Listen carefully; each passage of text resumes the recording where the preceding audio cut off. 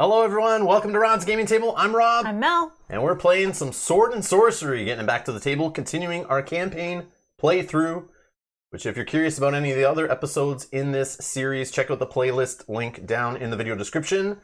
Hello everyone joining live. Thank you for being here. Thanks to those watching later, of course. Slight spoiler warning, of course. This is Sword and Sorcery. We're playing through the campaign. We're actually jumping into a new expansion now, new storyline. But I'm sure it will reference some of the older decisions and story stuff that we've done so far in this campaign. This is Act 2 now. We're officially in Act 2. This is kind of like the main storyline, it's kind of considered. So you're supposed to play Sword and Sorcery Immortal Souls. You go from level 1 to like 4, and then you could jump right into Act 2, playing Darkness Falls, finish off the story, and you can be done with it. That's like the standard line of the campaign. But we last played Arcane Portal, which was like a side quest expansion, which was its own side story. You don't need to play to do a whole campaign, but you can add those in, go off on that little side mission, which we did already on the channel, and you can play that. Then you're supposed to, if you do that, you're supposed to come to this Act 2 next. So we had a branching path after we finished the first 6 episodes of Immortal Souls, the base core box that you can still find at retail. Once we were finished that, it gave us a choice to either play the side quests and continue Act 1 or jump to Act 2, which is where we're at right now.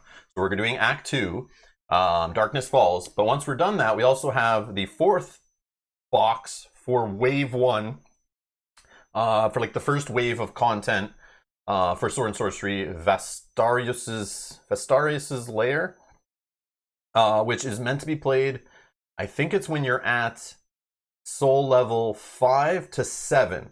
So in this expansion, you're not supposed to go past level 6. We're at level 4 each right now. Mm-hmm. You can't drop below level 3. It's all confusing. This is silly, but I'm trying to put it all together. But those who play this game know. So it even says on the box there in the top of the screen, it's very small, but you can see it says soul rank 4 to 6 heroes. So you have to be, I think, at least level 3 to start this. You can't go below level 3. So even if you die at level 4, you drop to level 3. If you die at level 3, you can't go to level 2. And the max you can get to is level 6 for this. So for difficulty purposes, for balancing, that's supposed to, you got to be in that window of rank or like level 4 to 6. Now with the Vestarius's Lair expansion that we have now, some of that stuff has been mixed into like the decks that we're allowed to mix it in. Not treasures yet. You're only allowed to see treasures from an expansion if you're in the quest from that expansion, supposedly. And the traps, I guess. That's the 2 decks that you got to kind of keep separate. Maybe enemy powers too. I can't remember. But we've mixed in stuff in our Emporium to purchase from all the expansions we have now at this point. And I think that's it. But yeah, so you won't see us get to our full level 7 of our character until we play that 3rd expansion or the 4th box from the first wave. So that's where we're at. That's our check-in. That's our update. Yeah, that's all I got. But anyways, it is kind of confusing. Yeah, it is super confusing. You can Google it. There's like good Board Game Geek or Reddit will have like a list of which order you should play things in or buy things in and that kind of stuff. So I guess the easy way to explain it is there's Act 1 and Act 2, and then each Act 1 and Act 2 has a little like side quest. Yes. Yeah. So we're back on the main quest line. Another box, which is kind of equivalent content to what's in the base game for quest-wise, I believe. So it's like 7 possible quests, I think, in the storybook. So we'll see what happens here, branching paths. Will we get locked out of scenarios? I don't know. But yes, Happy New Year to everybody. I see in the chat. Lots of Happy New Year's. Jim's saying it best, though. Yep. Happy New Gaming Year to all. Yeah, I love that. Happy New Gaming Year. I love it. Yep. And Spencer's here. Spencer, are you doing okay over there, buddy? You got the Tylenol pumping it in there, buddy? Oh, sorry if I'm talking too loud. You got the water, Gatorade, whatever you need. Spencer's a little hung from his New Year's Eve celebrations last night. We'll try to keep a neutral volume for you. So weird. Yes. That's just what I was looking for. All right. Sweet. It worked. He's watching it on mute now. Oh, I just lost a viewer. Wonder if that was Spencer. No, I'm just kidding. Let's see here. Oh, so Matt with his, hot takes here. We can open the new year by watching Rob go to the pub while Mel kills everything. Yeah, sounds about So right. I made some changes to my characters, so that may be more true than false this time. We'll see. Uh, okay, let's get to the table. We're going to talk about things that have changed since the last episode, and things I talked about at the end of that little side campaign.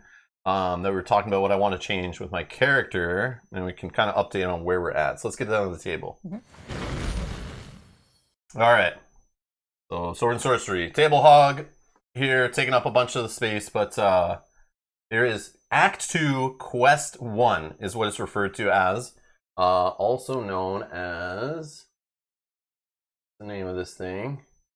Nothing is as good as it seems is the name of this quest. Sounds about right. Okay, so we'll go into the setup of the quest, but just for now, I want to talk about characters and what we're carrying, what we're using, at least at the start of this episode to get us set up for the next, I guess, 5 to 7 episodes of playing through Darkness Falls content is the plan. So do a little check in here. So I talked about the last one. People were talking about how Lagon can be played as a ranger or an archer. You guys have seen the ranger version, which I picked because I feel like it just, for the amount of actions and stuff, he lets you spend an action to once per round when you perform an attack with your primary hand weapon, perform an extra attack with the offhand weapon. So it seems nuts. I had fun with this, especially when we put the flame sword back into play and started using that. It was great. He carries less stuff, his save rolls are better, and he has more movement. So he's more of a get in the thick of things, swinging swords and knives all over the place. Or you can be Lagon, the archer. He's also neutral, so it doesn't affect anything there. And just so you guys know, you're not supposed to switch your character throughout a campaign. I don't think there's a way to do it that I know of. Maybe there was some Kickstarter thing that you could do. You're allowed to switch abilities. There's a building we have access to that I think we always should have had access to because we have the expansion. But we'll talk about in a minute. But there is a way to switch these abilities at a cost. But switching your characters is not normal. So those who are hardcore watching this, who've played Sword and Sorcery or come in later, I know there'll be comments down below. You can't do this, Rob. You're cheating. Well, it's my game. I do what I want. All right. So anyways, I don't know if I'm ever going to go through a full campaign playthrough again of the Sword and Sorcery stuff. Since new Sword and Sorcery like Wave 2, Ancient Chronicles, and whatnot are going to show up, I'm assuming the next couple months, the base set, and then the expansion stuff should show up within a year to 2 years. So I don't know if I'm going to take this game out, play through it all again, but I want to try. I was very torn when I was picking these guys at the very beginning. There's Lagon the Archer and Lagon the Ranger. So the Ranger version, or the Archer version, sorry, has twin arrows. Once per round, when you perform an attack with a bow, perform an extra attack with a bow against another enemy. So it costs an action. He actually can carry one more item. His saves are a little worse because you're rolling a blue die looking for a hit, which is not the greatest. I think. I'm pretty sure it's... Yeah, defensive dice, obviously a shield on a blue die is better. A shield on a blue die is better, but he has less movement also. But since he's firing at ranged, it makes him better. I think it might be about the same. Let me see. You just hold it like this. Look at one side.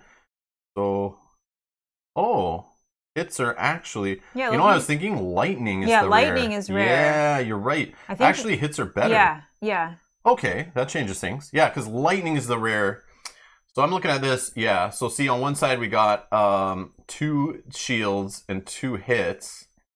And on the other side we have 2 shields and 3 hits. Yeah, I think it was lightning in my head. I'm mistaking that for hits. But I remember one of them was super rare in here, and it's the lightning.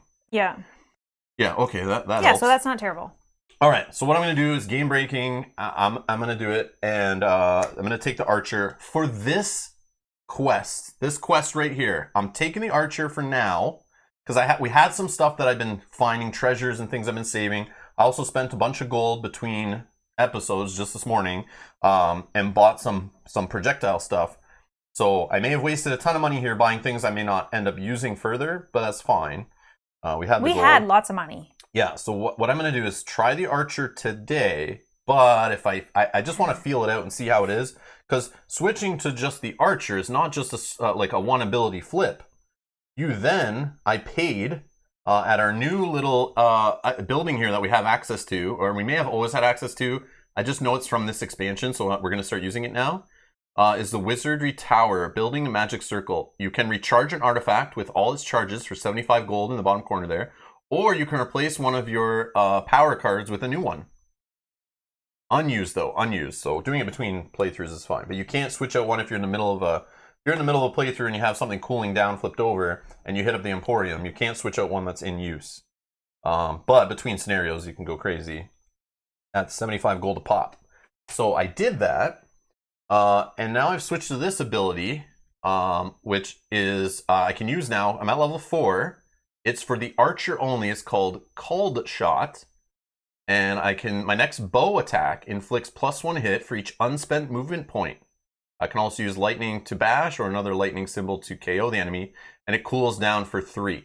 So I've switched this in instead of the heal one I was using, or just kind of holding on to, not really using ever, it seemed. We used it a few times. Yeah, very rare though. Yeah, it wasn't crucial for your... I booted that out. And keep in mind, for those that are just tuning in live or in the future, just so you know, I'm still using the Elven Plate, and if you see it has the ability on the bottom there, if equipped at the beginning of a quest, I get +1 ability. So that's why at level 4 I have, oh wait, is this right? Yeah, you should have 3 total. Oh, hold on. Let me switch. Yeah, I gotta flip my dial, that was the problem. So here's another thing that changes. So I was playing with this side before, which at level 4 has 9 health, 2 combat actions, 2 paid actions, and 2 character powers plus a special card, or a generic talent the asterisk is for. But if you flip, this side actually at level 4 loses a health, loses a combat action, but he gains access to an extra power. So I get to use 4 powers and then 1 talent because of my Elven Mail, if I'm doing that correctly. So I still have Precise Strike, which can do some critical and some extra damage. I have the save roll. Each time you must perform a save, roll 2 dice, choose 1. I also still have Intense Training, so this will help with the movement points. So I have an extra movement point and 2 extra health right now. Oh, there's the extra action. Oh. I was wondering how the heck this guy could use certain items that need extra actions. Okay, that just clicked in. But I need to be a level 6 for that. We're not going to worry about that for a while. There's like an awesome crossbow that we have in the Emporium now that I would love to purchase, but it costs an extra yellow like paid action every time you want to like fire it, so it's like kind of like loading it, right? But I only have 2 actions, so it's like I start using up those actions really fast if I'm attacking, and I don't even have enough to attack with it twice. Like I don't have enough yellow actions to pay for the item firing twice off my Twin Arrows ability. So I was curious like how that works, but that makes sense. So once you get a higher level, you get a free extra action. I get it. Okay, and I also switched out this one. Or maybe we'll say this is the extra one I took because of my switching rolls here.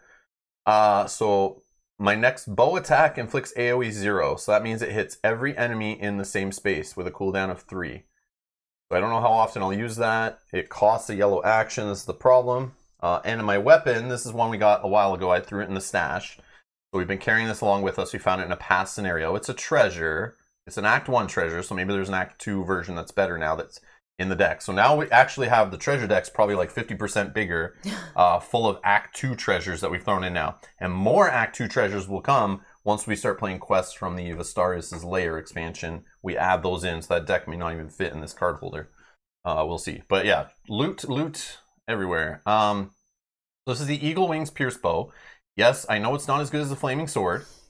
It's going to take up 2 hands, so I don't have an offhand weapon. That's what that red sword symbol means. I get 1 automatic hit. I roll only 1 red die, which is super sad. I don't know if I should do this or not because of that 1 red die loss. 2 blue die, but look at range 4. So I can fire on guys at range 4. That's great. But it's the only problem and the only reason why this was not great and why I didn't take the archer roll before, the fatal flaw of domination and that mechanic in the game. So we're playing only 2 players. So in theory, if I'm always farther away firing on enemies and Mel's in the thick of it, meleeing enemies, we're going to get dominated more often. And that just means the enemies have twice as many units in the space than we do. So because I'm further back, yeah, I'm not getting attacked, I'm not getting dominated, that's great. But that means Mel's going to be taking a beating. She's the faith healer type hero, so maybe she'll be using her healing more often than not. But that just means we're never dominating as often. And yes, I can still be in the space. I can still fire my bow right in the space. That's great. But my fear was that I'm we're not going to be together as often, which means we're not using the domination as well offensively, and we're getting dominated defensively more often, which is just the math of all those lost hits and the enemy gaining hits and stuff throughout a whole campaign. That's a lot of damage you're giving them and losing yourself. That's how I look at it. But we could, though, play together where you and I are kind of staying together. You do have like one range thing, right? You have this one range blessed hammers, but I mean... But if you're firing on the guys that are coming at us, well, I'm worried about the guys that maybe are in our space. Yeah, true. We can try to use like that as a mechanic as well. That's true. That's absolutely true. Yeah. And maybe and it's that I don't know. I've never played this way where I've had something beyond range 1. Yeah. Is like maybe a lot of guys, because of my archer stuff, maybe I'm killing them before they're even in our space. Maybe I don't have to worry about dominating. Yeah. But again, I'm not sure if that's the play. And against big boss enemies, I don't know. Maybe having range is super powerful. Maybe it's not. But I'm rolling one less die is what I'm trying to get at, and that worries me a little bit. But 2 blue dice. If I roll a star, I get +2 hits versus humanoids, which are like the rangers. I think they're called raiders. Yeah, they're humanoids. But in this expansion, according to the rules, we're still seeing raiders, but they're now called dark raiders. So I don't know if they're obviously going to be beefed up a bit because it's Act 2. But they are humanoid. So maybe that will help me against some of the lower level enemies. Just wipe them out super quick. And then you have the critical lightning bolt. So I can apply critical possibly. Which could reduce health, could knock them out, could, I don't know, give them permanent damage. I don't know, whatever. So now that I'm using a bow...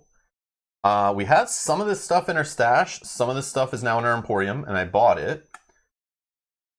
So this is the cool stuff. This is what just makes me like love this game, this inventory, this item, this treasure system, whatever you want to call it. But now we've added in. You're allowed to. So this is from Visarius's lair. So supposedly you're allowed to add this stuff into the emporium as soon as you get the expansion. You add some stuff in. If you can afford it, you can use it. Okay. So I bought these mithril... Oh, no, wait. First thing from the Darkness Falls expansion we're playing right now. It's because of the bat symbol in the top left. So I'm a dexterity hero. I can use this. It's an ongoing ability, which that little 8 infinity symbol there says. So I have an Elven Quiver. It's permanent. I ignore 1 gremlin result during any bow attack using projectiles. So good. So normally when you use projectiles, period, in this game, if you choose an action off any projectile or projectiles in an attack... and you roll those dice, if a single gremlin shows up or more, you lose that projectile. It's gone. It's back to the deck it came from, or back to the discard pile of the deck it came from. So if it was a treasure, it's gone. It's going to be in the discard pile. You won't even be able to get it that same scenario because it won't have shuffled itself back in most likely. And you won't see it possibly until the next scenario when you're digging through the treasure deck. You may never see it again because as we play, the treasure deck gets bigger and bigger. So yeah, that's a risk. And especially since I'm using projectiles like crazy here, preventing 1 gremlin face is a pretty good way, I think, of preventing you from losing your projectiles. Yeah, it's rare to roll more than 1. Correct. So mithril arrows. So I bought these at 100. There is a weaker version on the other side, which is 70. You could use dark arrows. Your next bow attack does not trigger enemy reaction powers. But I bought the more expensive version. Although if there is 2 of these cards in the deck, I don't know if there is, but you could buy 1 and then buy the other side of the other if there's 2 copies of it, and some items there are in this game like that. So this one is your next bow attack ignores enemy resistances. So if they have a resistance to pierce, for example, which my Eagle Wings bow is pierce, I ignore that. If they have any kind of like resistance to all but arcane, like I prevent that, I ignore that. So that is kind of like possibly getting an extra hit in there, which could make up for the not rolling an extra red die, maybe. Yes, Beal say it's rare, but Rob's die rolls will make it uncommon, lol. Yeah. Yeah, true.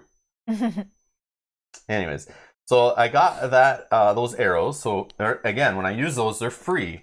They're free actions, so every attack I can say I'm using mithril arrows. Okay, but if I roll 2 gremlin faces or more, I will lose them. Okay, so I have to be careful. Yeah. Also, I purchased orcish arrows, I believe. Let me check the other side. Yeah, so I could have purchased elven arrows, which are 30, to get some lethal in there, which actually would be pretty good. Versus the bow attack possibly get an extra hit. No, I think that's good because you're likely to roll. I'm only rolling one red die. On a blue die, let me see, how often is a star? One. Actually, star, there's one more star. 3 stars total on a blue die versus only 2 lightning. So I might have a better chance of hitting a star, which could make one of my hits lethal that rip right through everything but magic shields, those green shields that they have. Mm-hmm. Or the whole attack becomes lethal at 2 stars. Rare, but can happen. Man, I don't know. What do you guys think in chat? Do you guys think the orcish arrows just possibly get an extra 1 hit if I get a lightning? And lightning on a red is 1, 2, 3, and a 4th side with 2 lightning. Are both sides free actions? Yeah. Yeah, okay. They're all free. So you can just choose what you're applying to what attack. Yeah. I don't know. And I think there is 2 of these elven arrows in there. So technically I could have bought one side and then have another card with the other side. Yeah, if you could hold it, yeah. Yeah, but then I'm taking up more item spots, which I don't only have so many. Yeah.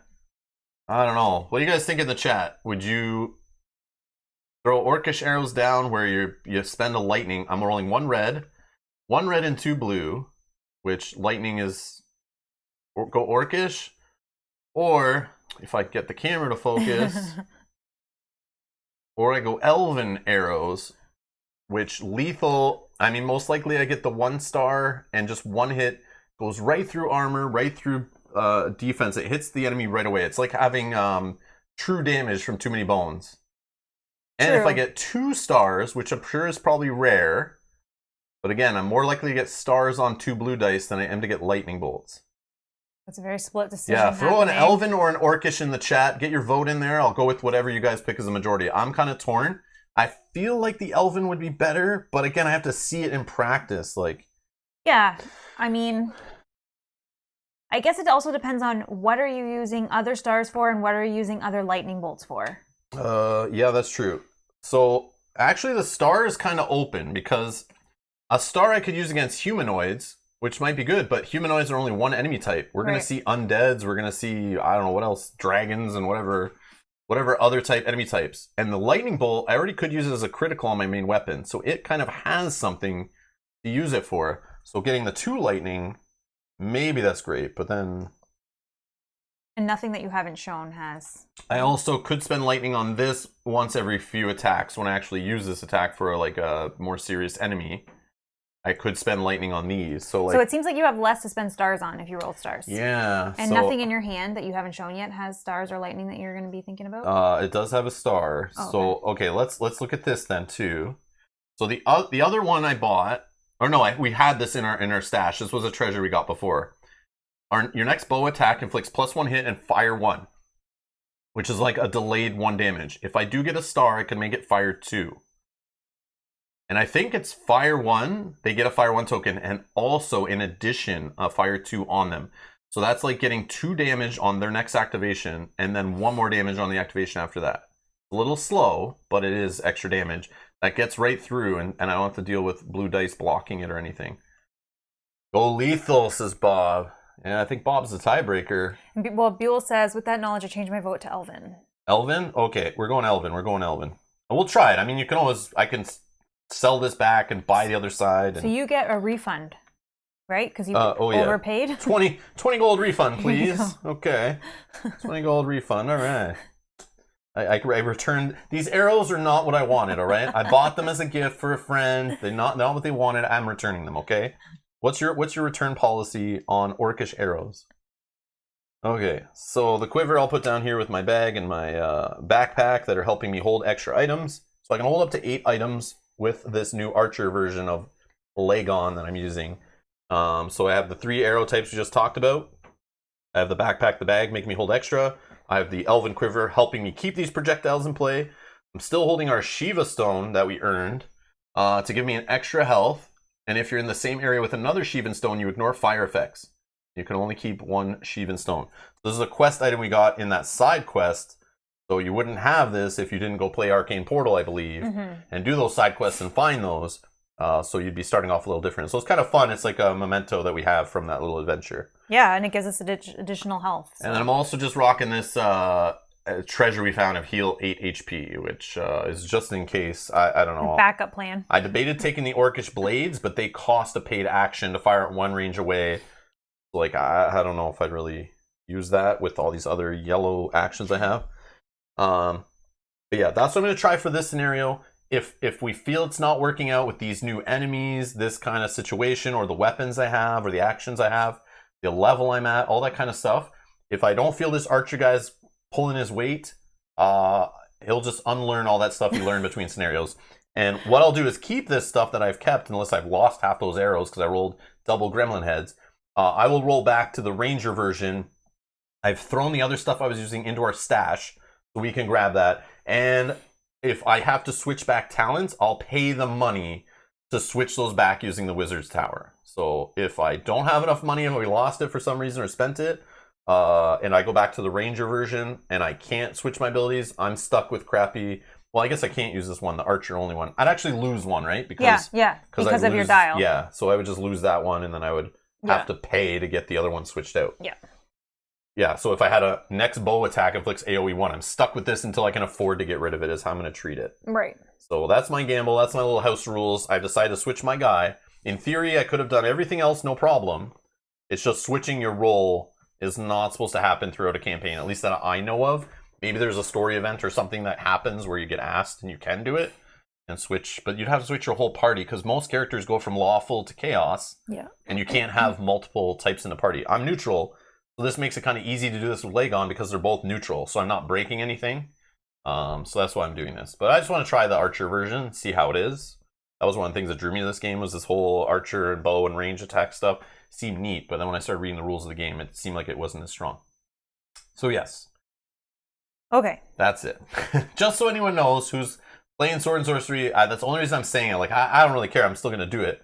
But I'm just letting you know it's not in the rules to work that way. Anyone that's following along and goes, wait, you're allowed to do that? I don't see that in my rule book. What is this guy coming up with this stuff? I'm just letting you know I've just decided to do it because I can. Yep. So anyways. Okay, I'll go over my stuff, which will definitely not take as long because I'm pretty much the same as it was. The one thing I did change, so we were talking about this in the previous campaign that we played through, is I had the roll one additional save or re-roll a save die, which never worked out for me at all.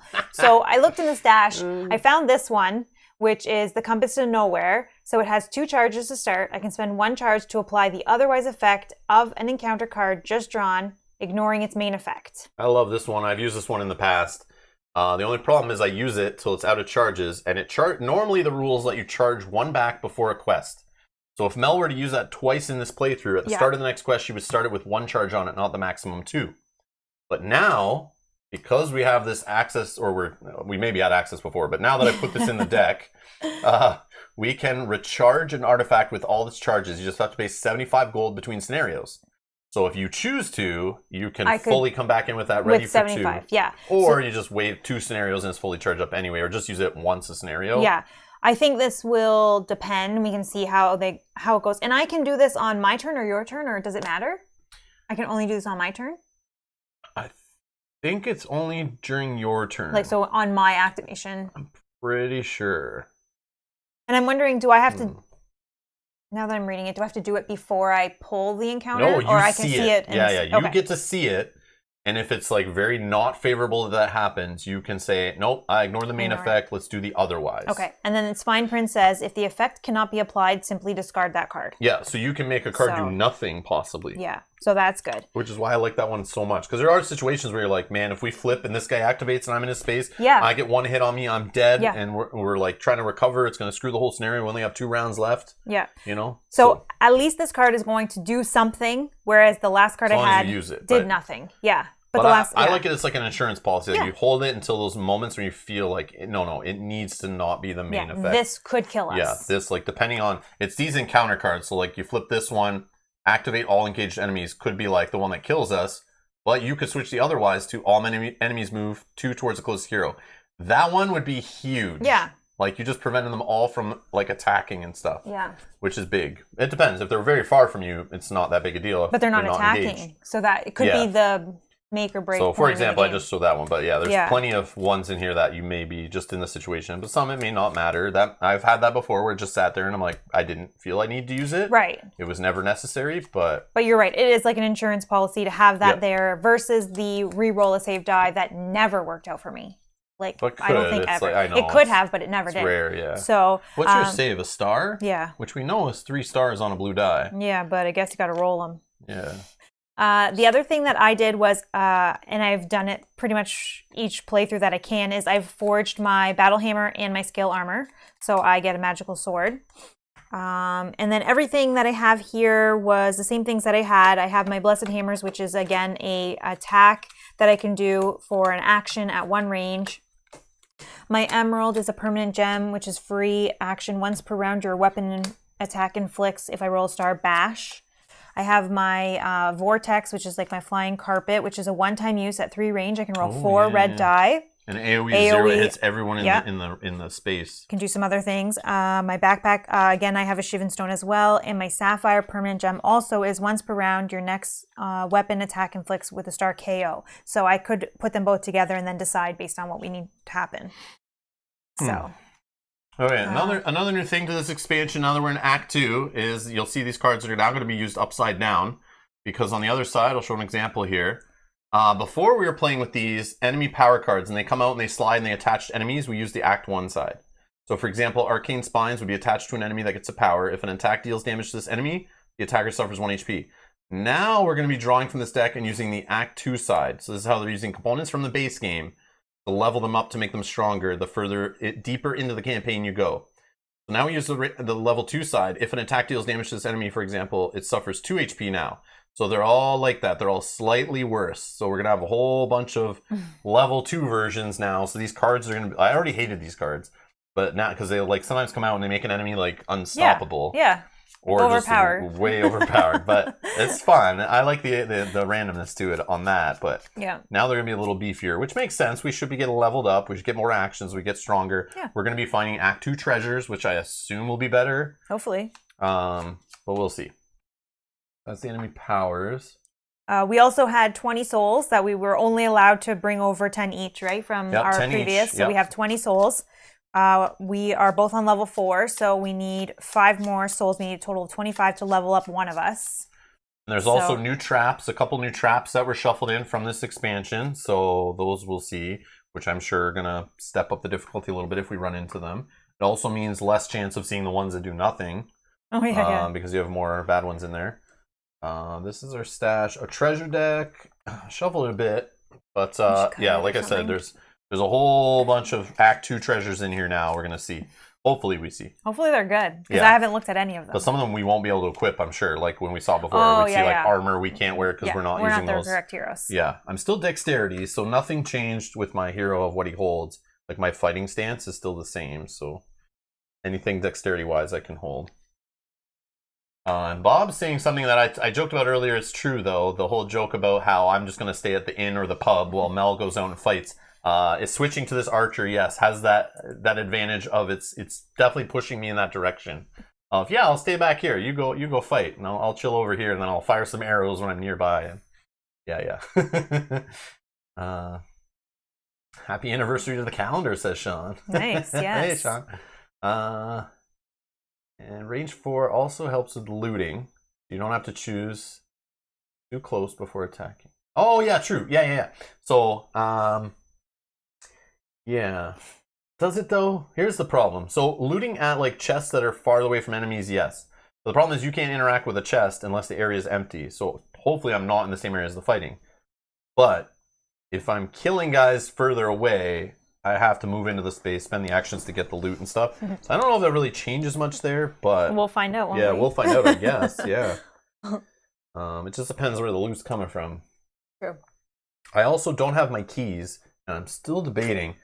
So these lockpicks or whatever, I can hold as a dexterity hero. They're in our stash, but I can open chests and lock doors using a free action instead of a paid. And I do have the better save, and I'm debating not having the heal and just using those. So that, because we have locked doors in this scenario, we have treasure chests, which everyone knows I love to open. However, and I don't have to waste yellow actions. But there's nothing going on right now. Exactly. If there's no enemies, I'll just spend the action to do it. That's just what I was debating. That was another change I made that I was like, it felt hard. It felt hard to give up these two. It felt hard to give up the lockpicks and the elven knives. Yeah. But they're there in case I switch back and I don't need all these arrows and I go back to the swords and stuff. It's all in there. It's in our stash. No, Matt, my character is not named Jerkindwill. But it might be his cousin or something. Yeah, it might be related. Might be related.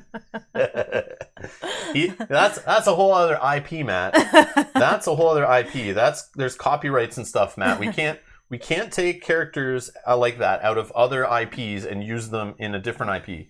Because this is its own IP, not related to Lord of the Rings at all.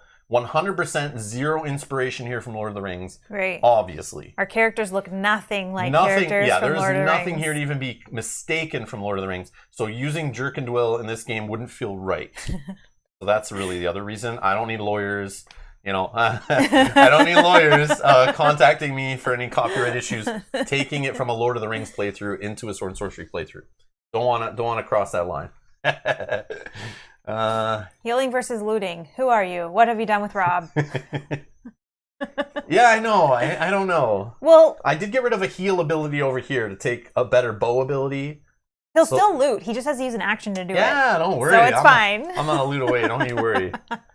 Yeah, he's not gonna not do it. Attack the boss with this extra ability over here. That costs the action I want to use on the chest over here. I'll do the chest. Yeah, we'll do the chest. Mel, you can deal with him for a bit, right? Yeah. People saw what happened in other scenarios. That's very true. Okay, so let's get to the setup here of the scenario. Keep lockpick, says Jim. I don't know. I just got worried since I lost my heal ability that I got rid of. I kind of want an elixir just in case. And if I'm not going to be around Mel always, I don't have her healing abilities access if I'm firing from multiple spaces away. So I'm just trying it as like a safety thing. Also, we don't know how strong these enemies are going to be. Yeah, I have no idea. So they may be tougher. And we know that Act 2... I haven't read any of their cards. This is going to be like let's see what's going on with Act 2. And we know the Act 2 power cards or enemy power cards are definitely stronger. So true. We might need the extra heal. So this is Act 2, Quest 1. Nothing is as good as it seems. The moon shines high, bathing twin worms in silvery light. The roads are teeming with life, waiting for the clarion call to begin the festival held in honor of the immortal souls. That's us. We're the immortal souls. So this is continuing from what happened at the last one. The crowd cheers as the heroes march to the royal palace, honored guests in the grand banquet held by Count Dalv himself and attended by all the nobility of the kingdom. Although the castle suffered damage in the siege, it seems as mighty as ever during this happy and glorious night. The heroes enter the hall and, as the doors close behind them, Count Dalv proclaims, "Let the dance begin." So we're at a party here, but it's not as good as it seems. This dance, everything, there's a trick happening here. All right, so the standalone quest stuff, we're not doing that because we're in a campaign. But this is, if you play this as a standalone quest, you'd start off with all this stuff here. So the enemy deck, which I will assemble as 2 Dark Raiders green and 2 Blue Raiders. 2 blue Dark Raiders, which are going to go into the deck. So these are from the expansion, hence the bats. So these are new versions of Raiders. We're going to use the same plastic miniatures, but they all have, like, I guess, different stats and resistances and abilities and stuff. So this is going to get shuffled up. Happy New Year, Mr. Morris. One-time heal versus every turn free lockpick. But the lockpick is only when I need to use it, and in this scenario, there's only 2 locked doors. It doesn't work that we know of. Yeah, it doesn't work on the chest, right? It's only on doors. Yes, it's on the chest. On the chest. Okay, so technically there's 3. How many chests are there? Just 1? Yeah. Yeah. So only 3 times in the scenario. If I'm even the one opening them. Yeah. It saves me an action. Yeah. And this one is magical, so we don't even know how to get into this door yet. So in theory, if you're looking at economy gym versus, like, so I could save 3 yellow actions possibly if I'm the one doing the opening. Maybe we don't even open one of the doors. We don't want to go that way. Maybe we don't get to the chest. Maybe things happen. We decide to run a different way. So I could save at max 3 actions that we can see. There might be other chests that appear. Might be other locked doors that appear. Who knows? but saving 3 actions. On the other hand, the 8 heal could be the difference from keeping me alive, which means I don't have to waste soul points to resurrect myself. I don't have to waste multiple turns where I'm trying to get back to a shrine to heal and come back to life, where I leave Mel alone to fight, which might cost her more damage, more healing, and more actions to stay alive and to fight enemies. And then I have to get all the way back. So it could take me out of the play for a few turns, a few rounds, as it would say. So this is like buying me, I would say, like 3 rounds of me actually doing effective stuff versus just saving 3 yellow actions. Yeah, because 8 heal almost is a full heal for you, right? Almost. As if I won't go for the chest. I know. No, he will. You're reading me. But he'll just pay for the action. It's totally fine. Yeah. Mel doesn't want me to use them anyway, so as you see, she's hinting at like, don't do it. Well, I think the 8 heal is definitely a smart play. Yeah. Yeah. Especially since you got rid of your other heal. Your other for now. talent. I may not use this heal. Maybe I burn it super fast. Who knows? But then I'll clear up a space and maybe I'll use the keys next time, or the orcish, whatever they're called. Lockpicks. Yeah. Okay, so this is enemy deck. Happy New Year, Scott. Happy New Year, Mr. Merkling. All right. So I've thrown those in our enemy deck here. And then I've created the event deck already. We have it here. So 1, 4, 27, 2, 28, and 3. And then 5, which is the night card, is in play already.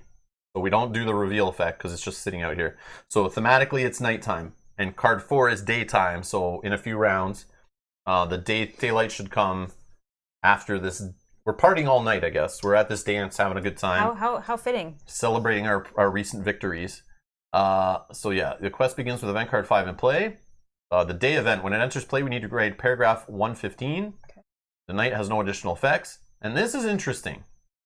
So we have a quest fail here that says quest fails if all the heroes are ghost souls. See paragraph 121.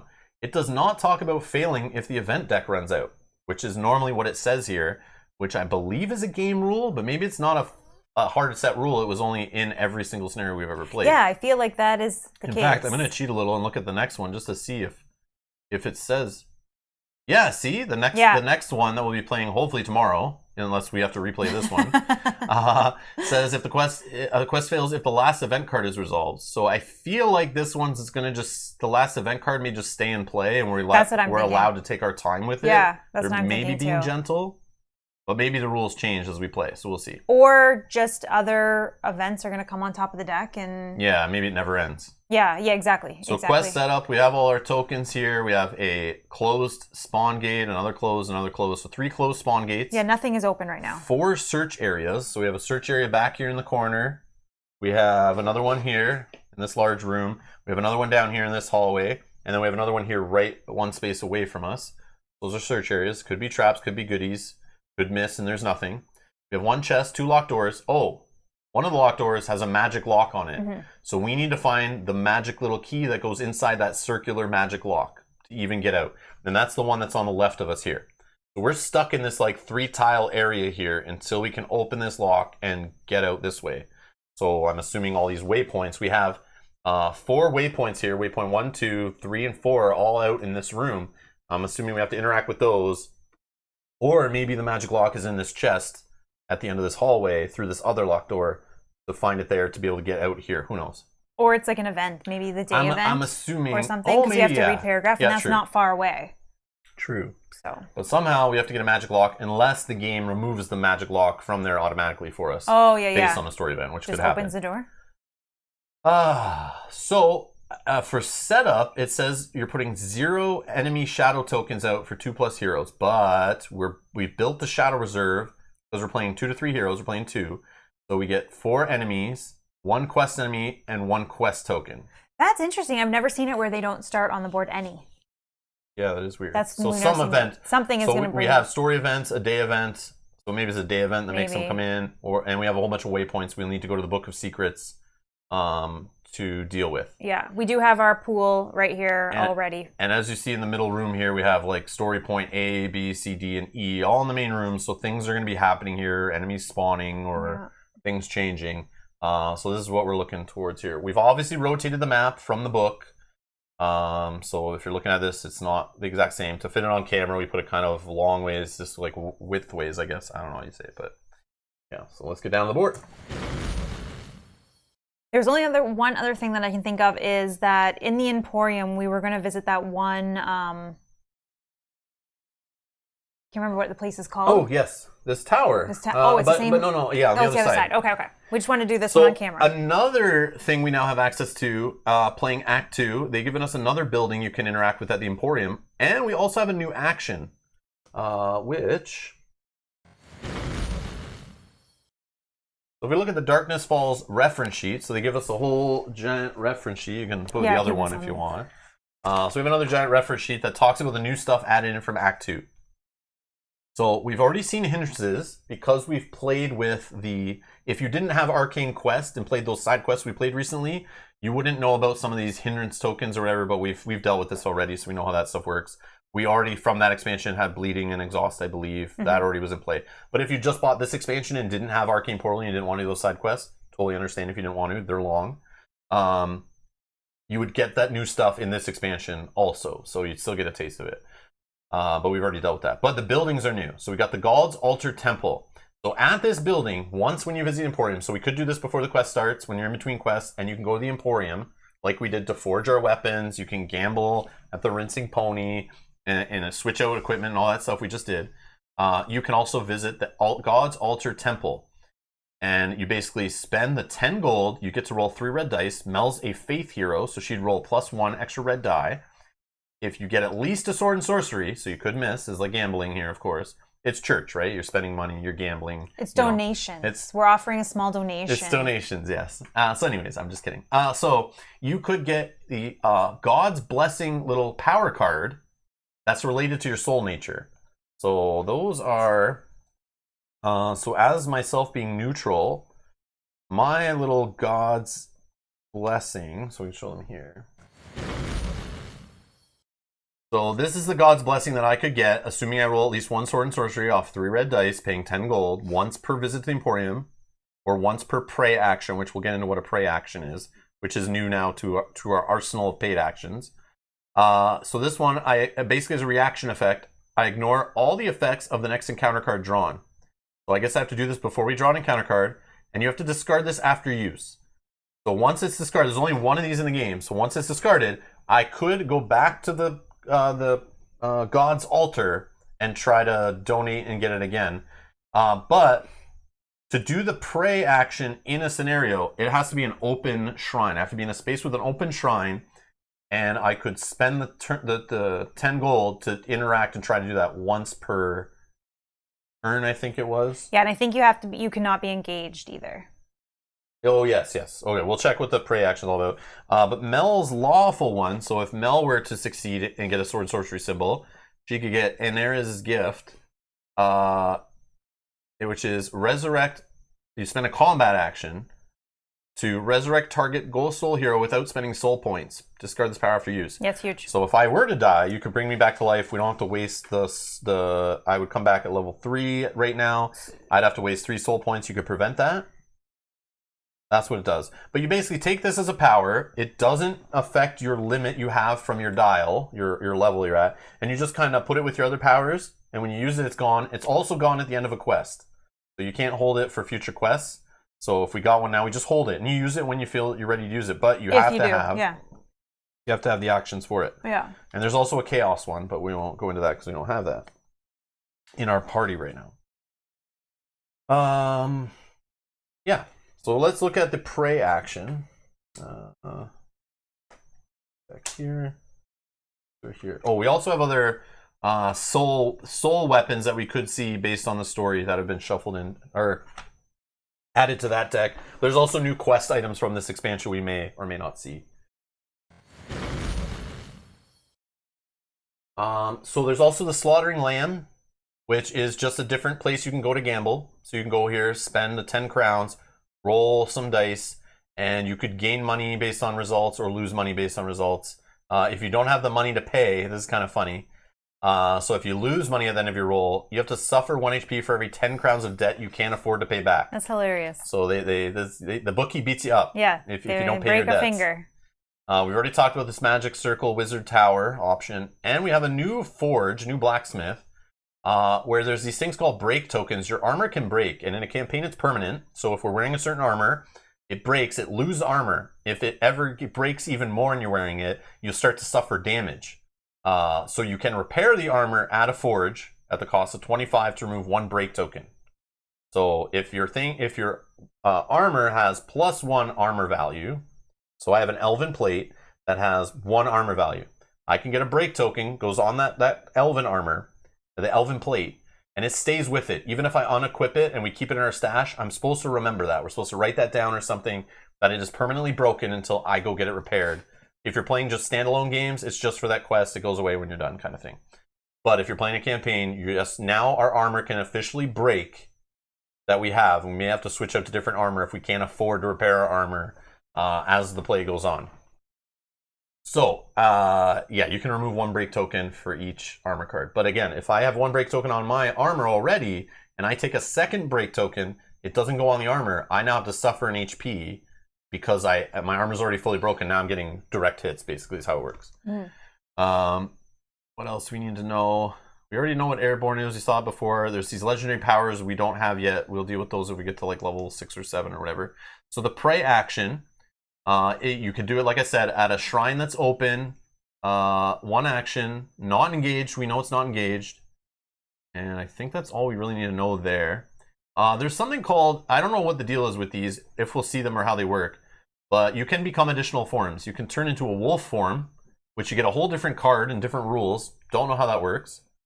And also you can get the Dark Gift and become vampire form, which gives you 3 vampire power cards, and you can get rid of the vampire by spending 100 gold, or voluntarily losing a soul rank. That's huge. While you're at a god's altar doing the Prey action.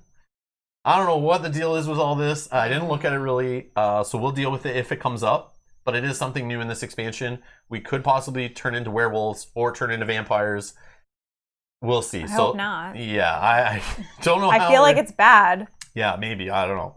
And it talks about the Dark Raiders, the break tokens. We just talked about that. And then there's something with the last battle, which I guess we'll worry about later.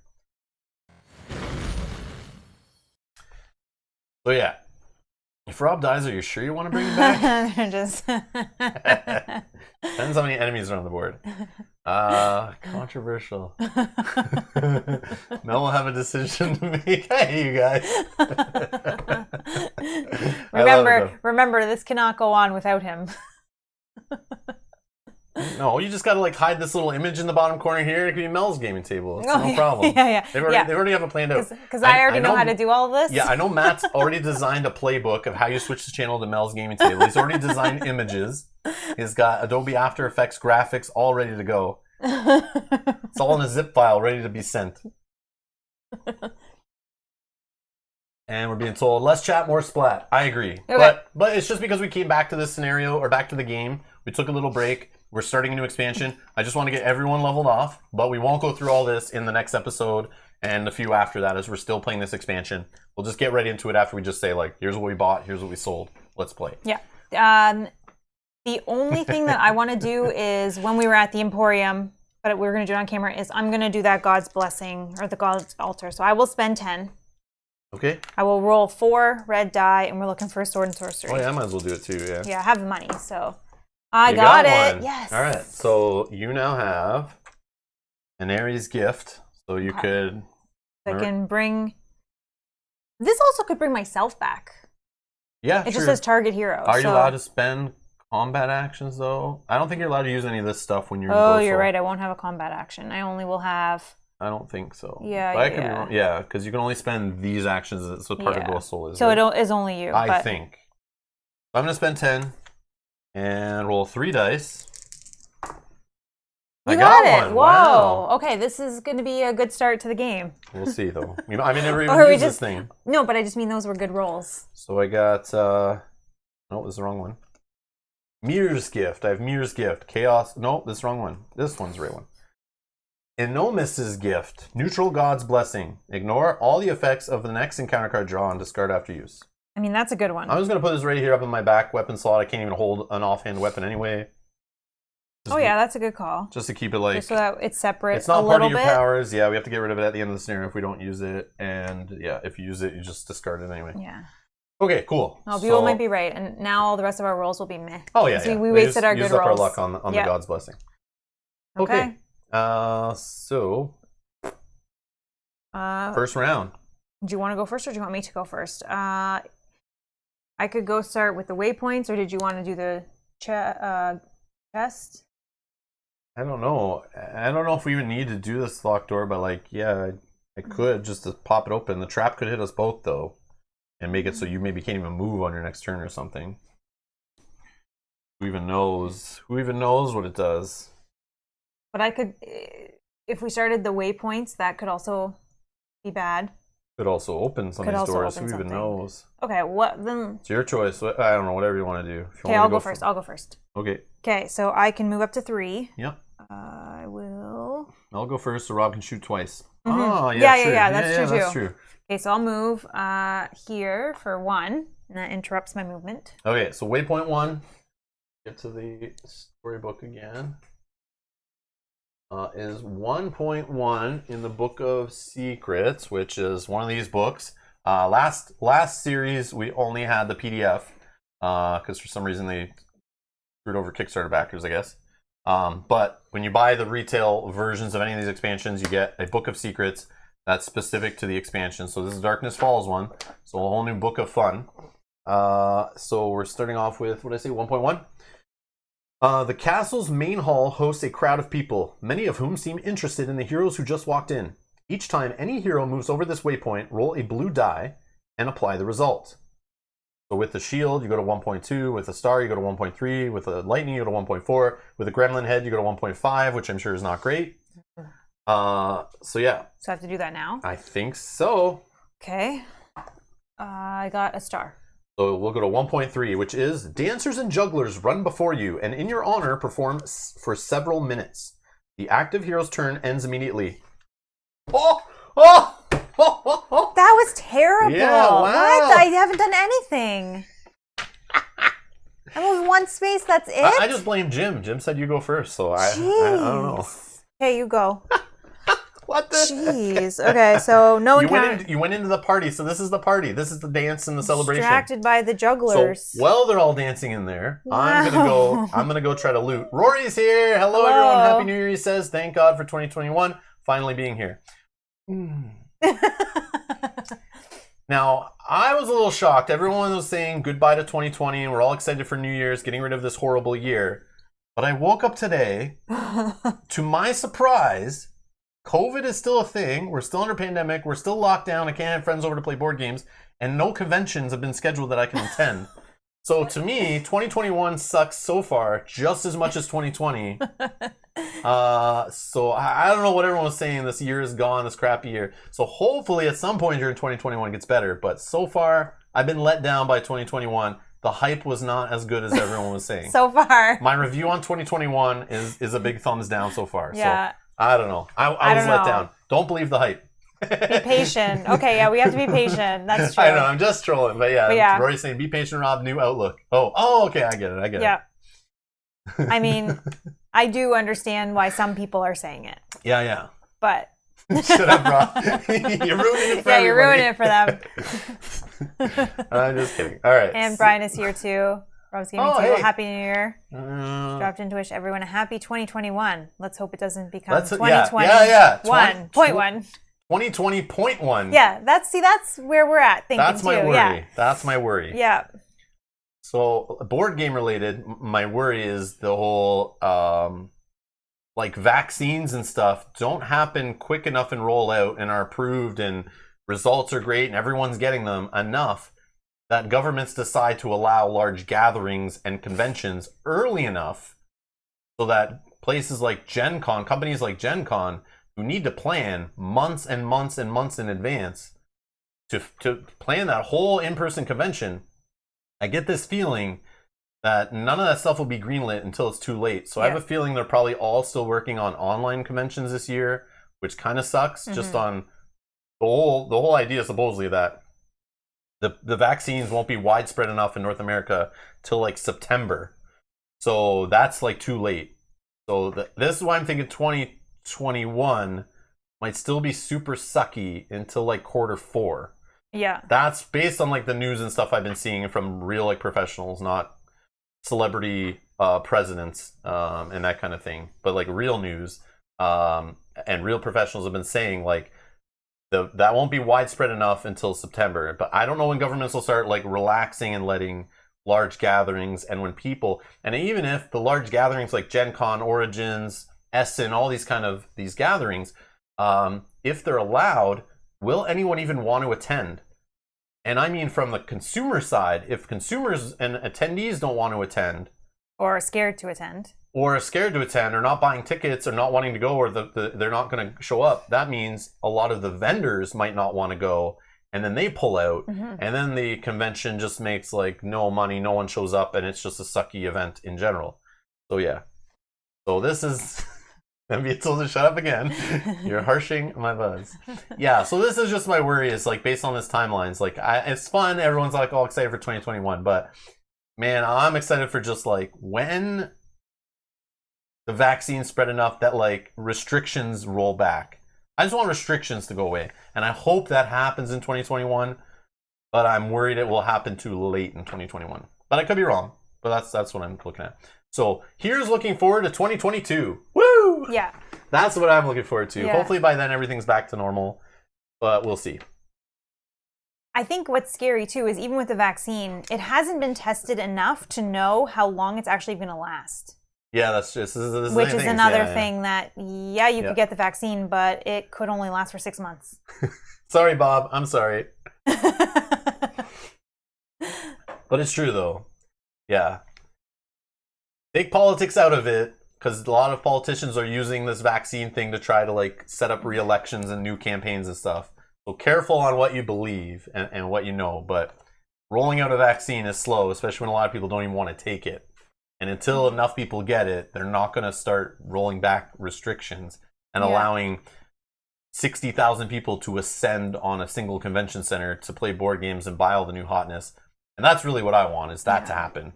And how do they even prove that you've taken it is another Well, they'll have to put up warnings and make it at your own risk. That's the thing. But then again, no convention wants to be the convention that was the one where hundreds and thousands of people maybe broke out with COVID and filled up all the nearby hospitals or something, like, I don't know. Anyways, Saskatchewan's calling me. I'm sorry to kill buzz, but this is just how I look at it. I'm just joking. Like, I'm kind of joking because everyone's all like, yay, 2020's gone, but it's like, I think some people are saying it for different reasons, and I know, and that's totally legit. I know, I'm messing around. But yes, I do think that I'm definitely going on the couch. Yes, guys, I'm going on the couch for your benefit. I know.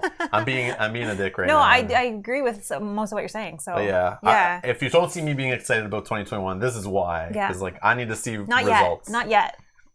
I'm not hopping on a hype train yet, but I want to, but it's tough. Anyways, let's get to the real fun, and let's not die in Sword and Sorcery. Yeah, that was real fun. I moved one, and my turn ended. Okay, so I'm going to move. I'll go this way. I'll use up my one. As long as I don't use a combat, I can continue movement after. So I'll use a paid action. Let's open this door. This door is gone. We draw a trap card. Look out, it's darts! Each hero within 2 areas, 1, 2, which is you also, is attacked by 1 per soul rank divided by 2 rounded up. So we're at 2, divided by 2 is 2, right? So we get attacked by 2 hits, and our armor is negated by 2. Okay. So for me, I use my magical shield, and I roll 1 blue die. And I block it. So I roll 2 blue dice. And you block it both. 2 defense. Look at that. Boom. Rolling hot right now. Okay, so no trap effect there. That's great. Yeah, I'm going to keep it rolling, keep my movement, second movement point, and I'll spend my other paid action to open the chest. I have to do a trap first, though. Oh, it looks like the chest had no effect on it. I could just open the lock, easy peasy. So that's open, and it is 100 crowns or 100 gold, as most games would say. So that's gone. 100 crowns, okay.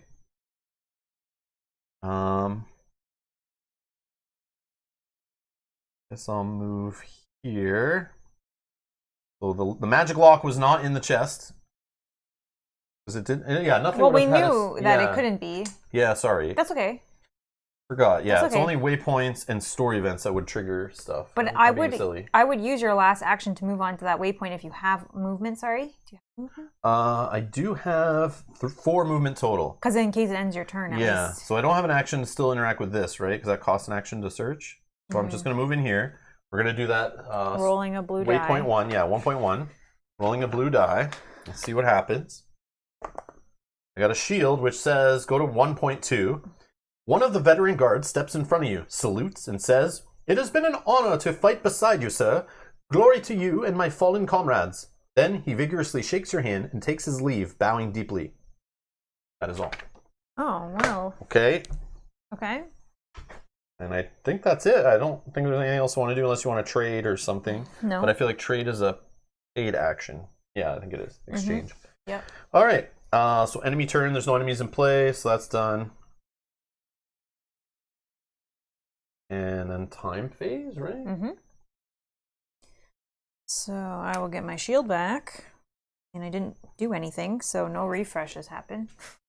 So, oh no, sorry, not time phase. We need to do events. Event first. Events. Sorry. So first we reveal this, sorry. Nope, that's okay. Yeah, so this is when the bad stuff's probably going to happen. The party's going to be over. Story event 1. Read and apply the story event effects described in the storybook. Okay. Which say 1.14.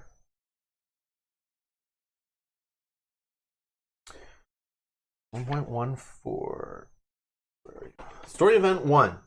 Several hours after the beginning of the feast, the hall is hushed as the heroes are called to its center. Count Dalv rises from the throne and speaks. "A spell called you back to the Talon Coast. A spell, yes. Yet yours is the honor and the glory that the spell began, born of your own will and actions. On behalf of Twin Worms, I give you thanks, heroes, and offer you this gift." As the Count finishes, he waves his hand to show a finely woven tapestry depicting the heroes as saviors of the city. At the same time, a fiery red-haired woman jumps from the balcony towards Dalv. She screams, "The shadows never forgive and always exact revenge." In midair, the woman draws a small item from her hair and throws it at the Count. As the artifact touches the nobleman, it explodes in a ball of magical light, breaking the chain that fastens the pendant around the Count's neck. With uncanny dexterity, the woman lands on the ground, rolls past the heroes, and vanishes into the crowd. The crowd freezes in horror as the Count begins to change. Hundreds of eyes gaze in awe as Delv's hair changes from raven black to purest silver. His tanned flesh turns pale as a corpse. His teeth become fangs, and his eyes burst into unnatural blue light. Chaos grips the feast, and the cleric Marcus yells to the heroes, "Stop him! That being is a shell of the ancient evil. Now the artifact is broken. His concealment has failed, and I can divine the truth." The heroes draw their weapons and charge the creature standing in place of Count Delv. Starting now, heroes ignore waypoints. Knew that would do that. Dang. I knew it was trying to stop us from getting the other waypoints. That sucks. Okay, interesting. So do not read waypoint paragraphs anymore, it says. Move all heroes and companions to the waypoint 1 area. We're there. Okay. Place the purple Count Dalv vampire form in the waypoint 2 area. Okay, do we have that somewhere? I I don't have any purple guys down here.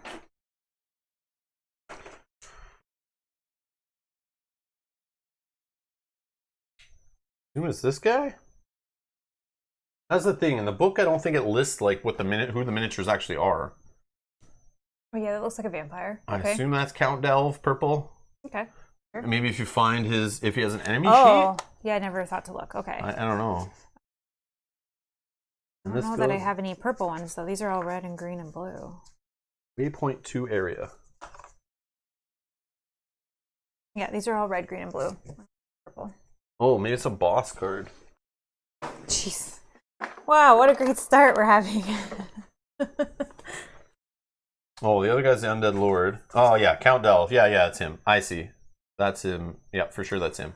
My God. So vampire form. So we get this like boss dude. Okay. Holy crap. So we're dealing with a freaking boss already? I guess. Man. I haven't even done anything. What is this, Act 2 or something? Want us to be serious? Okay, let's see here. Yeah, because you were last. Yeah. Okay, ignore Count Delve, shape change power, i.e. do not flip the scroll card even if he suffers more than the indicated wounds. Okay. Assign the menace token 1 value to the active hero. I'm now the menace. Ow. Now these teeth make more sense. Now these teeth, I think it's this way. Yeah, now they make more sense. You're wrong. Oh, they're this way. I don't know. Okay. On the next enemy turn, activate the purple Count Delve instead of drawing an encounter card. Okay. So let's check out this guy. He's got wolf form and vampire form. Okay. So he's flying. He's vengeful. If the victim is bleeding, use Soul Steal. If engaged with 2+ heroes, attack with Void Sword and use Gaseous Form and move one area away. One area, otherwise attack with Death Touch. What the heck? Gaseous Form.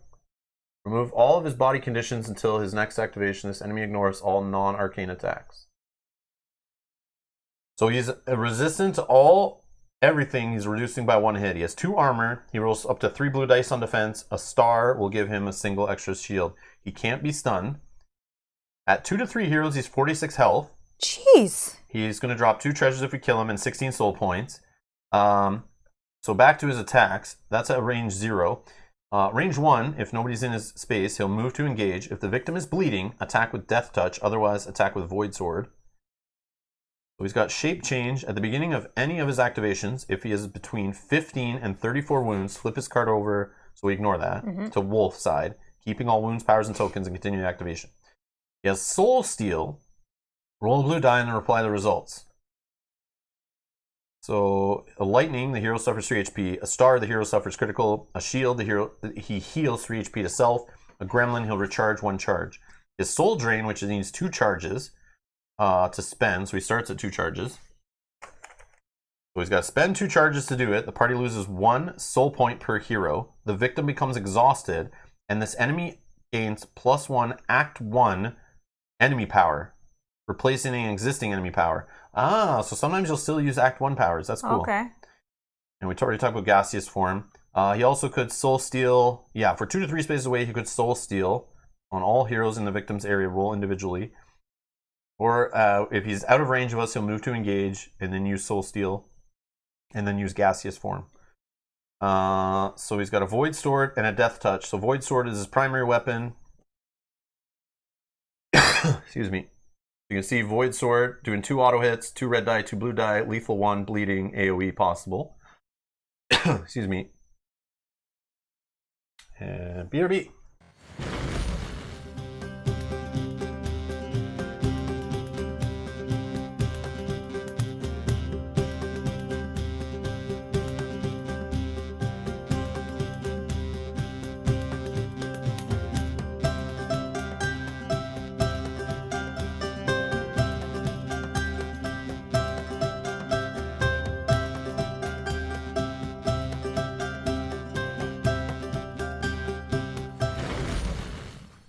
All right, we're back. Sorry. No, that's okay. So we'll just... Big tickle in the throat.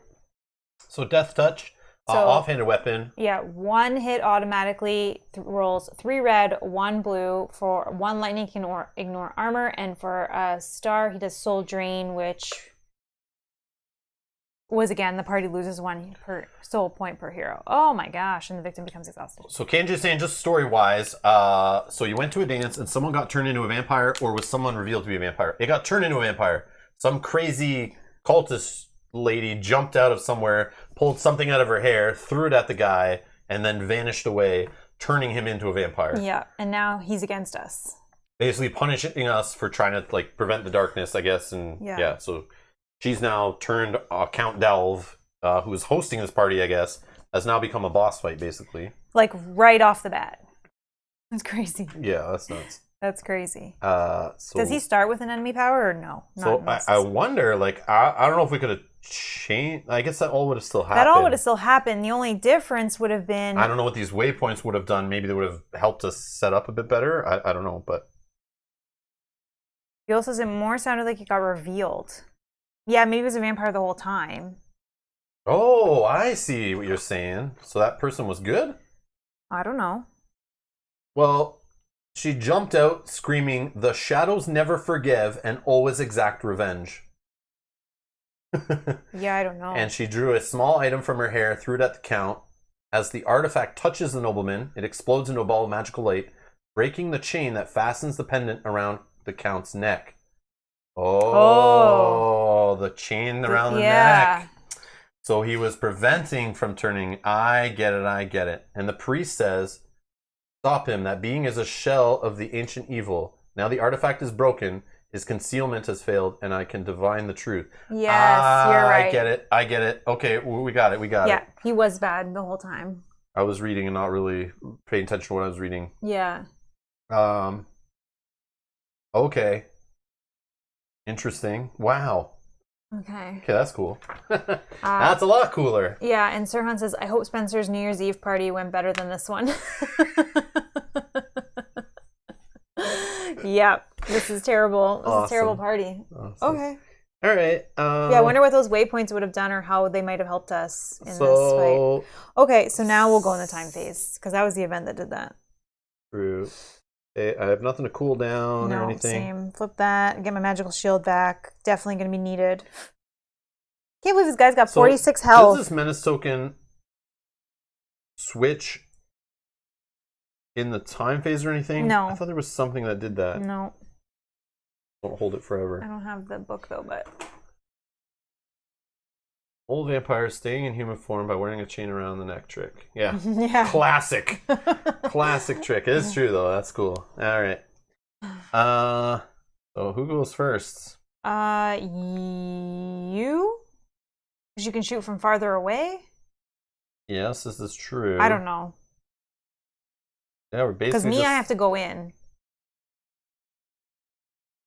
46 damage, really. Yeah, it's insane. Like, it's not even like he's half health to just, like, get us started here.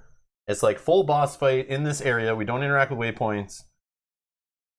There's a search token. We can't get out. Yeah,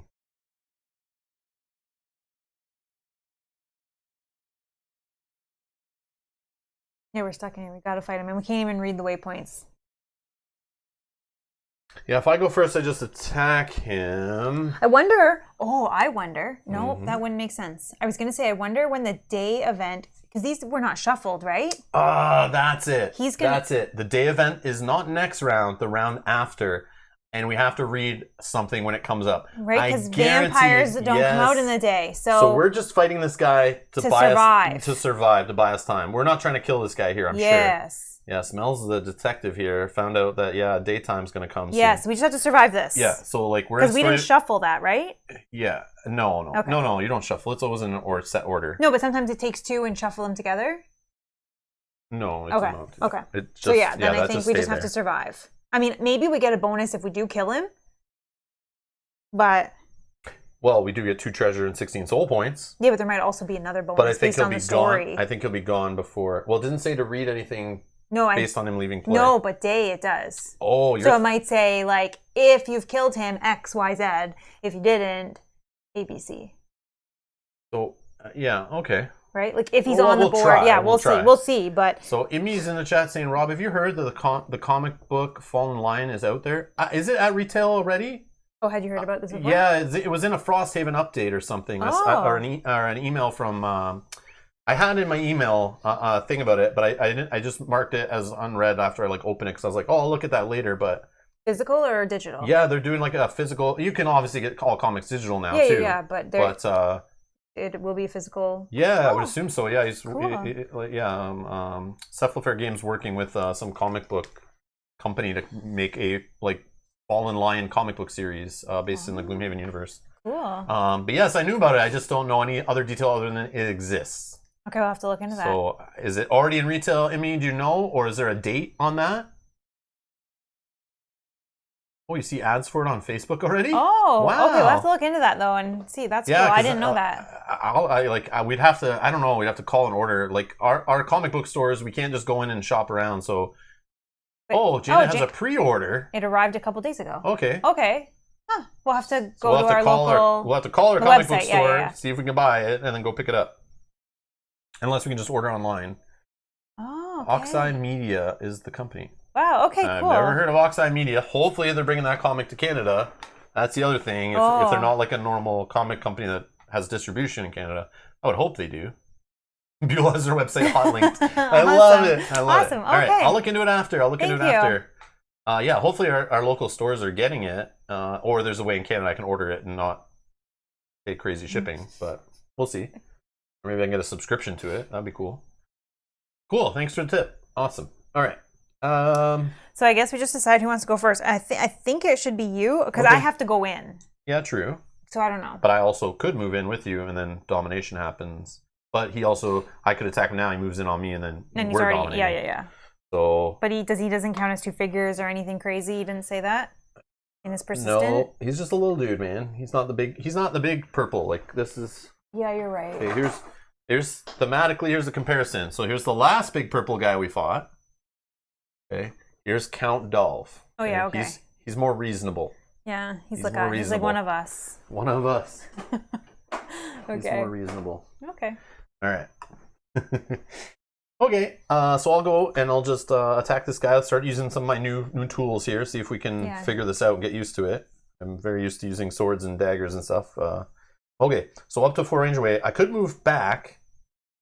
No, but like you said, if he does move in... Yeah, I do want to stay for dominating purposes to help us out. So I could always move back if we're dominating. I could get out of the space if needed. Yeah. But, so attack, use a combat action. I'm going to attack. The only problem is, see, here's where this single boss makes my twin arrows kind of suck. Because once per round, when you perform an attack with a bow, you can perform an extra attack with a bow against another enemy. Yeah.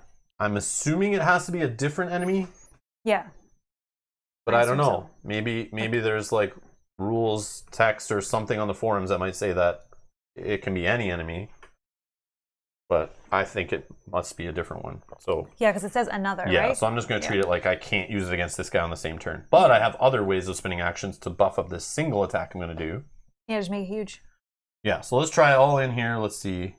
This is where the archer guy sucks compared to the ranger guy. Yeah. Where the ranger guy would have been able to move in, attack maybe twice with my primary weapon, use my ability, attack my offhand weapon, just like all these multiple attacks. The only problem is this guy's reducing attack by 1, 2 armor, and 3 blue dice with possible extra shield. So all those extra smaller attacks might not have done enough. Yeah, you're right. But I'm going to try to get the critical. Is he humanoid? No, he's undead in vampire form. Okay, so that doesn't work. All right, so So I'm obviously going to use all my arrows. Let's try all the arrows. Hopefully I don't lose them all here. So tell me all your pluses and I'll start my counting. Well, I have a +1 for sure. I ignore his enemy resistance, so I ignore his negative. So we'll deal with that later. And we'll see what other results I get. So 1. Over here, though, I haven't spent any of my actions. I could make my attack critical and then not worry about this critical possibly on here and make it kind of a for sure thing with an extra attack. I'm going to do that. This will cool down to 2. So we have another +1 and a critical. Okay. I'll put these here as these ones will be. AoE doesn't matter against this guy. And then my other yellow action, I could focus. But what I'm going to do, actually, since I didn't move, I'm going to use this one. My next bow attack inflicts +1 hits for each unspent movement point. So that would be 4? And I could still move after that. Yeah. Ah, I get it. Okay, this is wicked. So that's 4 points, right? So I have 1, 2, 3, 4 movement total. Okay. So we're at 6 already. And I could bash and KO possibly. Yeah. Especially because now you don't need the lightning for that critical. You can use the lightning in that. So let's... I'm gonna just like tilt this or something to remind me I have to flip it in a sec. Okay. 6 you're at already and haven't rolled any 6, and I have 2 blue and a red I'm rolling. So we got 2 defense symbols, 1 hit, and a lightning.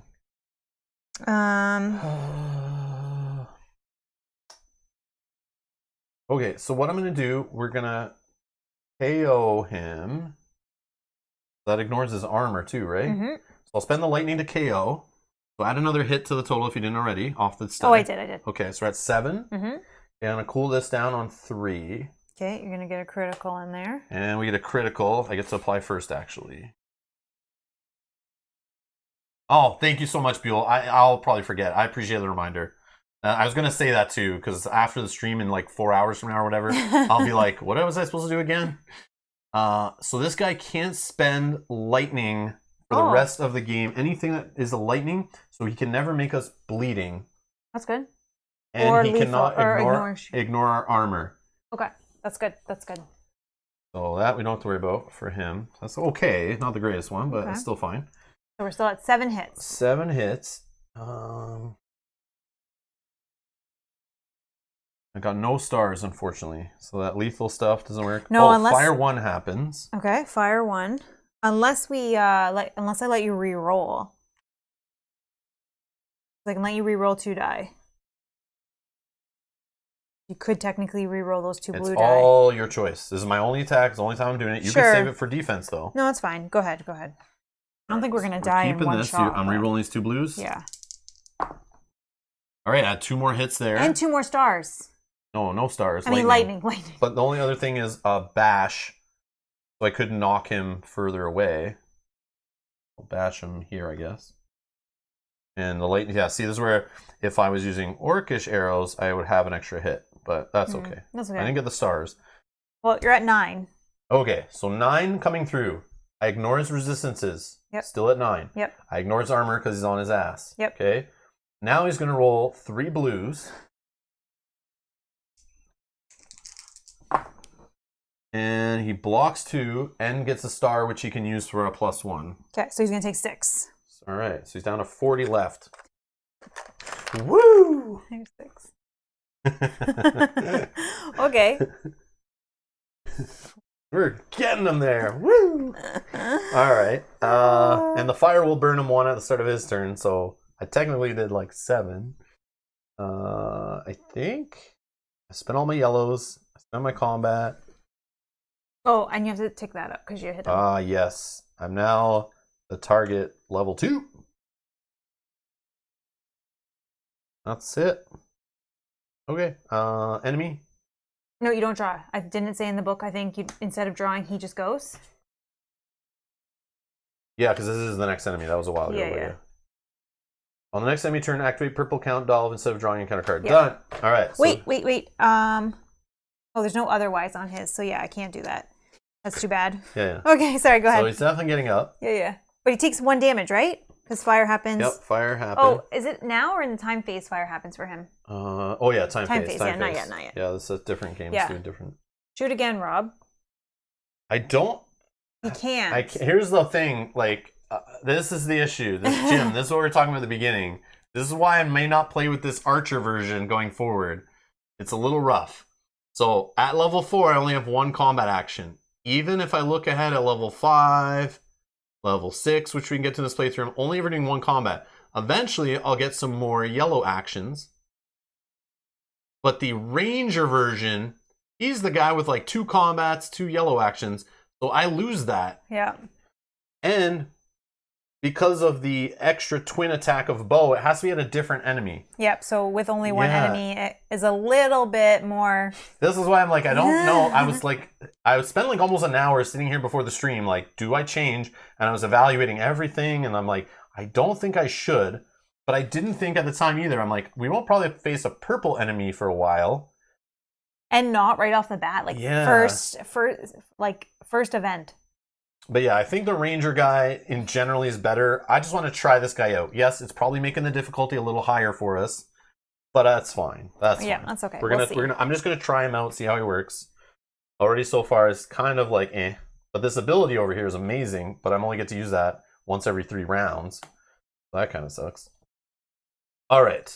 So he's gonna go. Yeah. So he is. That's still just 1 space away. It didn't change his distance. There's no black borders or anything, No, he's 2 away, right? I couldn't have moved him that way anyway. Well, Because it couldn't push him through there, I don't think.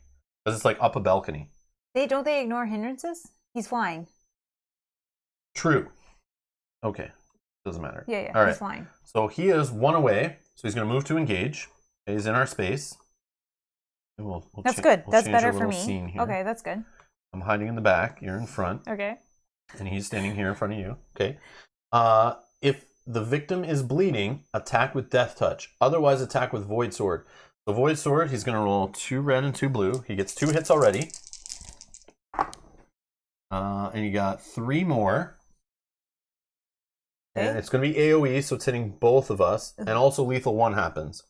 So we're each taking an automatic damage because of lethal 1, right? My magical shield blocks. Oh, I'm taking a damage then. Yeah. Give it up.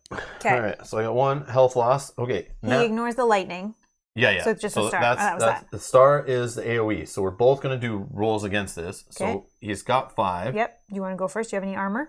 Yeah. 1 armor. Okay. So you're going to roll 4. So I roll 3 dice. Or 3. So I'm taking another one for sure. Oh no, one of those hits is gone already because it was lethal, right? Oh, right. So it's 4 left. Yeah, 4 is left. So I block 1, 3. Oh, so I could have a chance to block all these. Which I will do. Wow. Because a star, I can change one of these, basically get an extra shield result. Okay. So my situation is the same. I have one armor, so I'm going to roll 3. And I block 2, and I'll take 1. That is fine. I'm going to separate these out from last time. Okay. He's done? Or did he have something else on his? That's it. That's it. Okay. What gave him the AoE? Just in general or the star? Star. Ah, okay. Okay, so my turn. Now he's in the same spot as us. That is good. And we're dominating. Okay, so I'm going to do... I'm going to go... okay. Do I do both attack and defense? Yeah, let's do that. Okay, so this is going to go to a cooldown of 2. I'll get attack +1 and defending +1 of 2. Defense +1. Oh, that's a minus. That's armor. Oh, that's what it was. Is that what it is? Yeah. Oh, you get a +1 armor. Yeah, sorry, okay. But it says defending. Sorry. So armor +1 and attack +1. Okay. That was 3. Free action. Let's put these in here. They're both free, so if I get some stars, we can decide what we want to do with them. Hopefully I can KO him. That'd be good. Yep. Right. So I haven't actually used any actions. So let's say first we're dominating. Second, I'll focus for an action. Yep. You get 1 off your hammer. Get 1 off my hammer, +1. And I roll, 4 already, 2 red, 2 blue die. Okay, one more. I got a lightning. I can KO him. You didn't use a projectile, right? Nope. Okay. Okay, so that's 5. KO? KO. Yep. Boom. Okay, so then he'll ignore his armor and just roll 3. So he's reducing his resistance. So he's reducing 1 of your hits. Okay, so 4. Okay, then he's rolling 3 blue dice. 3 blue die. He blocks 1, and then he got 2 lightning. Nothing? Okay, so he's going to take 3. What is he out there? Need a 4? Just give me 2. Here's a... Oh, nice. Sorry. Okay, that was combat action 1. I could try my hammers. Or I could try... I could critical, and that could be huge. The more we nerf this guy... Yeah, this would still be technically +1 if I did it. Yeah. So we would be starting at 3. Uh-huh. I could critical him. Oh. Yeah, okay, let's try. Let's hope I don't lose him off the bat. Yeah, and then we fight him later, and he's like leveled up. Okay, so this is action 2.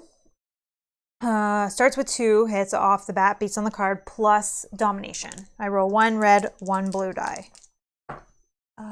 I got 1 more. I got a lightning, so I can critical him. Yeah, he's KO'd, so that didn't matter. Sword Sorcery does nothing. That seems unfortunate. Should do something good. 4. -1 armor permanently.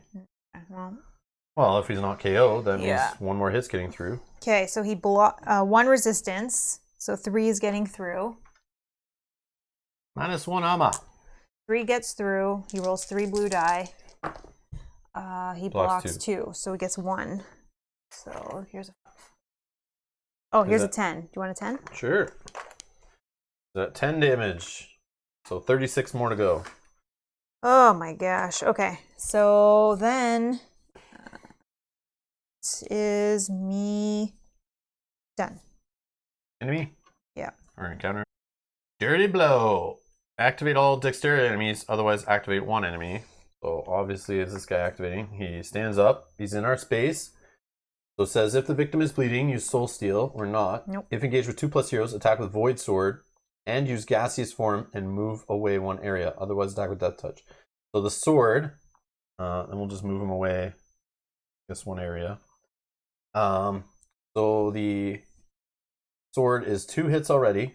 On a 2 red and 2 blue. Whoa, only 2. Okay. Nothing extra. Nothing extra, and I block. No stars, no lightning. He doesn't negate any armor at all. Lethal 1 happens. Lethal 1 happens, so I have to take 1. But no AOE. And then I just block the other one with my 2 armor. Why is it you who's attacking?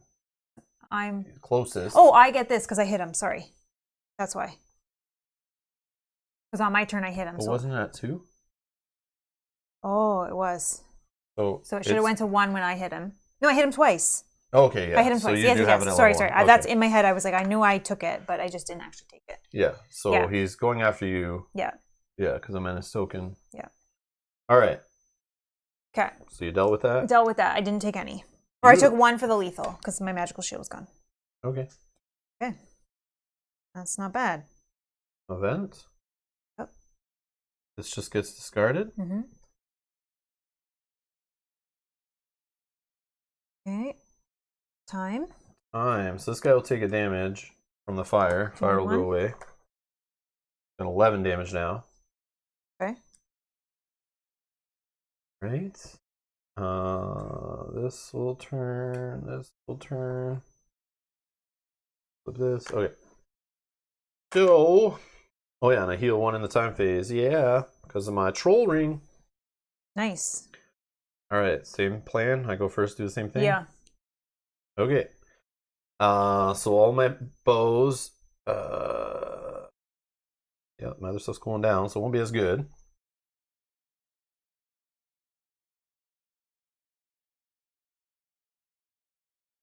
Okay. 1 red, 2 blue. Was he at 11? So I have 2 hits. I'm doing the fire one, of course. Okay. Oh, yeah.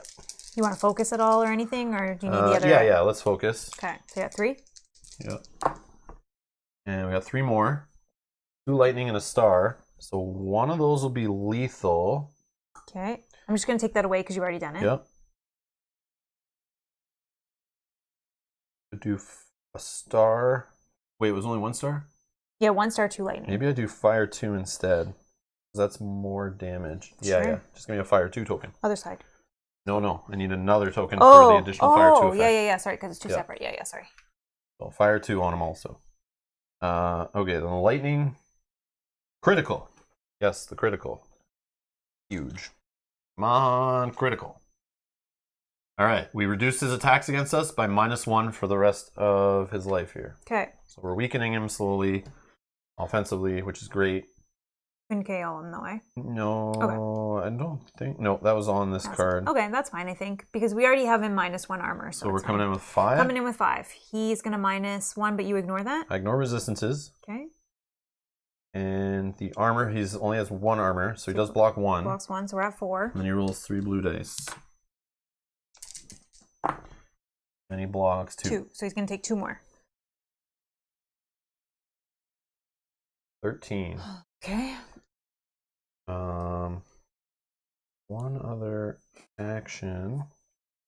Those weapons, yeah. And those weapons would have been good. I could just move here and crack this and find something. I don't know. Maybe you can find a treasure. Yeah, sure. I'm gonna try it. Might be a trap though. So use my action to search. So this way popped up. We're gonna roll a red die, and based on the results, possibly it could be a trap or a treasure. So let's hopefully this doesn't tank us here. Sword Sorcery does nothing. So it just goes away. Okay, well. Just goes away. That's what it is. And you hit him? I'll just move back. Yeah. So this was at 1, so it goes to you? All right. Good. Okay, that's it. I move back, and we get fresh meat. Activate all enemies in full health state. Otherwise, all enemies use their... Oh, he went in gaseous form. We forgot about that. Remove all of his body conditions. When did he do that? When he attacked last turn. Okay, on me? So the critical that you just pulled, he would still have. So the -1 hit, but he would have blocked 1 more of those damages. So he would be 1 less. Remove all his body conditions. Until his next activation, this enemy ignores all non-arcane attacks. Oh, we messed up. Are you arcane? No. Oh. Hold on, let's think this through. So he went on his turn. He did the gaseous form, move 1 away after attacking you, right? Yeah. So you know what? Okay, if that was the case, then rewind what you just did. Okay. I'll go first because I have an arcane attack I can do. Okay. You just have to undo what you just did. Yeah. So this comes back to me. This critical goes back in the bag. Yeah. Yeah, I would have. Yeah. Yeah, he would have ignored the whole attack. So 2 of this would have gone away. Yeah. The fire. All the fire gone away. Yeah. Yeah. Okay, that's fine. And then you didn't spend anything. I don't think I flipped anything or spent anything. No. Okay, so then instead I'll go first. I'll make a third pile up here of these. I guess it's just that one you have to shuffle that card back in. Yeah, because I don't want to know what it was. Right? Yeah. Yeah, as soon as I saw his yellow ability, I was like, wait, he's going to turn gaseous. Oh, wait, he should have already been gaseous. Yeah. Are the crits body conditions? Maybe they're not. Oh. Maybe they're not, because body conditions, I think, are all the ones with the hearts. Body conditions. I don't. This is all I have. Yeah. You have the other. I thought you had the other rule book. It's over there, isn't it? I don't know where. No, this is just I have the storybook.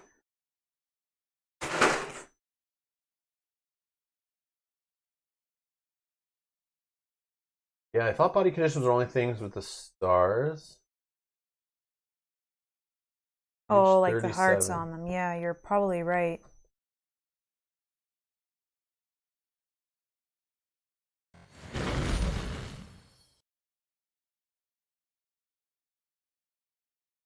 Oh, yeah, they're permanent criticals.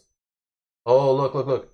A permanent red critical affects the character until the end of the quest, until removed as a body condition, or until the target dies. So then, yeah, that's okay. I think that's the case. Yeah, look, body conditions are KO, a permanent red critical, poison, blunt, slow, or stun. Yeah. Well, that sucks. That's okay. Good question, though, Jim. Good. I was like, man, that'd be amazing. But unfortunately, no.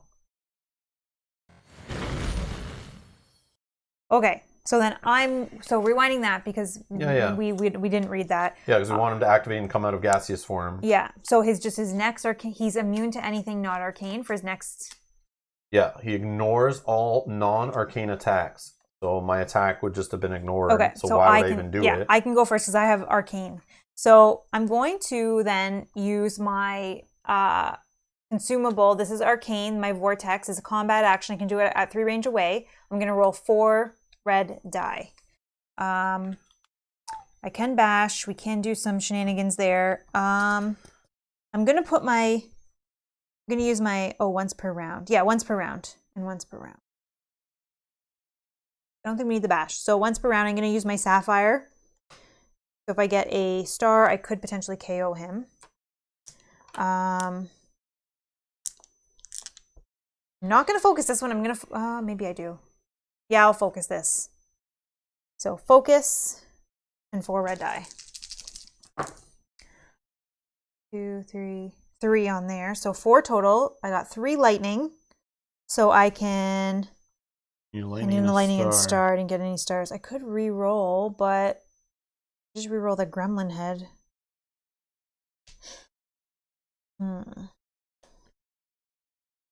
All it is gets an extra hit. But it could also KO him, which then ignores his armor. KO? Here if I get a star. If I got a star, but I would roll a couple of them then if you're really, really trying to get a star. All right, let's let's do a reroll on these two. I'll keep those where they are. There's a star. Okay, there's a star. So again, we still have 4. I can KO him, which I think just gets more through. Yeah, you ignore his armor completely. Yeah. Okay. So, and I can bash him. I don't know if it matters. Might as well. Yeah. Okay. So we got 4 hits. It matters if we move away. Like if you move out and I move further away, he does different things at further ranges. Yeah. True. But then you won't be able to hit him as easy and stuff. Oh, I want him at range 1. Is he still range 1? Yeah, okay. because it's just up the stairs okay. here. So that's fine then. That's my next thing to do. Okay, so 4 hits. I ignore his armor. He rolls 3 blue die. Oh, he's -1 to this attack. So 3 hits, 3 blue die. He blocks 2, 1 gets through. Okay. This was a consumable, so this is gone. Okay. For the treasure deck. Then we're going to take our chances. As an action, I can use my Blessed Hammers at 1 range away.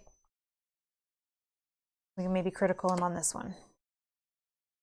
So, this is my second action. Can't focus, so I don't have another action to do that. Starts with +1. I roll 1 red. Can you use an action to focus? Yeah, this is my second action. The other one was a combat. The one I just did that I handed you. Oh, okay, nice. Yeah, it was combat. Okay, I thought you were using that other thing. No. Yeah, I gotcha. I focused the other one thinking I might get more through. Yeah, but makes sense. So we're starting with, sorry, 1 attack so far. 2, but I did get a star, or I'm sorry, a lightning, so that can critical.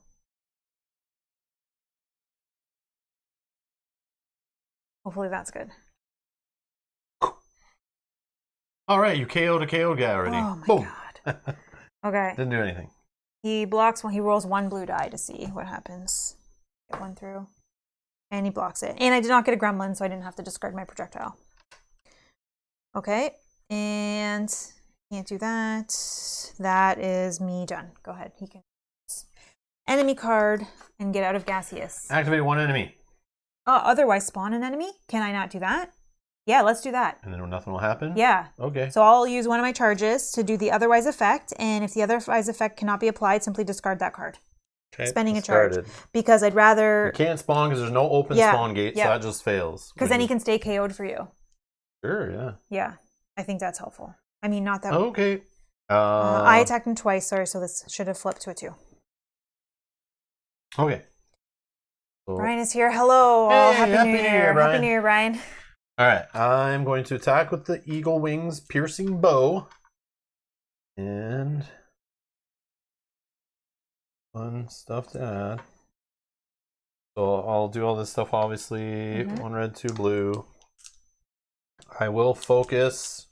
So I have 2 hits, 3 hits, 4, 5 hits, lightning and a star. So we'll do the star for fire 2. Here I got them. Fire 1 and fire 2 I got on them from my flaming arrows. The lightning, I'll critical. Oh, doesn't he stay in? Oh, yeah, because he didn't activate. Oh, Mel, yes. Oh. Yes. You're right. Because it says, until his next activation, this enemy ignores all non-arcane effects. So let's just activate him. Okay, so yeah. Well, we'll pretend that all would happen anyway after. So we'll just ignore that stuff. All right. Well, maybe we should finish this. Well, he wouldn't be in the same state or in the same spot. All right. So, man, I'll redo my turn for the 3rd time later. Okay. Sorry, I forgot that he would not. He would stay in gaseous Yeah, that's true. form. Should have caught that. Yeah. Okay. So he would activate. He has 1 space away again. So same thing. Move and engage. Yep. If the victim's bleeding, attack with Death Touch. Otherwise, attack with Void Sword. So 2 hits. 2 hits. Attacking you still. Yep. You're the correct menace token state. He gets 3 more hits. So total 5. And he will. He can spend lightning now, right? So he makes bleeding. But he got a star, so AOE, and one of those is lethal. So I definitely take it. Okay, so now we're at 4. Yep, 4. Are we both bleeding then? Yep. Yep, both bleeding. Okay. And yeah, you go ahead and defend against it, and then I go ahead and defend against it. Okay, so I have 1 armor. I roll 3 blue die. And I block 1, so I take 1. Or I mean, I block 2, so I take 1. Can you use lightning to make another one? Oh, I can. Shoot, sorry. Yes. Okay. Sorry. So I block 2, I take 1. Boom. Okay. 2 health. Bleeding. Oh, bleeding, yeah. You just get a damage in the time phase, right? And then flip it? Bleeding hero suffers 1 HP before performing each of his activities unless remove the bleeding condition lasts for 2 rounds. When received, place the bleeding token front side up on the hero sheet, flip it to the back side in the time phase, and then remove it during the subsequent time phase. So suffer 1 HP before each of his activities. Yeah, but if you're only going to do 1 attack, and you don't move or do anything, you're only going to take 1. I'm not going to let it prevent my turn. The only problem is a lot of his stuff says if bleeding, do this, which sucks. I know. Okay. Yeah. Okay, your charge back? Did you spend a charge? I did to do that. Yeah. Perfect. Sorry. We got it. Okay. I forgot that, that technically. So for sure it's my turn now? Yeah, 100%. Okay. Alright, so I'm going to attack with my bow. I'm going to focus and... He's in our space, right? So now we're dominating? Like, why don't I just do what I was doing? Huh? I'm doing all the same stuff. So, like, I don't remember what my roll results were. We could just speed this up by, like, not doing all this dumb stuff again. Alright, so here, I'm going to do my turn again. Yeah, so... Focus. All these things. Combat action... Anything else? And we're dominating, right? So you should be at 4 to start. 4 hits, yes. All right. 3 other hits, and I got 2 lightning and a star. So critical. Let me do that first. They got the -1 armor thing again. So he's -1 armor right now. Okay. Fire 1 and Fire 2 are happening. Oh, I got only 1 star, right? Yeah. Fire 1 and Fire 2. All right. So we're at 7 hits. So only 1 armor blocks that, and he rolls 3 blue dice. Ignores resistances, obviously. I'm just flipping this token down to 1 because you attacked. And he blocks 2. 4. 4 get through? Yep. And did you 16. Did you take a damage for your bleed? Yeah, suffer 1 from bleed. Yes, thank you. Okay. And that is that.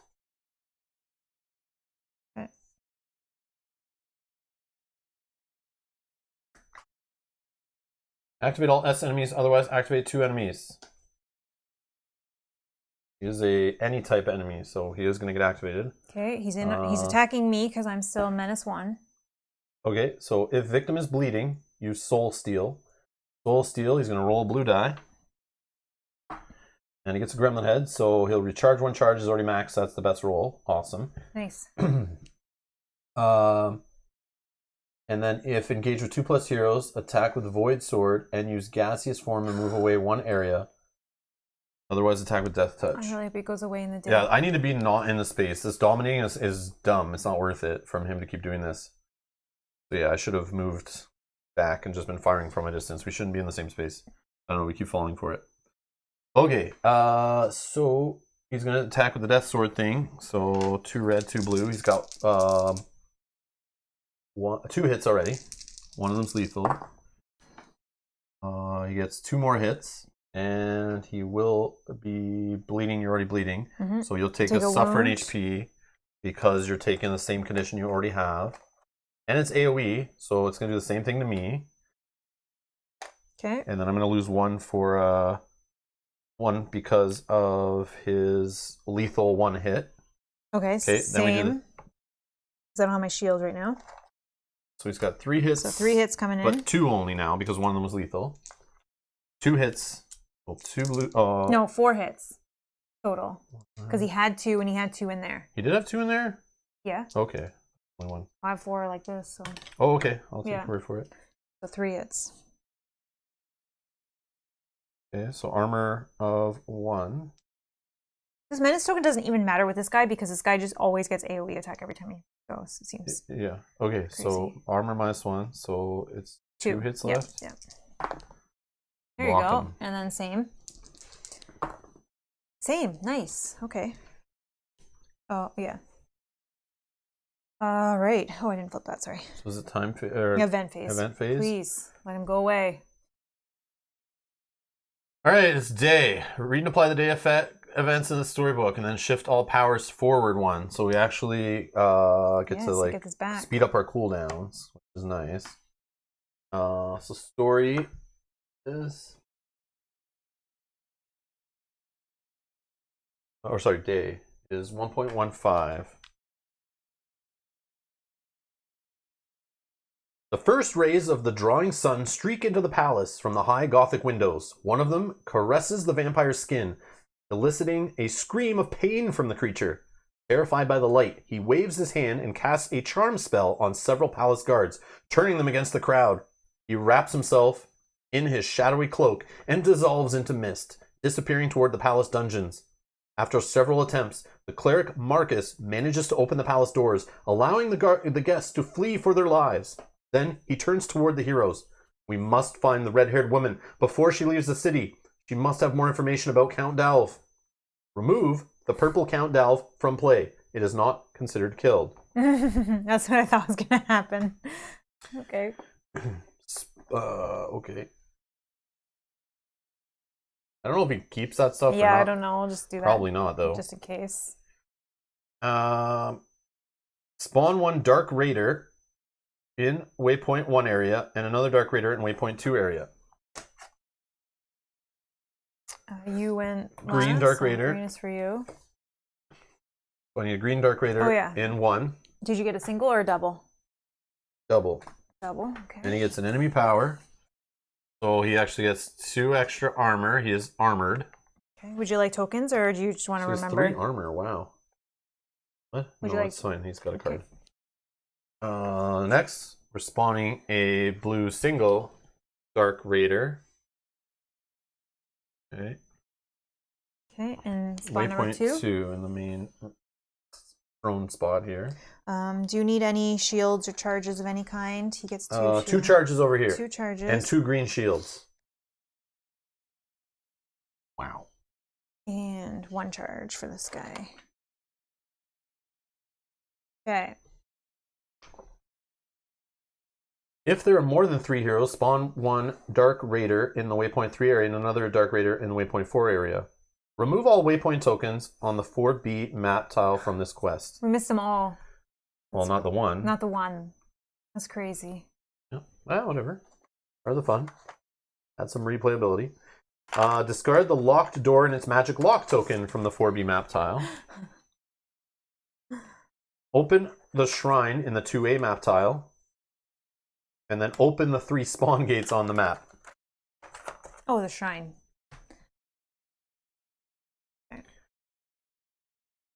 Okay. Shuffle all shadow tokens from the shadow reserve and randomly place 1 token over each of the 5 locations from A to E in clockwise order. Repeat this step if there are more than 3 heroes. Remove the remaining shadow token from the quest without looking at it. So flip those over. These up. I'll shuffle them and then Rob can place them because then he has no idea. Sure. So A, B, C,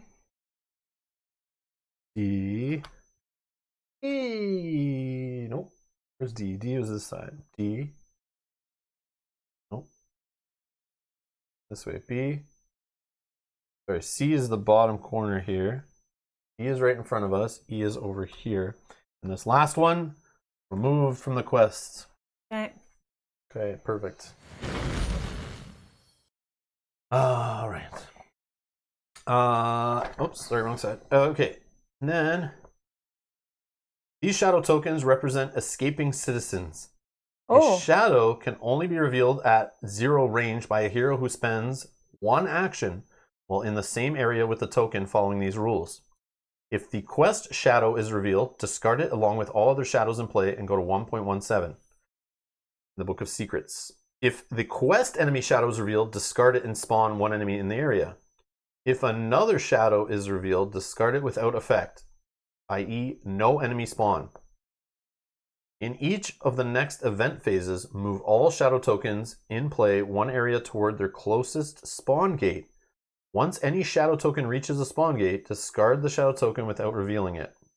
Oh, so we are trying to find the quest with the quest token.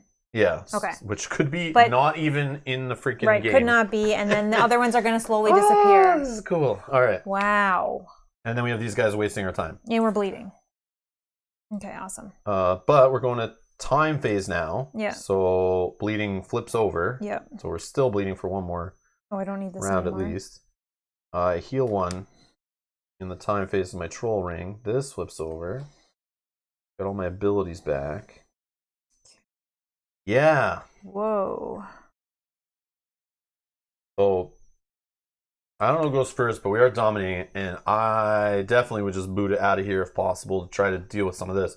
Yes, these guys will be annoying, but if we waste turns fighting these guys, yes, we could possibly kill them. My green one over here has 3 armor, 2 green shields, and yeah, doesn't roll blue dice though. Here's actually of -1, but I do ignore resistances.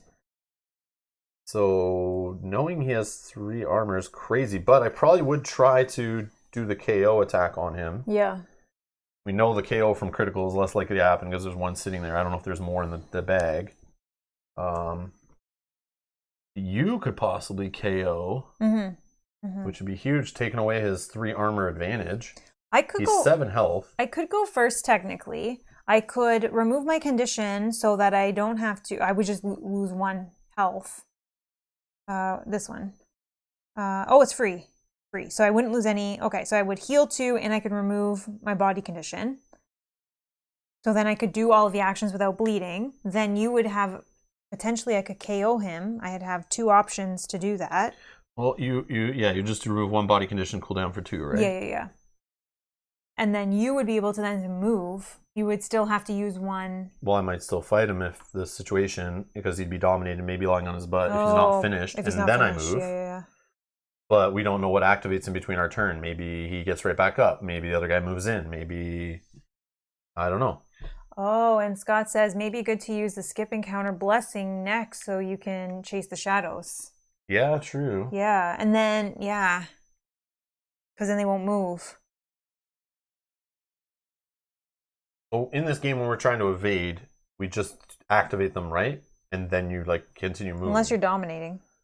Yeah, but I'm saying if I wanted to run, and then after you wanted to run, you might get dominated if you're left behind.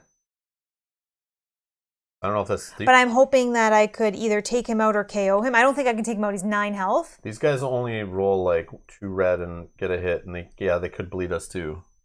What's this guy do? Yeah, he's got bleeding too. Yeah, okay. Welcome to the Sword and Sorcery Bleed expansion. Seems to be the last one was the Fire expansion. This is the Bleed expansion. Yeah. But I don't know what to do. But I could go first, and likely I'd have 2 options to KO him. If I rolled a star, or if I put this in and I roll a star or a lightning. On 4 die.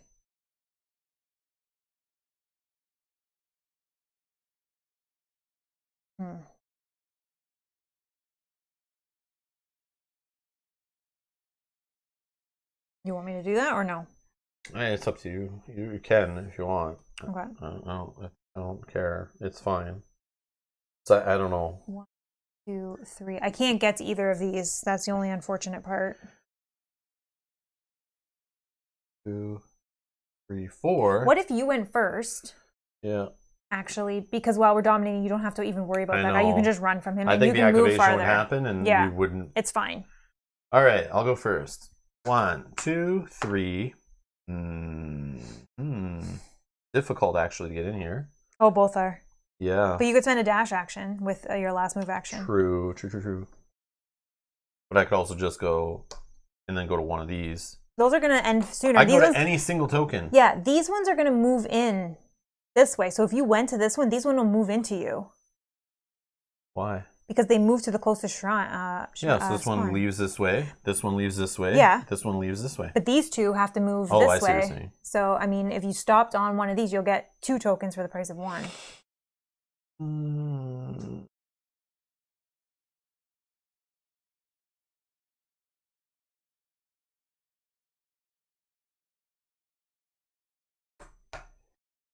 Oh, Jim is saying use your double attack, then move. But that's a lot of actions to do with bleed. The double attack.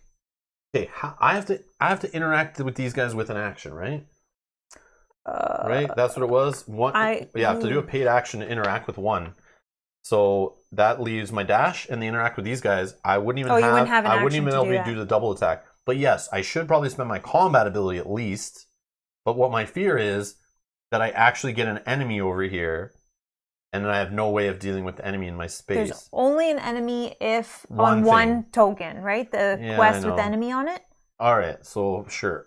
I will just do a regular attack, no focus, no extra attacks, no abilities, no nothing. Just a plain Jane attack, which I'll do it on the blue guy because he doesn't have a ton of armor. Yeah, he has less. But again, I'm going to be probably just removing green shields, which don't really do anything. No, they'll just regenerate in the time phase. And he has 1 armor. Yeah.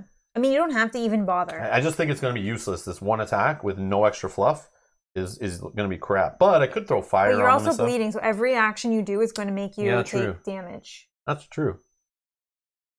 Yeah, so I'll just hold off. So I'll ignore that. 1, 2, 3, 4, and then I'll use a dash, which causes, because it's a paid action, to bleed. What am I saying here? Whichever one you want. I guess that one. Sure. Then I will. Let's check this here. This was. Yeah, I have to be in the same space, and you have to spend an action. So I have 1 action left, which I'll spend. I take another damage from bleeding. And we'll see what happens. We got an enemy, so it just goes away. Nothing happening. Okay. Let's discard that. Not the one. That's my turn. Okay. Encounter card. Activate all purple enemies. Otherwise, activate all highest rank enemies. So the blue guy is going to go. Okay, so he is 0 to 1. So move to engage. If the victim is wounded, attack with... am I wounded? Yeah, I'm wounded. Yep. So he is going to attack for 2, otherwise attack for takers. Okay, so 2 auto hits. He's going to roll 2 red die. And you are bleeding, so you'll suffer an HP. Yeah, so he hits me for 4 technically. Okay, so I suffer an HP first for the bleeding. Okay, then my magical shield reduces 1, my armor, and then I roll 2 blue die. And I can block 1, and I can re-roll any defense die. Let's re-roll this one. Block both. Okay, awesome. Okay. Me. So, for free, let's heal 2 and remove 1 body condition. That's a 2 cooldown. So remove body condition. This goes to 3. Okay. Both in my space. Let's go.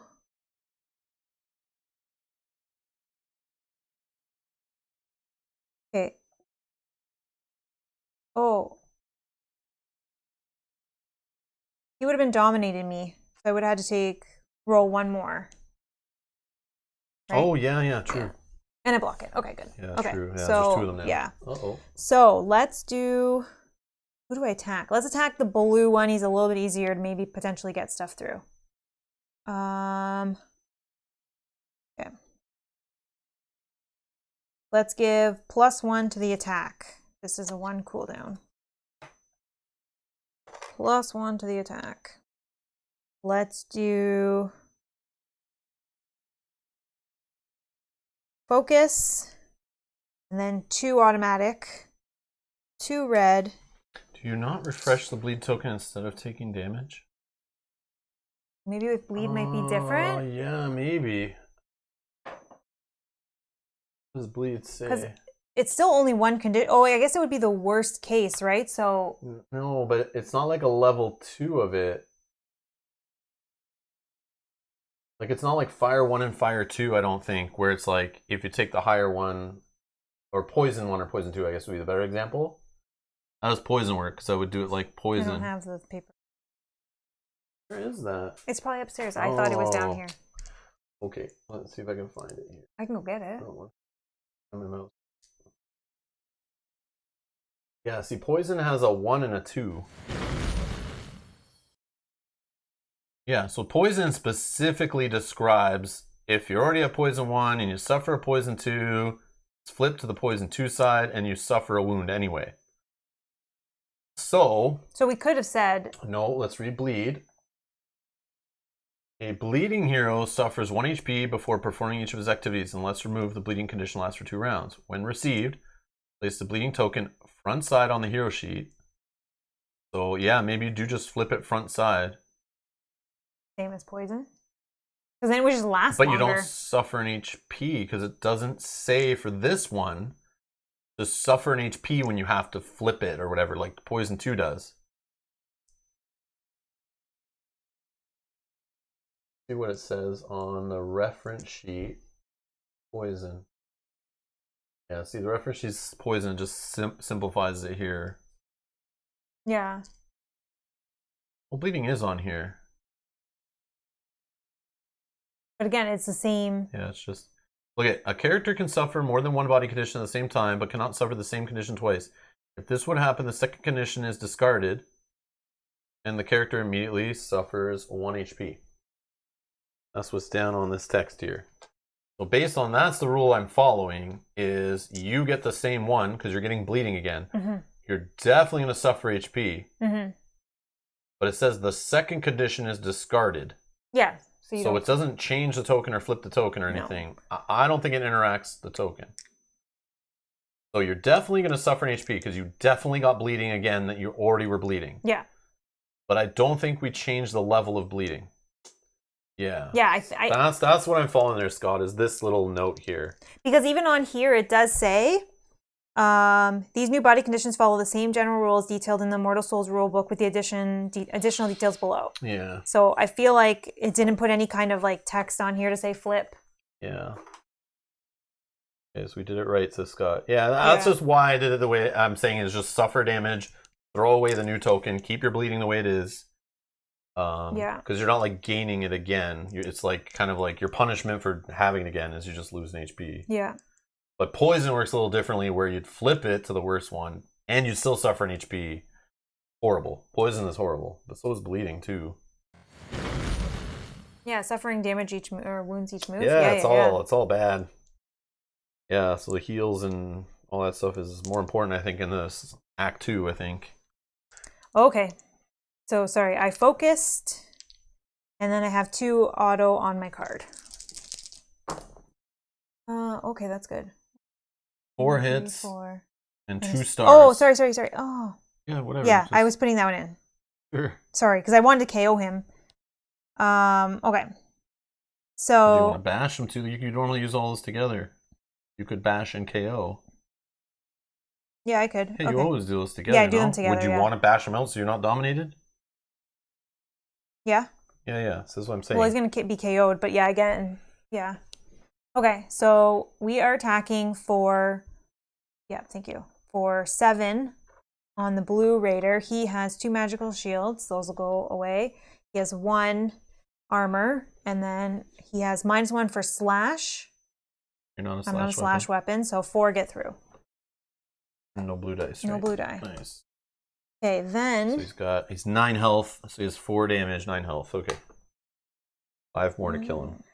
Yeah, I probably should have shot on that guy before leaving. Seeing now what just happened, yes, I probably should have shot on him. Because at least it would have removed some green shields, which maybe would have let a little more get through. Well, 2 would have got through, but I could attack again with my hammers at range 1. Oh, did I count that? I had 7. 4, 5, 6. I counted this and he's KO'd, so we should have 5. Oh, okay, nice. Yeah, because I counted his armor there, but... Okay, so now he only needs 4. I could do this one. My Blessed Hammer is at range 1 away. I automatically hit for 1. I would just need to roll 3. And a critical, but I mean, that's not super important, but maybe that gets a guy off the board. So let's try. I still have my re-roll if I do roll something. Okay, so my second action will be to use my Blessed Hammers. This is also, this is also +1. So I start with automatic 2. 1 red, 1 blue die. Oh, I got 2 lightning. 2 lightning and a star. Could bash, critical. I could, what's blind? Oh, I think he has to do something. Blind on an enemy.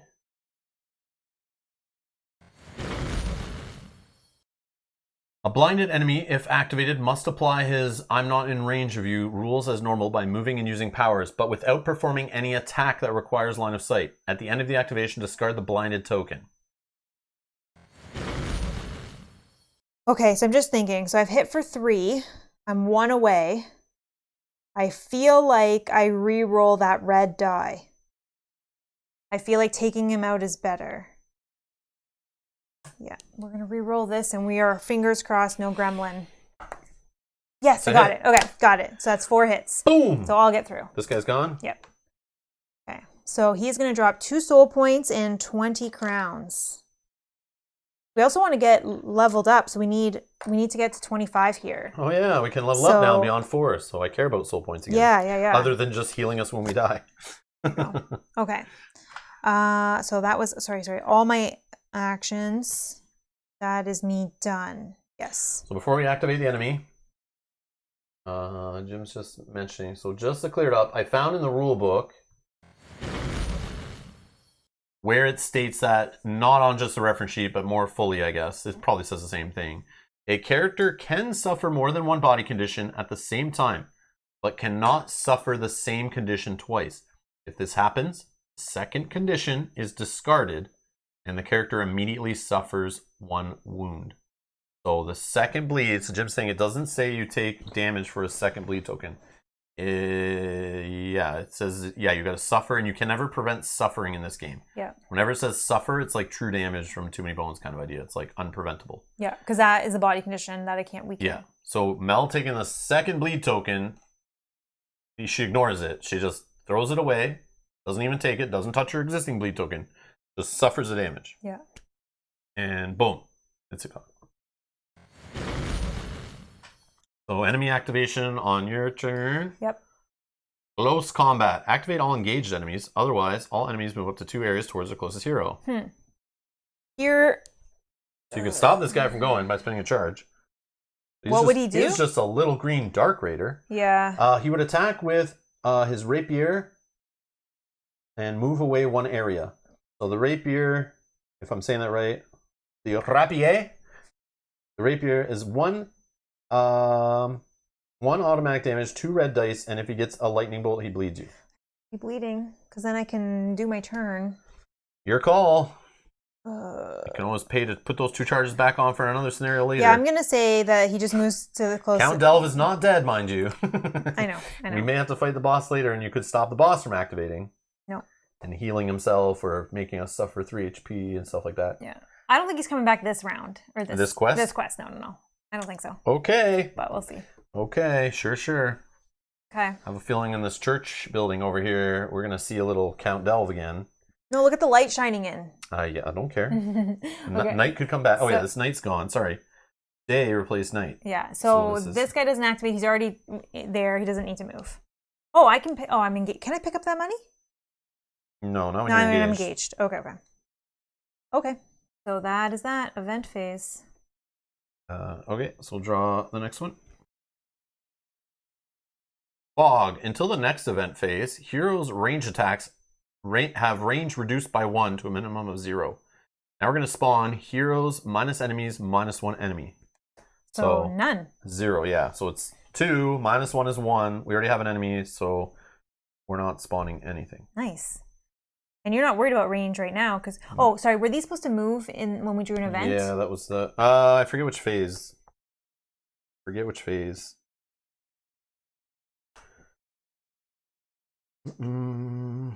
At the end...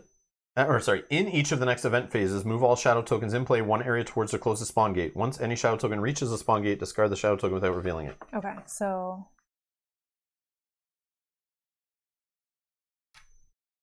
So now that gets revealed Nope. like, on your turn? No. If I spend an action. Oh, right. It's actions. Yeah, they cost. They're not freebies. Yep, forgot. So I could spend my 2 actions on my turn to get 2 of them done because they're now close enough. Which is great. Yeah. But unless you find what we're looking for. The problem is, this one, if nobody can get it, it's gone. This one, if nobody can get it this turn, it's gone. I can't get it. I know, that's what sucks. Like, maybe... Oh, I guess booting it should have maybe... Yeah. It's fine. Oh, these are... Oh, we got to do time phase, right? Sorry. Yep. Well, bleed is gone. This goes to 1. Heal 1. Okay. My total HP, 8, 9, 10, 11. I have 5. Okay, I'm just trying to be careful 11, here. 12. I have 13. Okay. I think you go first. Don't worry about that green guy and me up there. You try to get as many as you can. Maybe you find it. So I go? Yeah. Spend an action? Yeah. Got the quest enemy. Quest enemy said, discard it and spawn 1 enemy in the area. Yeah, that does suck. Yeah.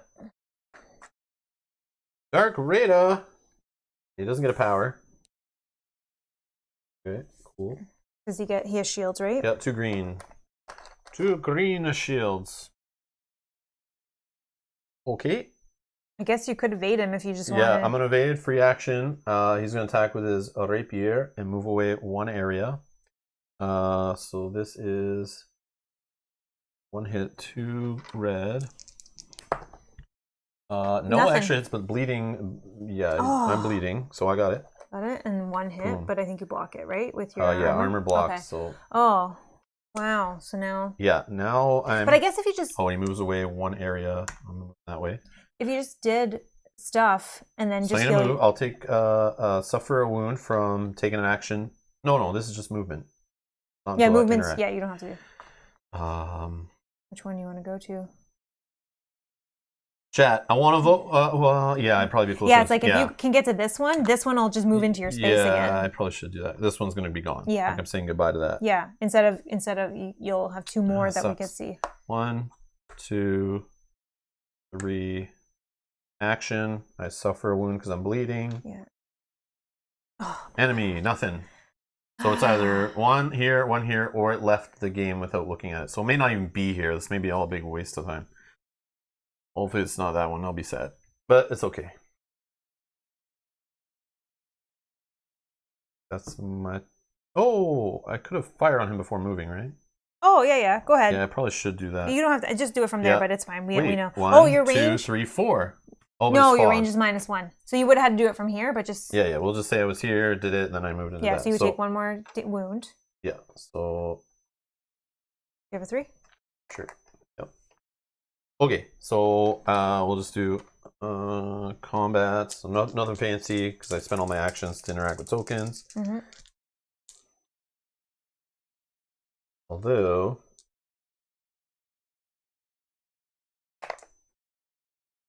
Actually, it would be before I moved, so I could add the extra and just take this guy. But you wouldn't have the action. Oh yeah, I can't do any of this stuff. Da.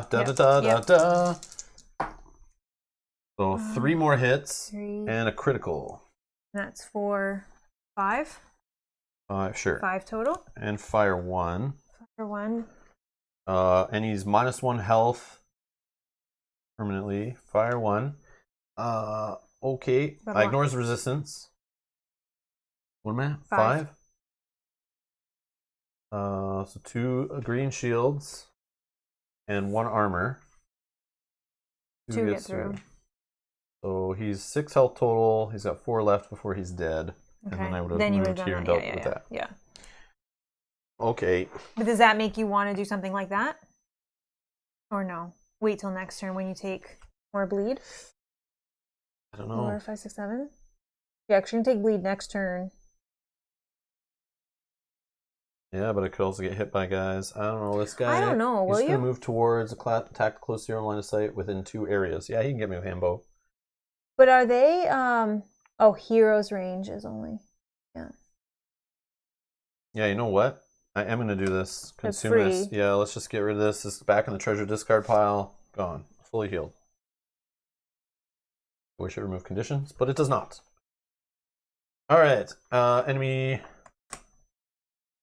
Activate all blue enemies. Otherwise, all engaged enemies perform an attack with their primary weapon. So okay, that's not bad. That's just on me. This guy attacks. So he is going to attack with his rapiers.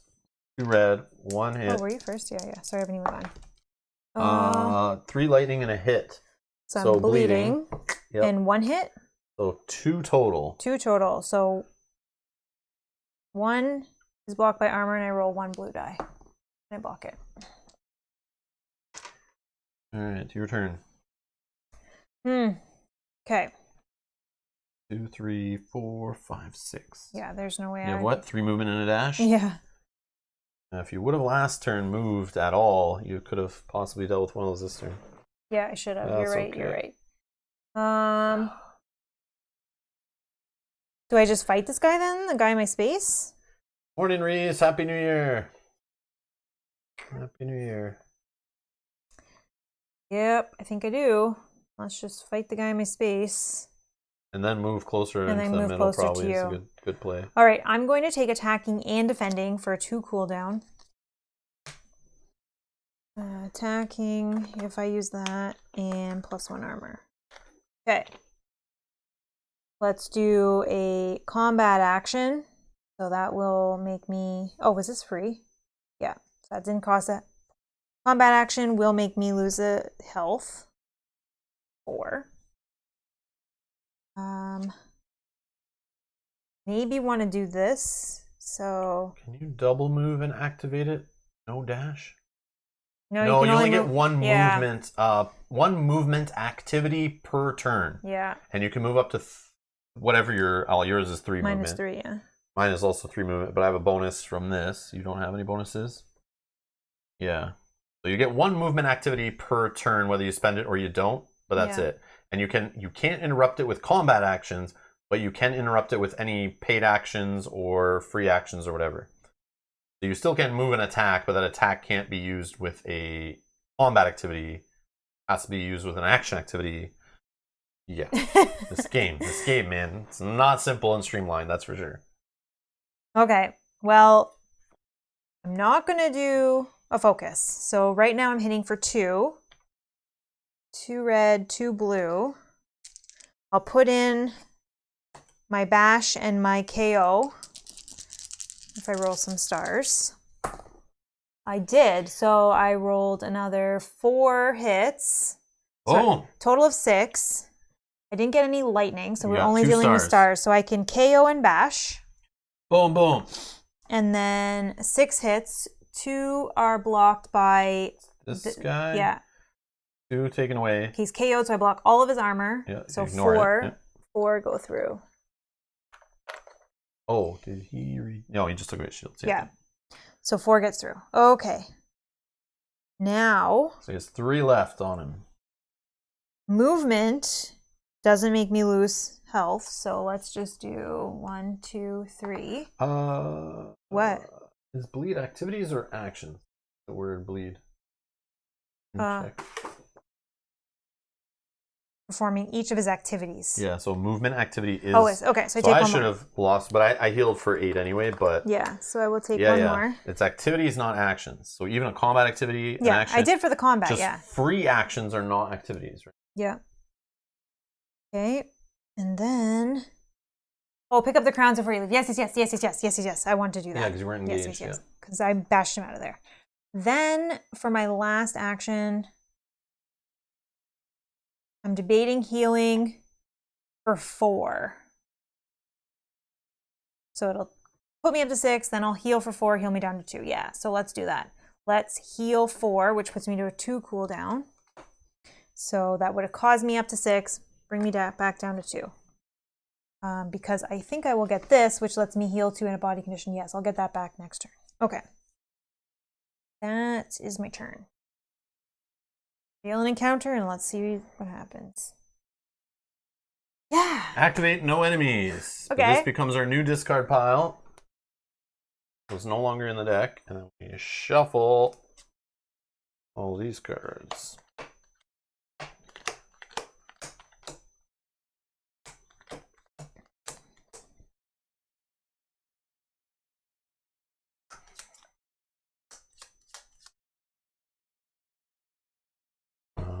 Event? Event, yeah, we just moved that one. Okay. Lucky, yeah, exactly. That was good. Time phase? Yep. So fire over here goes away, it does another damage. This flips. I need a 3 damage if you could. Yep. They get 3. They get their green shields back.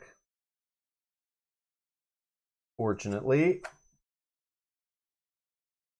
Charges here. I need another charge token. Yep, sorry. 2 level, I think. Yeah. No charge. Charges, not. Oh, sorry. Shields. Each, so they have 2 now, so they should have their own charges in case they get to do their Oh, and then I got to shots. reflip these, so this flips up, and then these two both go to 1. Oh, and the bleed flips. Yep, I flip my bleed. Okay. Who goes first? Oh, these move. Yeah. These and move. this moves off. Do we want to look at what we... Can I just read? Yeah. Sure, that's exactly... Of all shadow tokens in play, 1 area towards the closest spawn gate. Once any shadow token reaches the spawn gate, discard the shadow token without revealing it. Okay, so that's there. So we still don't know. We have 1 left. You go first. All right, action. I need to know. Bleed happens. Okay. Oh, no. Enemy, nothing.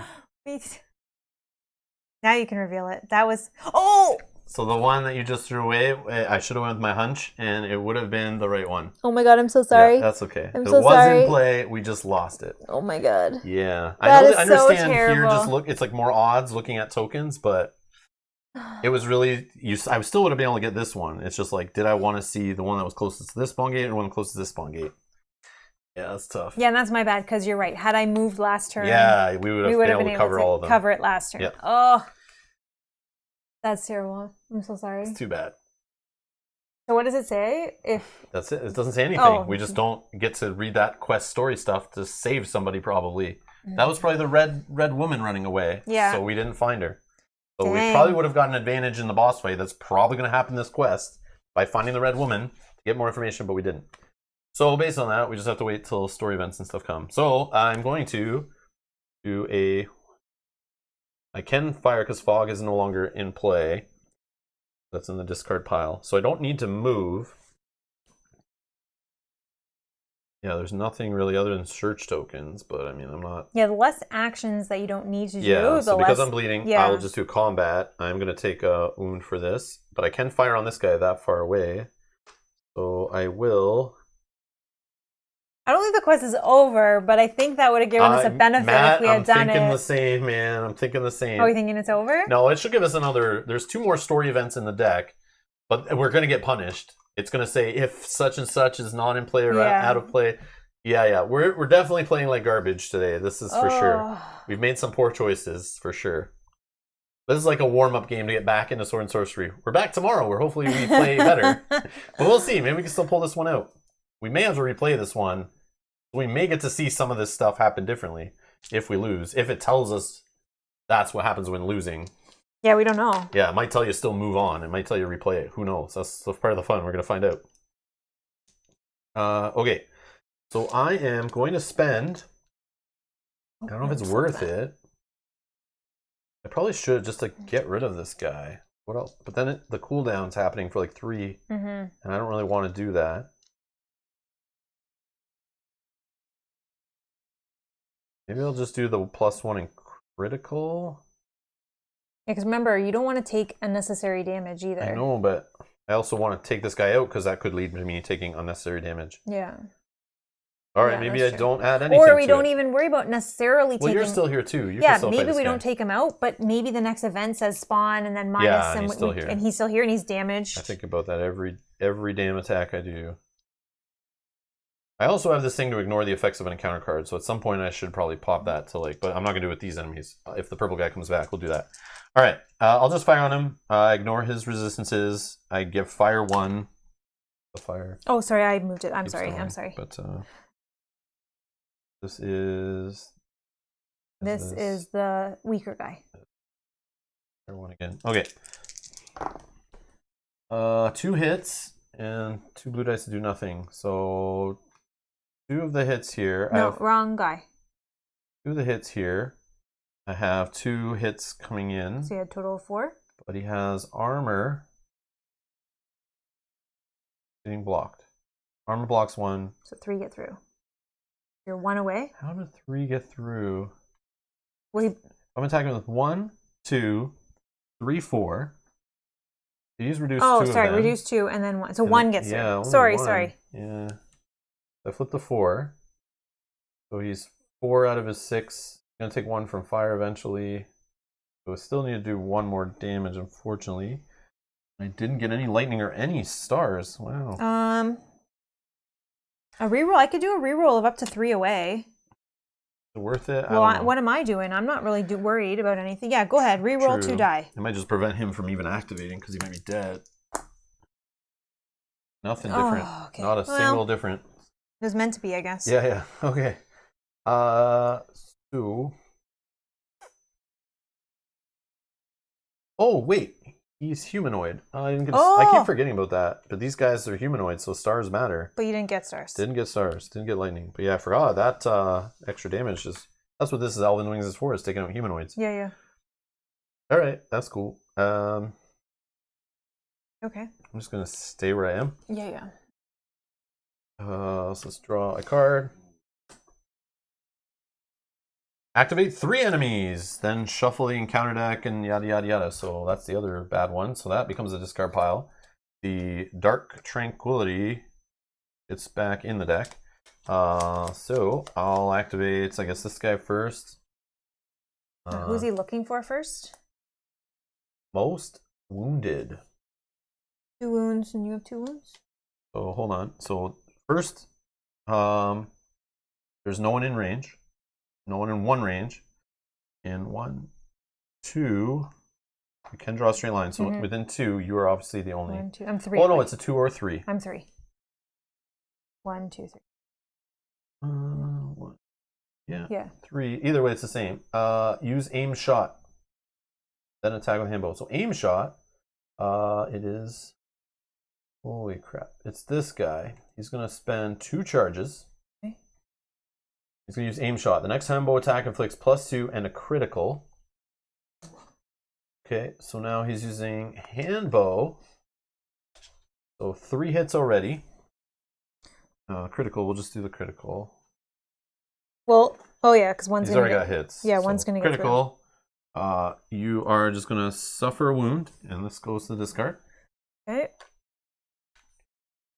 Okay, so he's rolling 4 blue. We've got 3 hits coming through. And 1 more. And a lightning does -2 armor. Okay. So my magical shield blocks 1. My armor doesn't do anything. I roll 3 blue die. Okay. And I block 1. Okay, let's use this one. This lightning can let me re-roll any defense die. So I'll roll these 2. And I block. So I take 1. Go to 4. Okay. Yeah, so this guy is going to get up, and he has no one in line of sight. So he's going to move up to 2 areas towards the closest hero. 1, 2. And then he attacks the closest hero in line of sight within 2 areas. 1, 2. So he will attack you.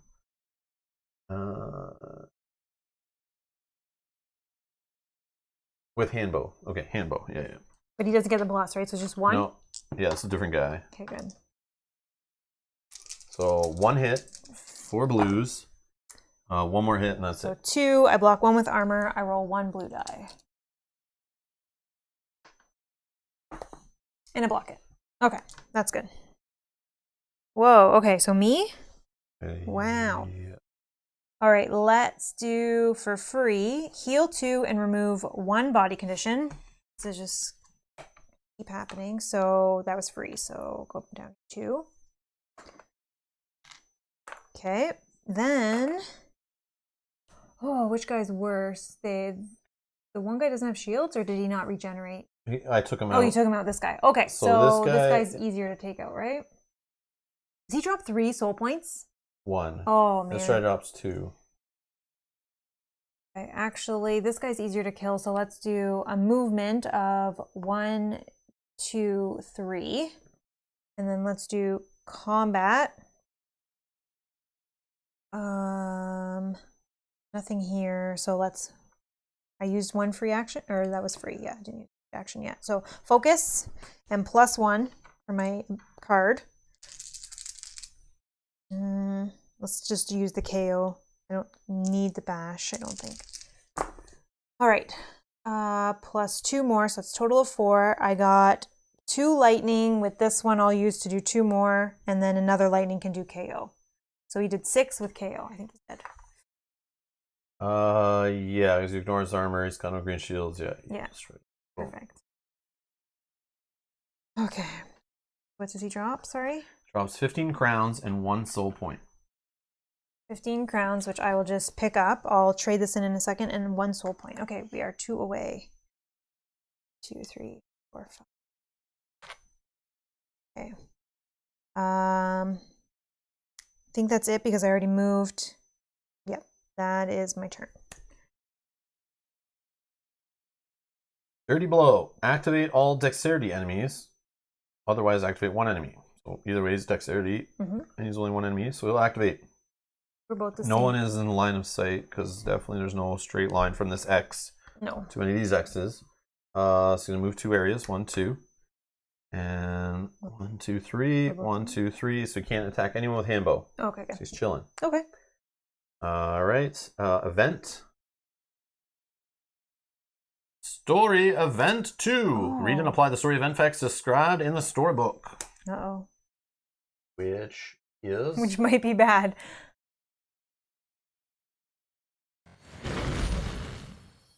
So story event 2 is 1.16.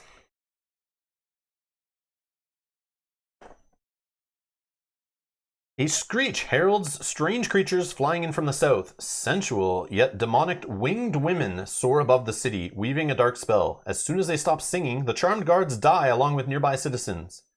Immediately, their corpses rise, animated by warped magic, and begin their attack against the living. Remove all raiders from the enemy deck and discard pile.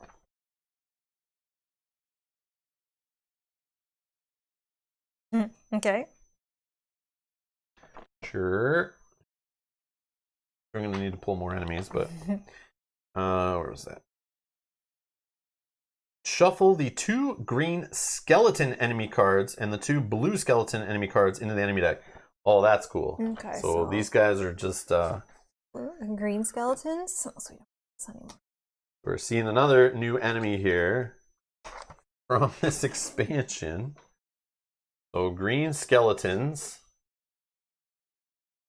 seem to be resistant to all but blunt. They're going to -2. They have an armor. Drop some soul points. 5 gold, 6 health. They're not terrible. I don't know what else they do though, but that's the green. And the blue, 7 health, all but blunt, -2. Have a couple armor. The other guy have armor? Yeah, they have. Blues have 2 armor. These guys have 1 armor. Okay, they're not the worst. Well, we don't know what they do on their card yet, but we'll deal with that when and if they come into play.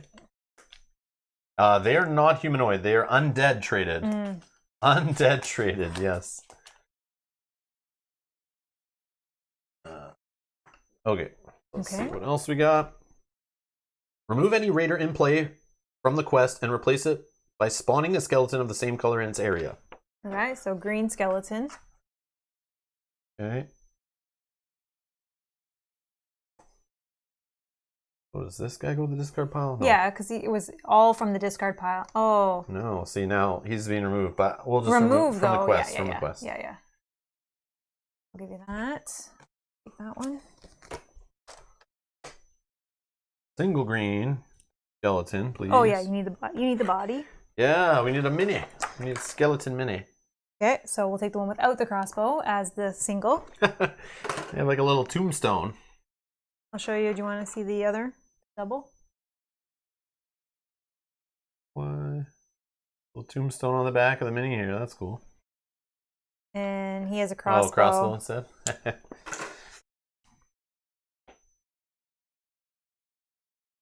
Spawn heroes minus enemies -1, so nobody. Perfect. Did this guy get a power or anything? Nope, no green shields. Okay. Then place the green succubus, single green succubus, over the lightning spawn gate. If there are more than 3 heroes, place the double green succubus over the shield spawn gate also. What's the succubus? Succubus are flying winged females they just talked about. Yeah, but like They're like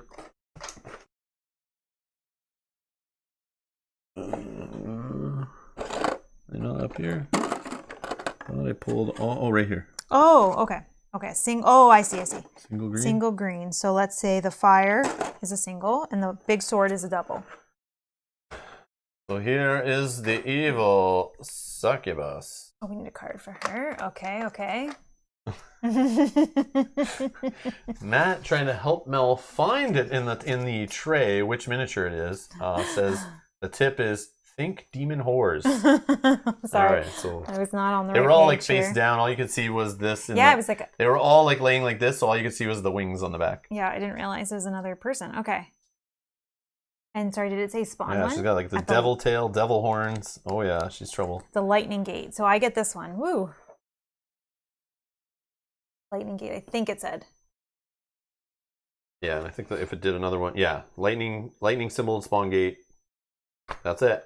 Do you have her card? Oh yeah. She's gonna get some charges. I think your skeleton does too. So she is demon is her trait. She's magic. She's going after magic heroes mainly, but we don't have any of those. Arcane -1, so she's strong against magic, but doesn't have anything else on other ones. She gets 1 times hero green shields, awesome. And she's 9 health, dropping some bags of fun and some soul points. Awesome. Yeah. I think you need one of these for your skeleton, right? Yeah, 1 charge for my skeleton.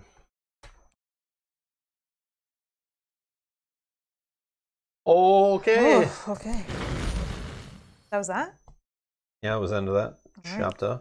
So that was event. Time phase. Bleeding. Go bye-bye for now. All these guys. Well, maybe they don't bleed, hopefully right? These guys don't do bleeding. Hopefully. I don't see any bleeding. Oh, I see exhaust. You're just bleeding. Look for a bold word bleeding anywhere on the card. Drain life. Drain life. Oh, okay. Which is, if triggered, at the end of the attack, heal HP equal to the damage dealt. I healed 1 in the time phase with my Troll's Ring, so I'm down to 1 damage. Okay, I'm at 2. Do you do your cooldown business? Yeah, I still have 1 that's still not quite ready. Okay, next round. Yeah. Just got some enemies to deal with for now. I'm wondering if I just attack. Do I go for this? Yeah, succubus. Succubus, or do we just go after? I can't reach her. Or do I just go after the skeleton? And if I'm out of line of sight, you spread wings, move up to 2 areas towards the closest hero, attack the closest hero in line of sight within 1 area. Oh, so if I was here, she wouldn't be able to get to me. So she wouldn't even attack if she went. Right? Well, I would be in line of sight. Because remember, they can see up to 5 away. Yeah, but if you read it, it says within one area. Oh. So she would move 2, and then okay. So let's go after. Let me go first. Sure. Because then maybe she'll move closer to you, and she'll be in firing range. Yeah, I can always move up and fire though too. Yeah, but I don't want to be there when she goes. You do what you okay, so I'm gonna go first. I'm gonna move. 1, 2, 3. Okay. Then I'm going to before I attack, let's do +1 while attacking for 1 cooldown. Okay. Let's do KO and bash on the attack. I have no other. I could potentially heal 2. So let's see. Let's do no focus. 2 hits. He's 6 with no shields or anything? He's 6 with 1 armor. 1 armor, but he's KO. All but blunt get -2 hits. I'm blunt. You're blunt, so you're good. Okay, so let's focus it. So let's go for 3. Because maybe we can just take him out and then I don't have to worry about the other thing. Okay. 1, 2. So I got 5 in there, and I got a lightning. I think I'm 1 away. Ooh, I think I got a reroll. Okay, we are going to reroll. Remember, if you leave 2 enemies on the board for once, I might actually be able to use my ability to attack 2 different enemies. So don't worry if you can't take them completely I know. But I'm going to reroll these 2. Which makes me want to switch my other guys. My other guys so bad. It's like so lame. Okay, 2 more. So I got a total of 7.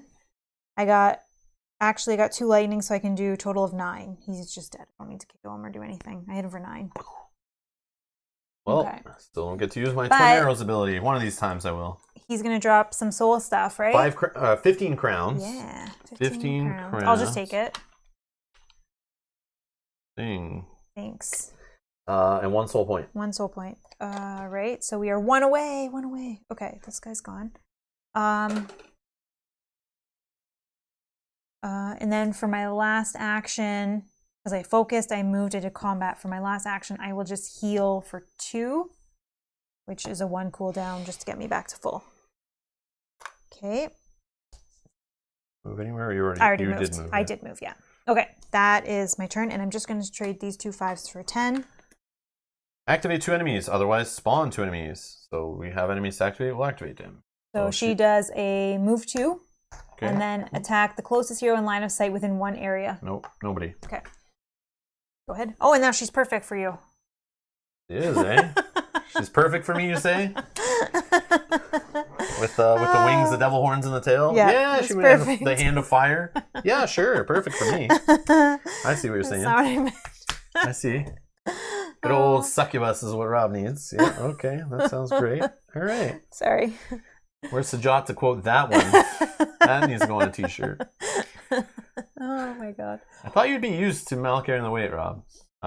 Yeah, I kind of am. All right. I just want to try the ability once before I throw this card in the garbage and not use the Archer version of Lagon again. Although I'm looking forward to hardcore Sword and Sorcery players who've played Lagon Archer version to tell me that some cool thing that's in the treasure deck or some item that I didn't realize in the Emporium that I should be pairing to make this Archer version better. But I don't know, maybe it's just that 2-player. It doesn't feel that great, and having not many enemies on the board is not as great. But if we had more heroes seeing more enemies, I could see it being more fun, staying in the back row, kind of shooting multiple enemies and stuff. But yeah, this guy the drop in stats and stuff just doesn't feel right either. Okay. The loss of the combat action is what sucks. Yeah, that probably does hurt, right? Because you're just used to that. It feels weird, yeah. But like I have enough movement with the other guy too to get in people's spaces to do all those crazy attacks all over the place. Yeah, it just was more dice rolling, more possible damage, but the damage is a little more spread out. This is more concentrated, like larger damage. Yeah. Or it's simply not your day. 1, that 2, could be 3. it. Yeah, maybe. Maybe. I don't know. Just after using the Ranger version I built, it just felt so powerful. Like, I don't know. It just was very, very offensive. It was neat. All right. So we are going to just fire from where I am. Yeah. 2 blue and a red. Much better in a bigger party, yeah. Yeah, okay, perfect. Yeah, because you have more enemies too on the board, right? I just want to try out, see how these like arrows and all this stuff and the bow and firing from range and maybe not being in your spot, some of these cool extra abilities, trying them out, seeing if I could build something. But I'm using only the eagle wings. I saw there was a crossbow in there in the Emporium to buy and forge. I debated it, but just the extra action spent on that, I don't think it makes it as good. But you'd be rolling extra red dice, so. But anyways, all right. So fire on the succubus. I am going to use 9 health with 2 green shields. Yep. And she has no defense of anything other than the 2 shields. So my next bow attack inflicts +1 for each unspent movement point. So add 4 hits to this. Pull down of 3. But you want to try to get to 11 if you can. 4, 5, 6. I heard you roll, dang. She's not humanoid, she's demon, yeah.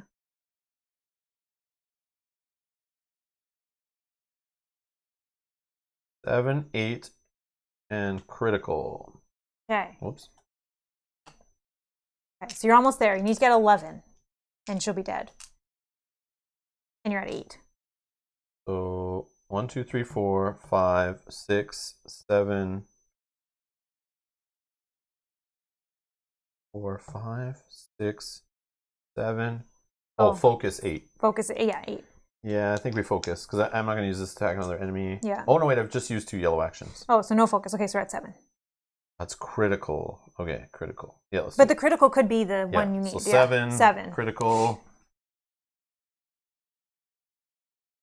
She's attacking from -1. So you got -1 hit. Okay. God, we're going to roll it. All right, so 1 other hit and a star, which I could throw fire 2 and a fire 1. Yeah. So fire 2 and a fire 1. Okay, so we have 8, 2 get blocked by shields, 6. 5, 6. Okay. 7, 8, 9. She'd die if she activates. Yeah, 2 more time phases from now. Oh, right, because it's yeah. Okay. So yeah, you could technically leave her alone for 2 rounds, and she'll eventually burn herself to death. No, you're right. Unless she heals somehow. You're right. Which I bet she does by stealing. She does, the life drain. Yeah, this is the problem. But I think we can potentially... Okay. Good move. I don't know where this story is going here. Here, somewhere. Is it though? I don't know. I don't know, to be honest. I don't know if or go get this. Maybe it'll give you something fun. I can't do it yet. Oh, right. But I can get in the space. So 1, 2, 3. Yeah. She's going after a magical hero, which is no one. So then she'd be going after you. Most wounded. No, me. We're both the same distance. You're close. Oh, yeah. We're both the same distance. So she would attack you. Yeah. In this case, it depends on if you're okay with that. Yeah, whatever. Okay. I don't really know what she does, but whatever. Okay. Maybe she does nothing. Okay. Go ahead. Here we go. Corrupted Will. Activate all faith enemies. Otherwise, the active hero must shift 1 use power back 1. Oh. I will shift this critical 1 to 3 cooldown. Okay, so she didn't even go. Yep. Oop. Beauty. Did we add any new encounters with this expansion? expansion? I think they're all the same, Okay, yeah. okay. I don't think there was any new encounters to add. That's too bad. No, that's fine. Because then it would just mean we see sometimes probably less of that good one, but then we see less of the bad ones. I don't know. Yeah, you're right. Who would have thought that Legoland would be the whiny little girl of this partnership? Whiny is my ability. I wanna. Twin arrows. I was training to learn it. Oh my gosh. I got all my new shiny flaming elven and mithril arrows. I want to use them twice in a turn.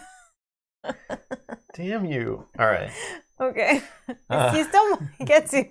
Yeah, right. This guy's going in the trash. We're not playing with Archer going back? Legon. You're going back to the original? Yeah, 2-player just doesn't make sense. I thought maybe we'd see some cool stuff fire off. I mean, it could have if I went first to attack those 2 guys here instead, and wasn't. It's just this story has been leading me away from doing it. Yeah. Because we've been trying to push for those enemy tokens, but yes, there was a moment where I could have shot on 2 guys. There was a moment there where I could have went first, probably shot on both those guys before you went. But I don't know that you would have killed them both. It doesn't matter. I still would have got to use my ability. Yeah, but we're saving health.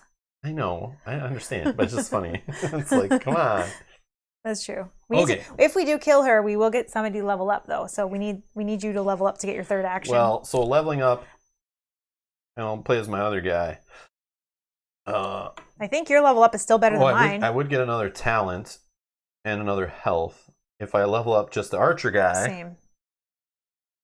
I get another health and another yellow action. Oh, and another ability. You could try this character at the level 5. Yeah, well, which might be where I get an extra card over here.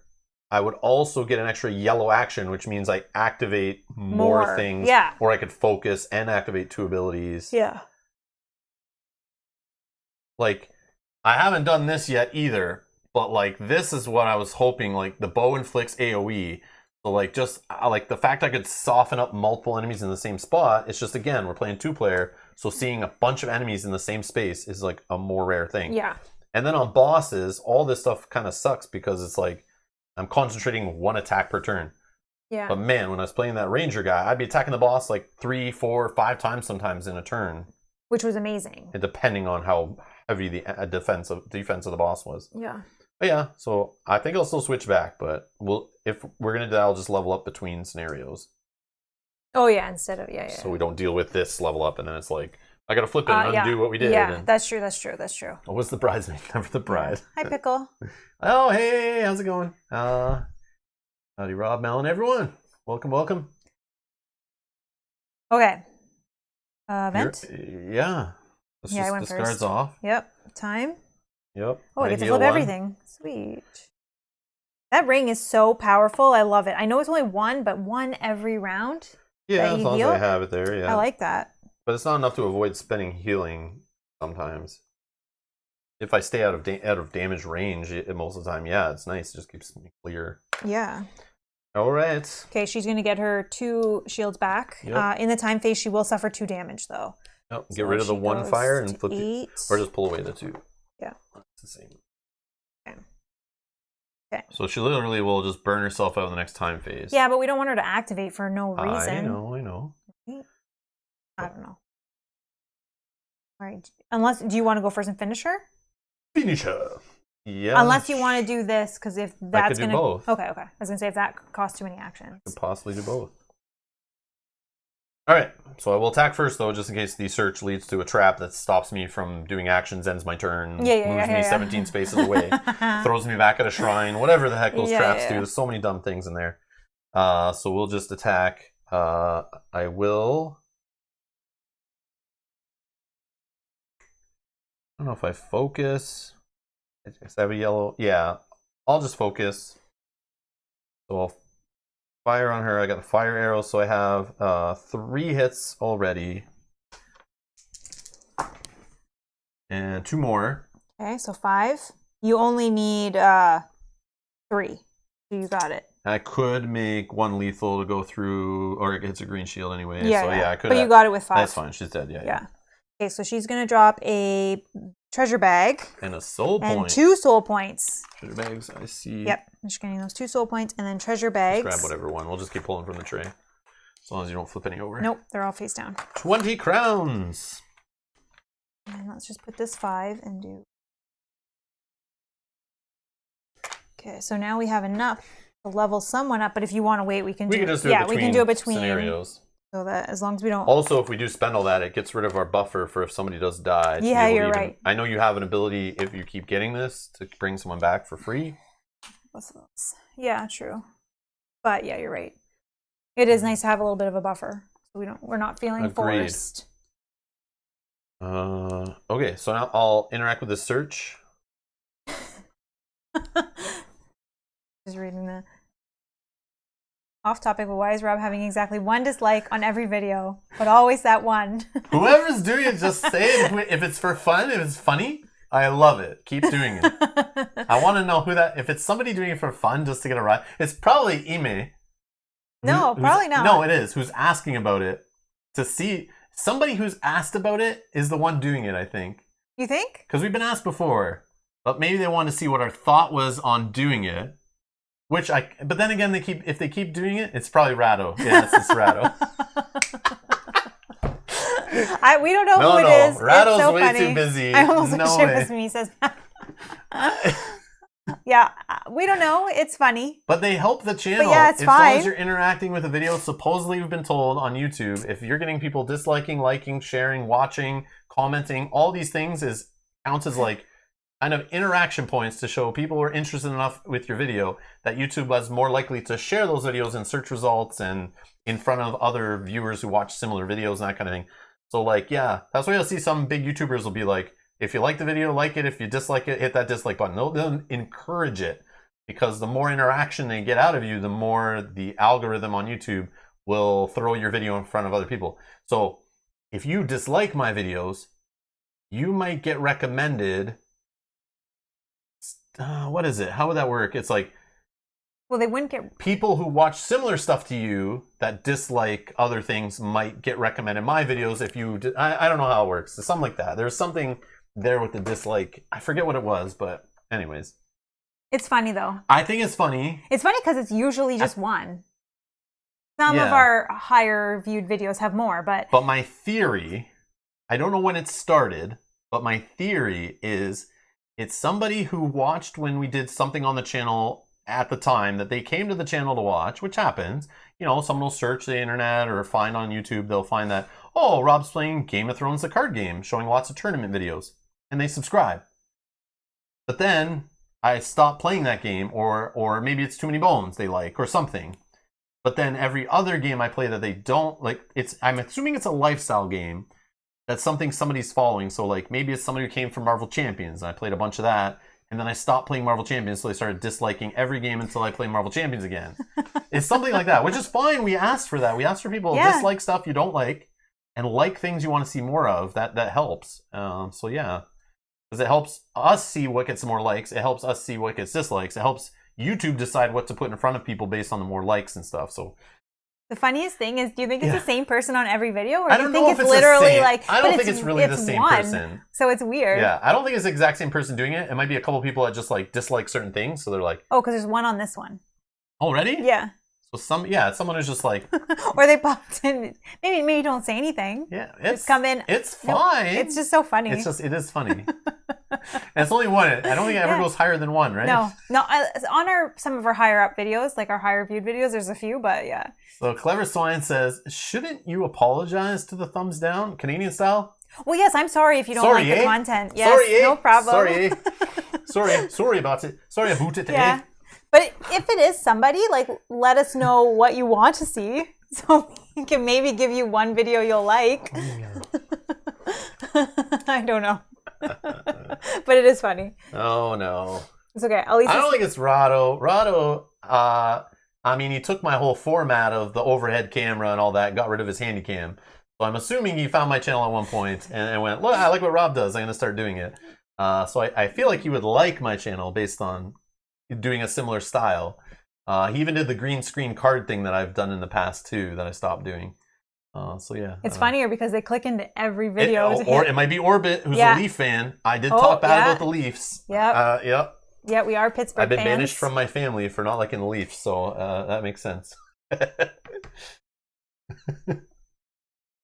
So Matt says, when I was a teaching assistant, I'd get generally good evaluations, except where there was always one person who said I was the biggest idiot they'd ever seen, and I shouldn't teach anything. Oh my gosh. Really? Yeah. Wow. So it was either A, someone who thought they were smart ass, like really smart and better than everybody, or it was somebody you rubbed the wrong way. But yeah. But I think you just have to realize that people in the world are very petty. But yeah, that just helps you develop thick skin and like realize like some people are just dumbasses, and that's not constructive criticism. That's just them being a jealous fool, or just a loser trying to get a rise out of you. But yeah. But again, if you are the biggest idiot, at least you're like really good at something. Yeah, you're the best at it. Yeah, it's kind of cool that you're the biggest at something. I don't know. Ryan says, I've seen people dislike videos that were people's choice videos. I don't like the choice of your fan base. Dislike. Yeah. I don't want to hear anyone's opinion. It's people who don't want to hear other people's opinions, but the person they're watching.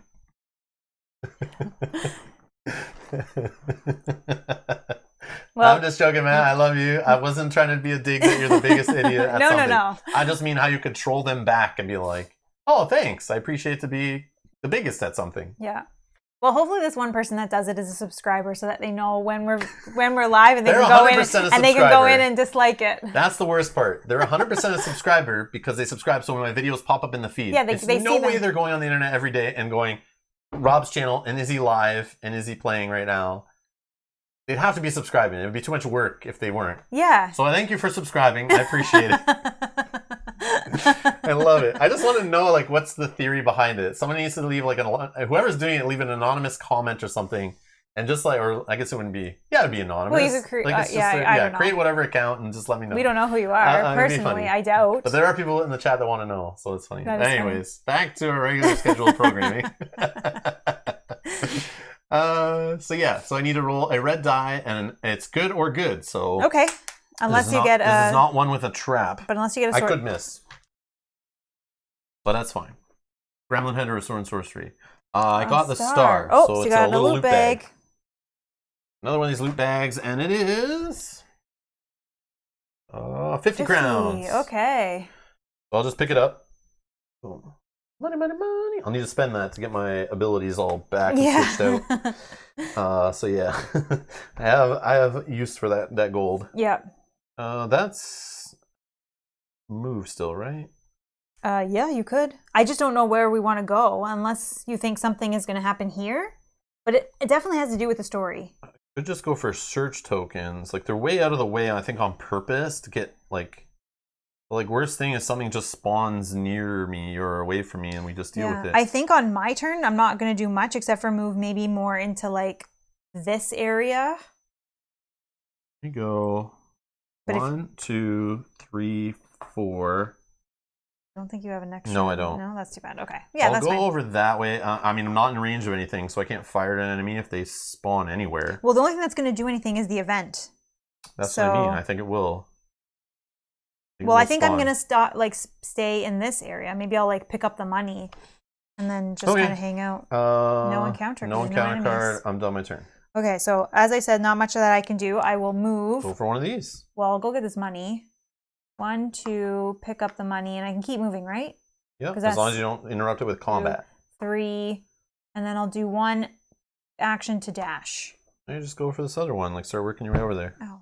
I mean, enemies could come and totally throw you off. Yeah, base, I was just I want to be kind of central to 1, 2, 3. Yeah, then next turn if they're not doing anything, you have like what if an enemy spawns here? I'll just like start dealing with it. You're right. It's controllable, whatever. You're right. If it spawns here, you may want to go down this way anyway. That's me. All right. Event. Evil Ground. Unless save, each hero becomes slowed and suffers poison 1. Okay, let's do a save. I need to roll a star. I got it. Oh my gosh. Nice. Now that I got rid of that card, I roll 2 dice and choose 1, and I'm looking for a hit. I got it. Got it. So no slowed, no poison 1. But then it says for 2 to 3 heroes, spawn heroes minus enemies minus 1. So we got to spawn 1 enemy. Okay, so I'm going to roll to see where this enemy's going to go. Shield. Down here. So it is a green skeleton. It's the one double green, and it's going to get a power. That's coming to me because I was last. So the power, it's getting a level 2 power here, an Act 2 power. Frost Skin.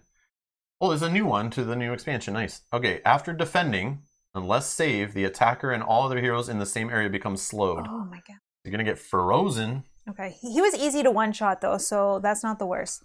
He has no shields. All but Blent, I'm Blent. Okay, so that's actually not bad. Even got a dislike on the Q&A. Maybe they didn't like one of our answers. I love it. I love it.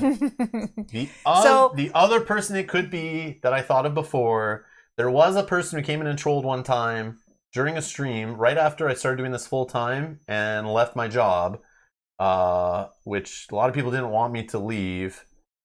Oh. But I did give lots and lots of notice, and I even stayed extra to help finish off projects. But there were projects ongoing that couldn't have been finished off in the 3 or 4 weeks I stayed. Yeah.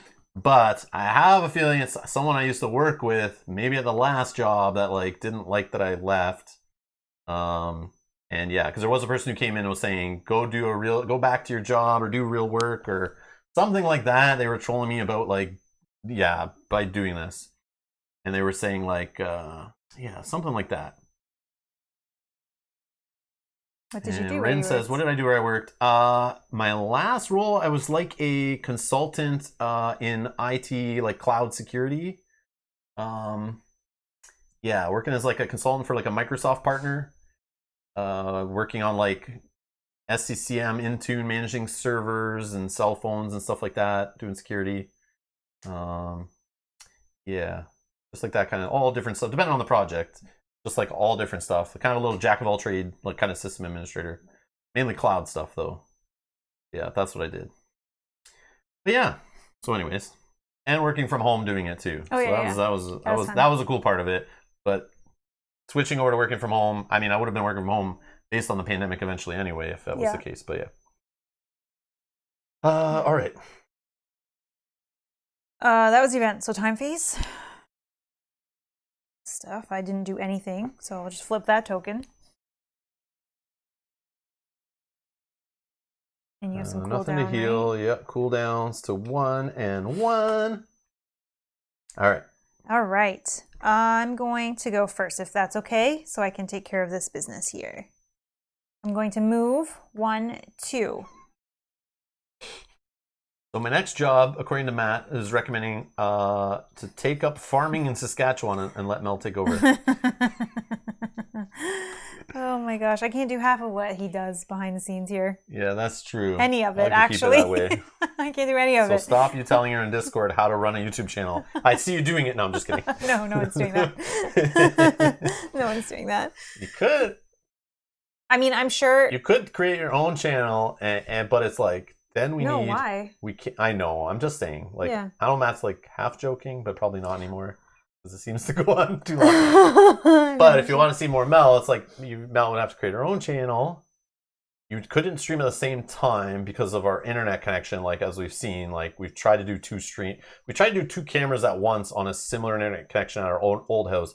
And like, man, even lowering the quality on those 2 streams, it like would not work. And it was like when YouTube used to have a way you could stream from multiple camera angles. So if you were watching this video, you could click on a button and jump to camera 2 or camera 1. I tried to do that for a while, but I could never get it working. It would always crap out the stream and drop frames. But, so we wouldn't be able to stream at the same time. But yeah, you could totally do it. You could, Mel. It doesn't take a genius. I mean, Rob can do it.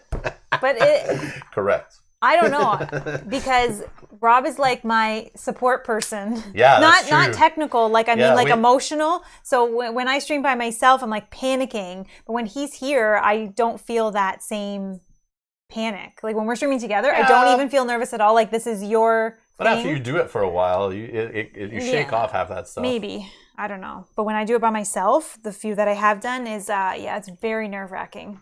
Yeah, but... I'm like panicking inside. It's all good. I don't know why. It's like the same people that watch this, but when I'm doing it without you...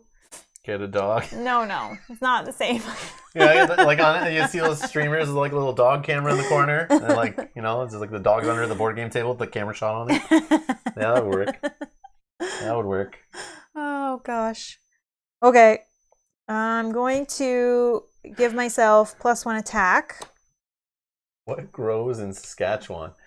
I don't even know if anything grows there. I don't know if there is such of a thing as a farmer in Saskatchewan, which is why I think Matt is making this up just so I go there and I get lost somewhere and can't find my way back. Oh my god. Oh, we got a new subscriber. Mashing P. Thank you so much for subscribing. Welcome to Rob's Gaming Table. Oh, that's funny. Okay, I'm going to put KO in. I'll put Bash in too, just in case. I'm going to focus. I got 2 on my hammer, so I got 3 so far. This enemy reaches 0 HP, roll a blue die. If shield, heal 3 to self, otherwise it dies. Oh, gosh. I don't know if we did that last time. What's the problem? What is a reaction ability? Yeah. I don't think we did that. Walking Dead. When this enemy reaches 0 HP, roll a blue die. If a shield, heal 3 HP to self, otherwise it dies. Okay, well, we're not going to rewind that. No, but that's okay. We'll do it on this time, yeah. I should have read through this card just to make sure. So it ignores poison and bleeding effects. These living bones. I guess that makes sense. Dark Arrow, next Cursed Bow attack inflicts +1 on poison 2. Rain of Arrows is his yellow ability. Attack the closest hero in line of sight with Cursed Bow. This attack inflicts AoE. Okay. Well, potentially I can take it out, and then hopefully we just don't roll a shield. I'll save my reroll. So what is it doing right now? Is it attacking? No, I'm attacking it. You're attacking it? Yeah. Okay. I was just looking at the shield to see if there was defense on it. Okay, so I focused. 2 for my attack. Rolling. 2 blue, 2 red. And we got an, oh my god. Sword Sorcery and 2 shields. So, and a hit and a lightning in there. So I got 4 hits. Could KO. Oh, I think I got a reroll. This is terrible. I'll take my chances. Okay, so we're going to keep that one, and we'll keep that one. I'll reroll these 2. Okay. 1 more is only 5. And but I got a star. I could bash him. And KO him with that one, and bash him with this one. So lightning. Yeah, so let's KO and bash. So you want to do this way or this way? This way. Okay. So 5 get through.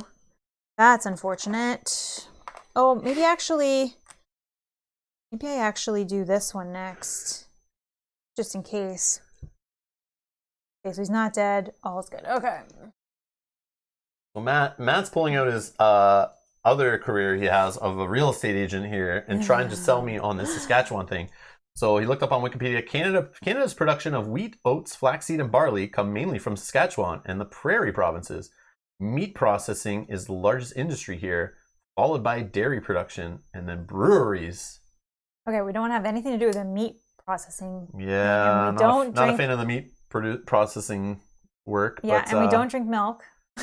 Yeah, well, it just means I wouldn't be using the employee discounts. But I mean, I could work in the dairy production. Yeah, I guess you could work there and just not take advantage. Because there's like IT roles here. They use a lot of technology in this stuff nowadays and machinery and stuff. So I mean, I could apply some skills there, I think, or learn some things. So I forget. But the breweries, that's an interesting one. Yeah, that's interesting. I do forget though. Why Saskatchewan? I don't know. It's far away. It's like the no man's land of Canada. Yeah, I guess. Maybe. I prefer to go out east if that's better. Go to like Nova Scotia or Newfoundland. Maybe even New Brunswick. I don't know. Yeah. Could do dairy. You're pretty cheesy. Oh, stop. Stop complimenting me, Matt. Oh my god, that's so funny. That's so funny. Yes, the dad jokes, the cheesiness, yeah, it works. All right. It's okay. You're still here, aren't you? Okay, my last action, I'm going to use my Blessed Hammers. I'm going to just see if we can take this guy out and maybe he doesn't come back to life. Sure. So I get 2 normal, 2 hits, automatic, and 1 red, 1 blue die. I got 4 hits total, so that is enough to take him out. He only needed 1. Okay, so now we're going to roll blue die. Yes! Oh, did you do this you might be slowed thing from his After frozen? Defending, unless save. Yeah, so you need to roll for a save, otherwise you'd be slowed, which I don't remember what slowed is, but that will could apply and stop you from doing this attack, maybe. Slowed is... After defending, that would be me defending. No, him defending. He has frost skin. You're hitting the skin and it could freeze you. Okay.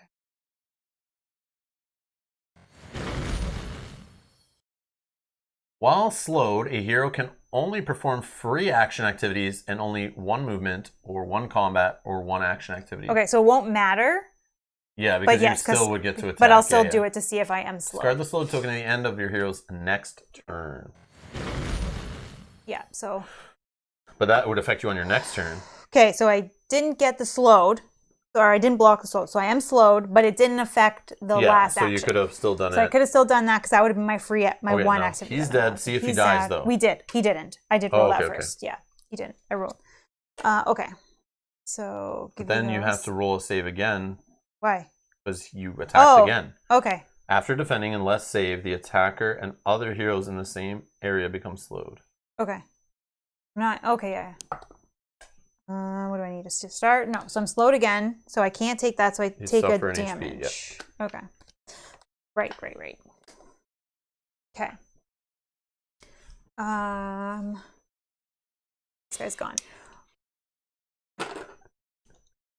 Far away, it's rural and obscure. Plus the word Saskatchewan is funny. Saskatoon as well. Yep, that's true. I agree. Okay. I agree. That's great. Okay. All right, my turn's done. Go ahead. All right. So I'm going to move 1. I'm going to spend an action. Flip this token. Do some searchy search. Oh, if we get a lightning, it could be bad. So we're going to roll a red die. And we got lightning. Double lightning. So trap.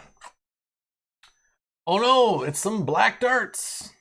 Each hero within 2 areas is attacked by 1 hit per soul rank. So I'm getting hit for 4, unless save I suffer bleeding. Whoa, that's the worst one. Unless for... You block 1 with armor, unless right? Save. Oh, unless save. No, you have to do all that first. And then unless save is bleeding, right? Oh, yes. Oh, man. So 4. So block 1, 3 blue dice, right? Yeah. Oh, gosh. 1. Just 1. So take 2. I got it right here. Got it. Boom. And then I have to try to save, which I roll 2, choose 1. Miss. So I'm now bleeding. Got it. Boom.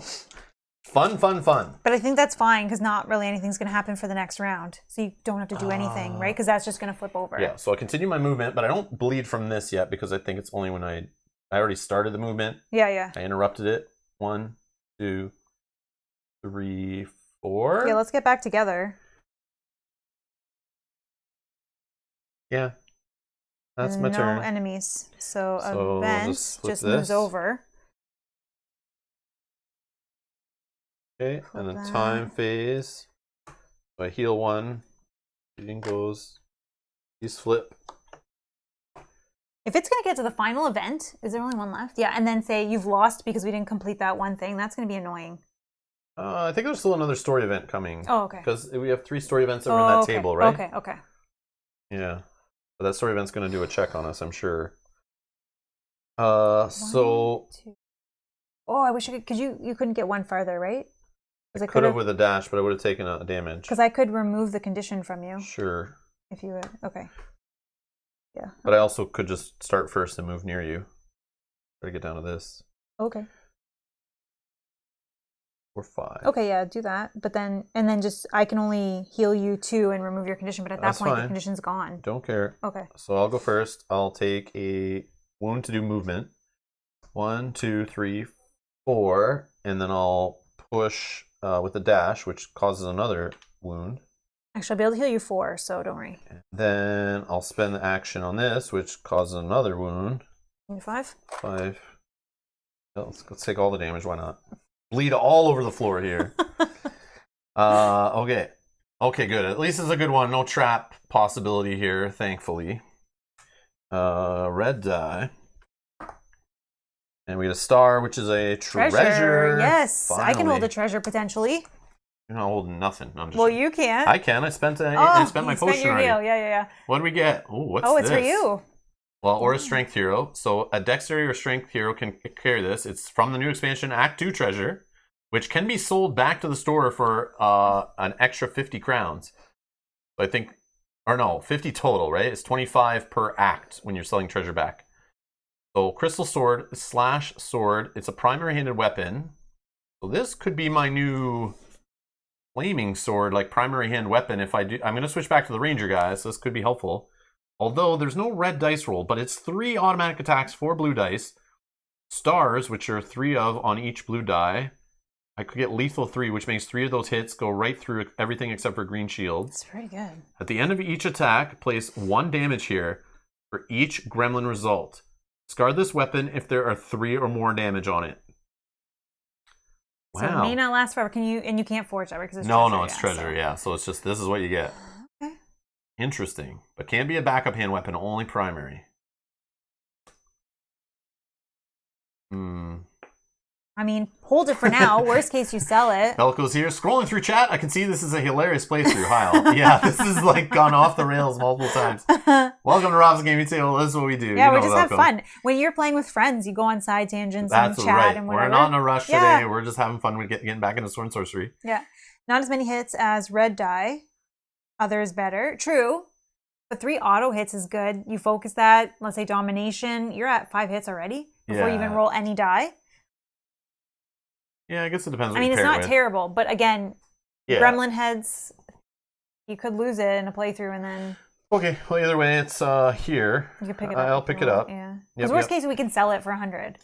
50. Oh, 50. 25 per act. But not, gold. Yeah. But I could just save it in my backpack in case. What? Yeah, I don't. Or not my backpack. My put it back in the stash in case we want to switch it up. But yeah, red dice are where it's at. Getting those extra couple hits on them sometimes. Okay, that's my turn. All right. No enemies, so I just flip this little bookmark token here. All right, so for free, I'll do heal 2 and remove 1 body condition to you at range 2.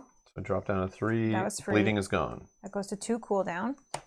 For a paid action, I will heal you for 4. Well.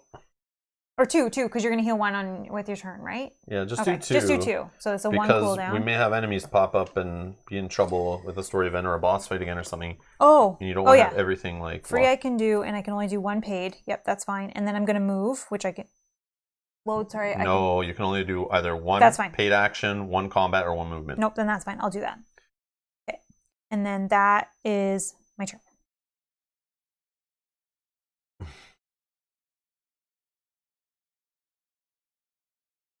That's cool. All right. Let's go to event. Last card. Fun. Story event 3. Read and apply the story event effects described in the storybooks. This is the top card on the event. Let's go to book.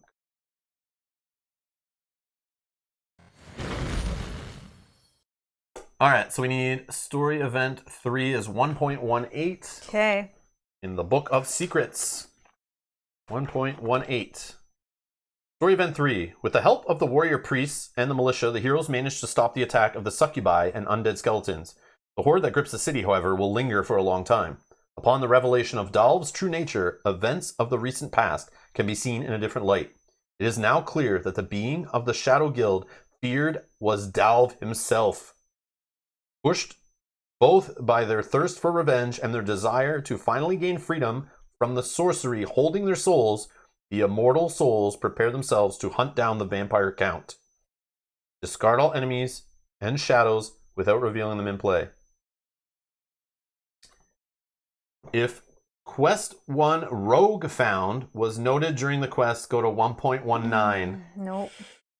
Yeah, we didn't find. Oh my gosh, I feel so silly about that. Otherwise, go to 1.20. So there's just 2 alternate endings.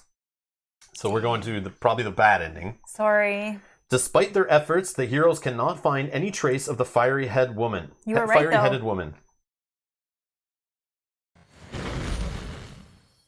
So despite their efforts, the heroes cannot find any trace of the fiery-headed woman. After a while, they are forced to admit the woman has left the city. Without further clues, the party turns to Marcus. After a brief talk with other clerics in the temple, Marcus tells the heroes of a crow arriving this morning from a city called Lone Pine, lying to the south. The bird carried a message. Evil has awakened in our city. The dead rise from their graves to kill their former loved ones. You are the heroes of Twin Worms, or so the bards sing. So we beg your help. Please come to our aid.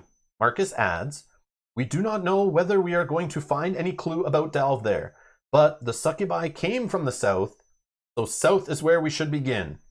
So rewards. The party gains 1 treasure card. Next quest. Proceed to quest 3. Oh. Proceed to quest 3. So I'm assuming the other ending would have gotten us to quest 2. So yeah. I think we probably locked ourselves out of something, unless this is just taking us a detour to 3 and we still have to play 2 later. Who knows? But part of the fun. Don't spoil it if you know. But that's cool that it does that. Treasure card. Something for me. Something for me. Treasure card is our reward. 1 little card. Oh, look, it's another healing elixir. Good thing I used that one. Here, I can hold it. Yeah, anyone can pick it up, whatever. Yeah. I don't have room for it anymore. Yeah, I can take it back with us. So that's it. So you can pick up anything that's within your line of sight, that's on the ground or whatever, but we're good. We cleaned up this map pretty good and got all the stuff. We just sucked at the snare. I wonder what the waypoints were, and yes, what would have happened if we would have... That's part of the fun of this game, though. You could then play this as a standalone quest. Like, I could literally grab another hero, or 2 heroes playing solo, or with you again. We can pull out 2 heroes, go to the standalone rules, grab some treasure, grab some soul points, grab whatever, level ourselves up to start the scenario, play it again, and try to do other stuff. So that's what's cool. You can have a campaign going on, or we could like keep replaying standalone, or it just incentivizes you to play another campaign later, which is pretty cool. Yeah. But yeah, let's go to the other shot here. But yeah, that was that. So we have some questions in the chat, or at least one question I see from Daniel. Hey Rob, which Hexplorit would you recommend to start with, the Forest or the Lich? There's a third one now that should be available to some, which will show up in retail channels very soon. The third Kickstarter, Sands of Shirax. So if you wait a little bit, it may already be available where you live. I'm not sure, or it may be a little bit. I don't know. Because it's shipping to backers. There is a third one, which I don't know a ton about the differences, but people have told me they're really the ones who've played all 2 of them so far and backed the third one. A lot of people are very excited for that third one. There's some cool, neat things in it supposedly. So I don't know what to say, but out of the first 2, I love them both very equally. They do different things, but overall, from what I read in the research, and kind of, I would say it's kind of more solid. If you're only going to buy one out of those 2 and you need to get it today, I would go for the Forest. I will get the forest one. It's kind of neat what it does with the questing things and finding the items. I like the forest one maybe a tad bit better, but the first one's still cool too. But yeah, I would go with the forest. You can tell they like kind of refined a couple things and figured things out. Yeah. But they're pretty much very similar. Like, I can't see you disliking one over the other. You're going to like both probably fairly equally, but it does edge it out, I think, a little bit. I would recommend. But also look at the ratings of both on BGG and maybe some of the reviews on there too. You might have some other people maybe sway you one way or another based on what they look for. And we have videos of you playing both of them, right? Yeah. If you're interested in just kind of glancing through and seeing how some of the gameplay works on both. Yeah, we played both pretty much about equally. Yeah. But we never played more than 2 players, so that I don't know. But playing solo, we played 2-player.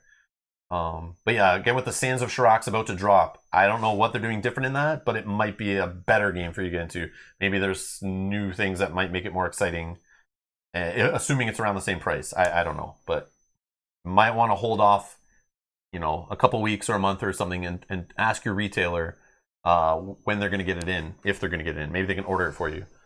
So there's kind of a third option in there, is all I'm saying. So just giving you a heads up.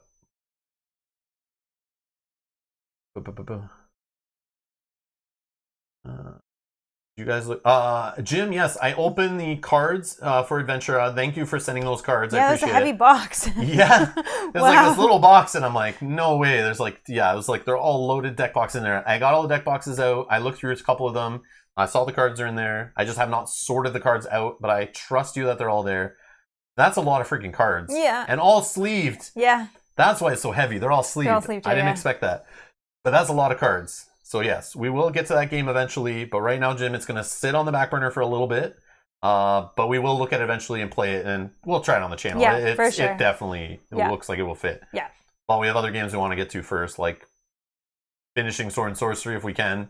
The other one is more Cthulhu Death May Die. Want to play more Runebound, actually, first. Want to play more Runebound, but we did get a whole bunch of games over the holiday season added to the collection. So some of those, we're going to do some polls and stuff. We'll throw in Adventure on there whenever we do a poll to decide what the next games are. I also want to play another 7th Continent Curse solo next week. Most likely, 99% pretty sure I'm going to do that next week. Noel's back at work. So there's just other games I'm going to get to, and I don't want to learn. I'm already in the process of learning a couple other games that I don't want to put the brakes on those, but I will fit it in at some point. Yep. That's the plan. But Kevin is asking, where did you get the cool card holder? Oh, right here. I talked about it in the last, maybe not the last episode. Maybe it was the start of the Arcane Portal. We started using this. But it's from eRaptor. I should put a link in the video description. I gotta be careful that I don't accidentally tip it.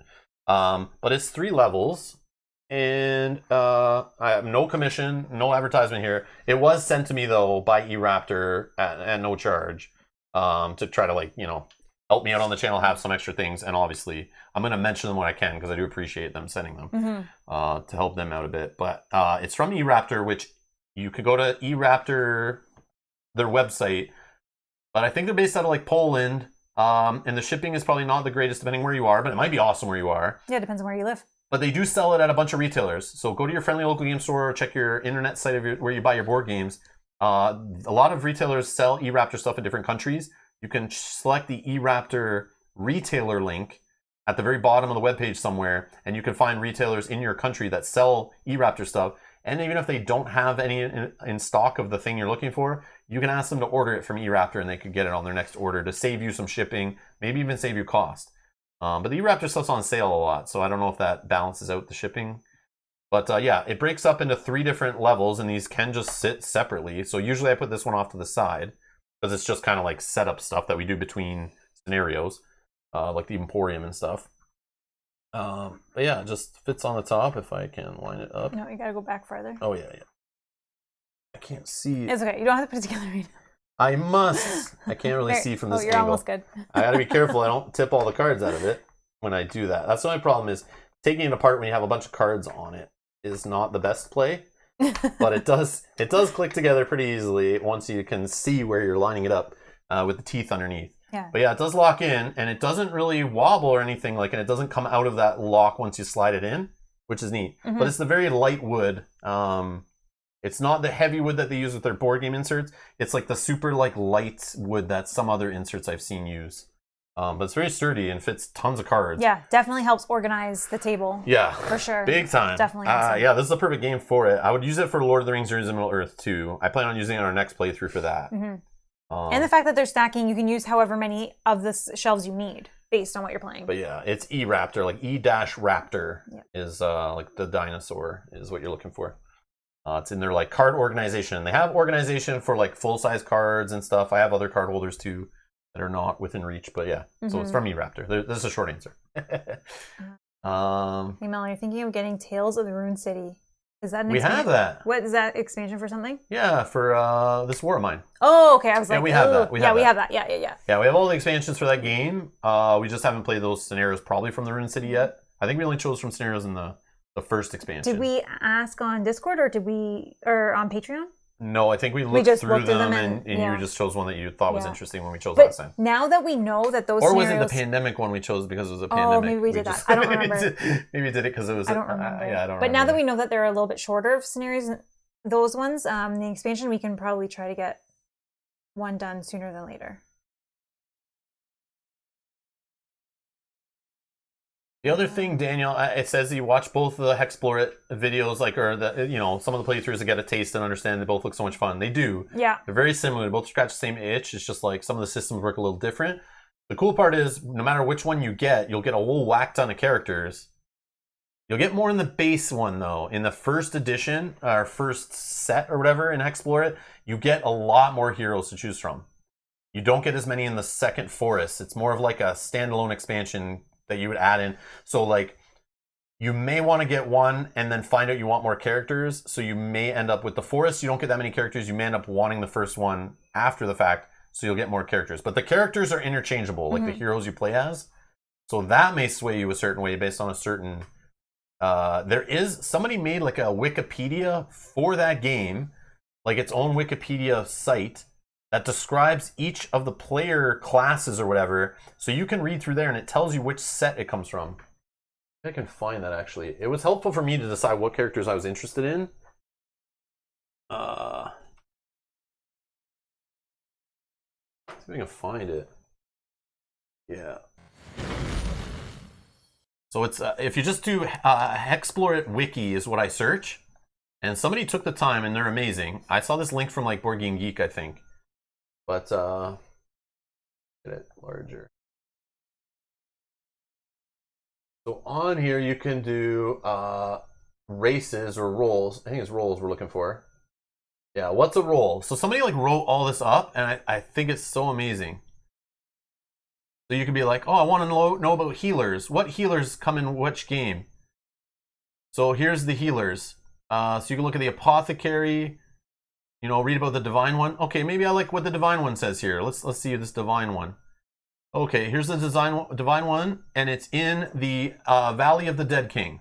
So you can find out if it's in an expansion even or not, right?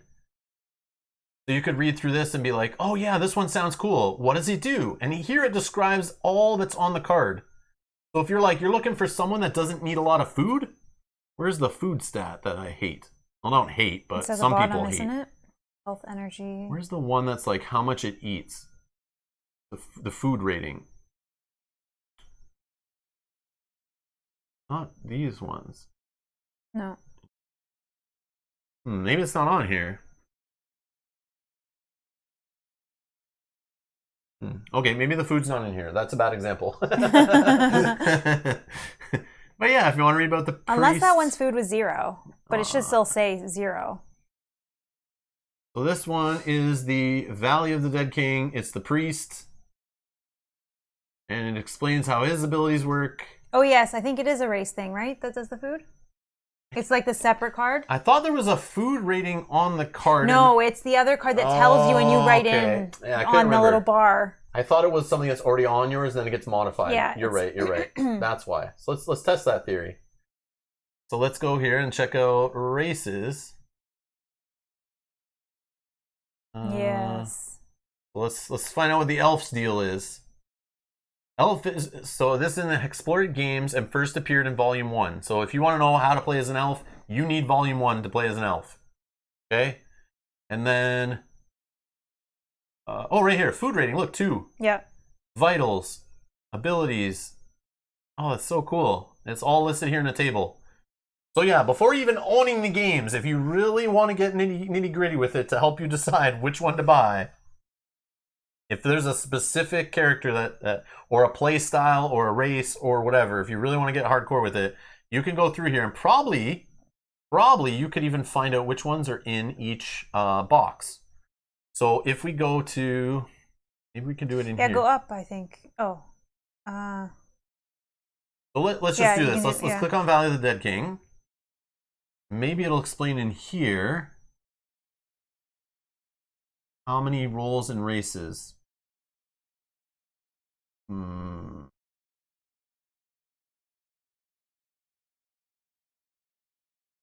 These ads, man. I don't know what is going on over there. Let's see if we can get it off the screen. There we go. No, there'll be more. Yeah, they just throw them in there. Yeah. It's okay. But yeah, you can do a lot of exploring through here. Yeah. You could go dive in the rabbit hole on here, but go look around on this website, Daniel, and maybe like this will help you. Just the way this is described on here and what's in each game and stuff. Maybe the official website is probably a good call.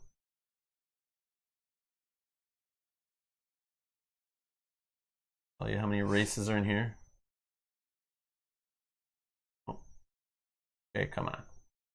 Yeah, I don't know. I don't know how you're gonna find easily how, but there is somewhere. Someone will tell you. There is more races or roles, maybe both, in this base game. Yeah. So anyways, I don't know. It's up to you. But just letting you know, in the forest, there's less characters to choose from.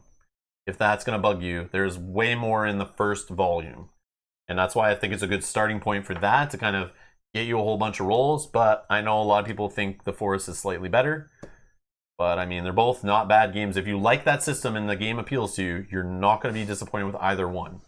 And you might end up tracking down the other one anyway, based on wanting to get more stuff added to your collection. But again, Sands of Shirax is coming. I don't know how many roles or races are included in that. Oh, Philip has the knowledge here. 24 roles and 24 races for Dead King, 8 roles and 12 races in Adramon. Philip, you are amazing. Yes, thank you. I'm surprised nobody said anything. I knew somebody would find the answer quicker. Yeah. Yeah, I'm trying to fumble around here to figure it out, but yeah, I could have probably just Googled it and we would have had an answer. But I was trying to show all the cool information you can find, at least what I was looking through before. Yeah. All right. There's only 2 other really quick questions. Jana has a question. Rob, did you get Aeons and Outcast? Yes, we do have it. I haven't opened it yet. That is in. Oh man, yes. Oh, I forgot to put that in the picture I took and shared on Discord. But that was another game we got that is in the collection that I have not yet looked inside to punch out cardboard and all that stuff. Man, I forgot about that one too. I knew I had other games that I couldn't find. Because I have piles and piles. I'm trying to organize them on like what's important, what needs to be played first, what should be looked at next, what do we have to open and paint? Painting ones I have to sort out. Cardboard punching, man, just looking at Eclipse, the amount of cardboard sheets and tokens and the weight of the cardboard in that game, I'm like, I need like a 3-hour evening of just punching and sorting that game. It looks crazy. Yeah, and then I guess on the long lines of that, have you had a chance to take a crack at Arkham Horror LCGs yet? I got it out on the table. I'm like 75% through the rule book. But man, like coming from Lord of the Rings and Marvel Champions, yeah, it's like very easy to see the similarities there. Definitely based on that cooperative LCG. Yeah. But I do like the idea that in that core set, I didn't realize it came with its own campaign in there, which I think is cool. Not like the Lord of the Rings, where it was like 3 not really connected scenarios that like were of hugely varying difficulties. I hope it's not like that in this one. So we can at least play through that little campaign without getting like destroyed, like we need to buy new cards, as FFG is known to do in their core sets. Yeah. Kind of enforce you that you need to buy more stuff. Yeah, I think I might read the rulebook on Sunday. Yeah, but I do have it out on the table, kind of like getting ready to learn it and look through the stuff and then try to like teach it to Mel shortly. We were hoping to do that over the holidays, but man, time is time is flying. Yeah. More time, not enough games. Yeah. But we'll get to it eventually for sure. But we did get it open. I punched all the tokens for that game. Sorted out the cards. Let's see. And How many games are in the collection? Do you mean I don't the know. whole collection or just the new in games general? to the... I don't know. I'm not sure. I haven't been adding the Board Game Geek over the last few months. We were just talking about that yesterday. I need to sit there and go through and like add a whole bunch into Board Game Geek that I don't have. So to give you like a rough number, I don't know. I don't even remember what the last count was. I don't know. We'll have a estimated number in the Q&A next if you... I would estimate want to remind us. I don't know. It could be anywhere from like 150 to 250, somewhere in there, I think. But that's like a big window. I don't know. I could be wrong. I feel like it's got to be hitting more closer to the 250. Okay. I feel like there's games. Yeah, there's lots of games everywhere. I'm not really worried about how many I have. It's like the quality over quantity is what I'm looking for. But like, it's just like I'm just worried about the handful that are in front of me I need to learn and play next. So it's a good problem to have, I think. Yeah. And Sakabra's here. Hey. Hello. Sakabra, still haven't received the package, just FYI. Yeah. I don't know what happened. Locator is saying the core box campaign for Arkham Horror can be difficult, but fun. I would assume it's fun. Yeah, difficult's fine. It obviously has hooked so many fans on that game, so I'm assuming there's some goodness in that core box to get people to really jump into it. You can go through the core set campaign with what is in the core set.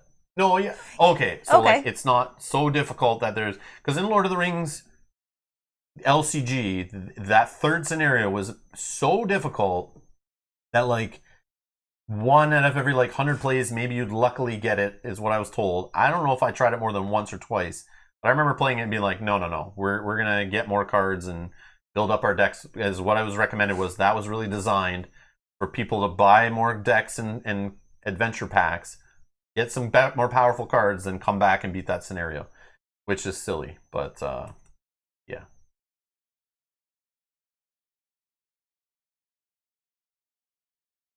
You have more than 1 and less than 10,000. Yeah, exactly. That's exactly right. Right on the nose. Somewhere in there. Right on the nose. Yep. Just finished Oz the Line 8. Oh, nice. Very nice. Can't remember how many there was in that. So, Copper, how many people are you playing that with?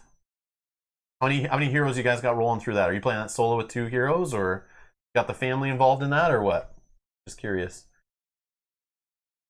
People don't get the it's okay not to 100% the mission part of Arkham Horror LCG.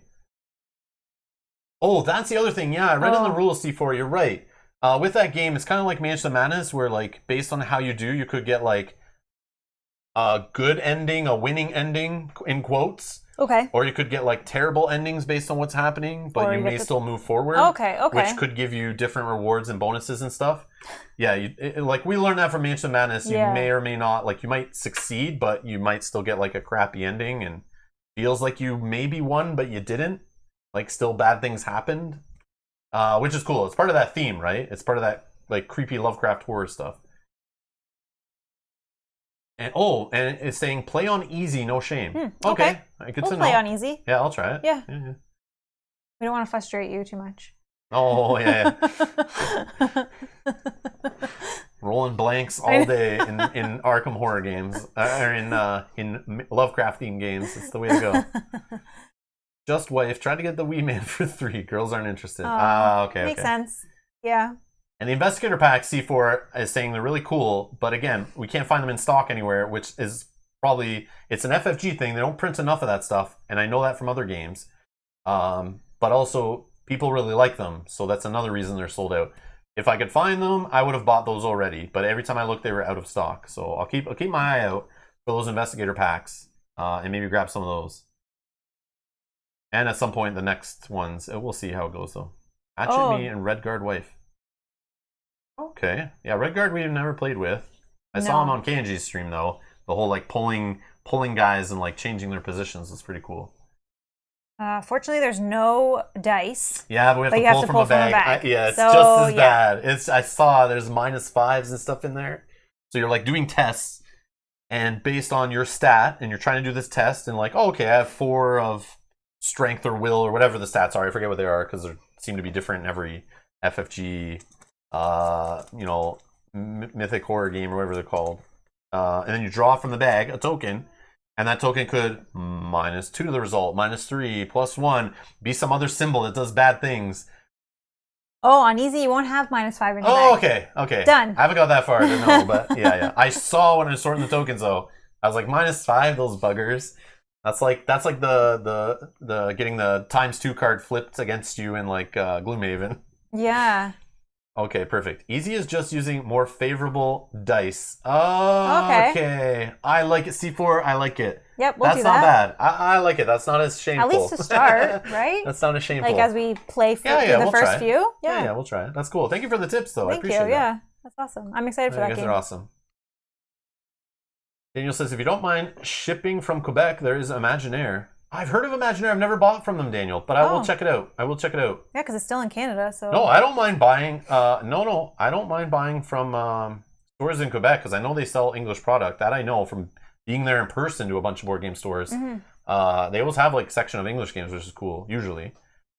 And the shipping, I mean, I can check a bunch of Canadian stores too if they have like if I can add other games to make shipping better. Too. That's the other thing I'll look at. Maybe they have things that we can't get in some of that's what happens. Awesome. I have found weird expansions for FFG that were out of print, I remember, in the early days. And we would go for like a Game of Thrones LCG tournament to Montreal. And I go into like a board game store and be like, oh, they have a little English section. Oh, here's that expansion I can't find anywhere. Oh, here's this other one. Like, yeah, it's like easier to find that stuff randomly just sitting on a shelf collecting dust there. Oh, and Daniel checked for Ontario. It's free over $59. Boom! Perfect. Daniel, you rock. Thank you. Appreciate it. Oh, we'll have to check this when we finish. Love it. Love it. That's awesome. Fellow Canadians rocking over here. I love it. That's awesome. Awesome.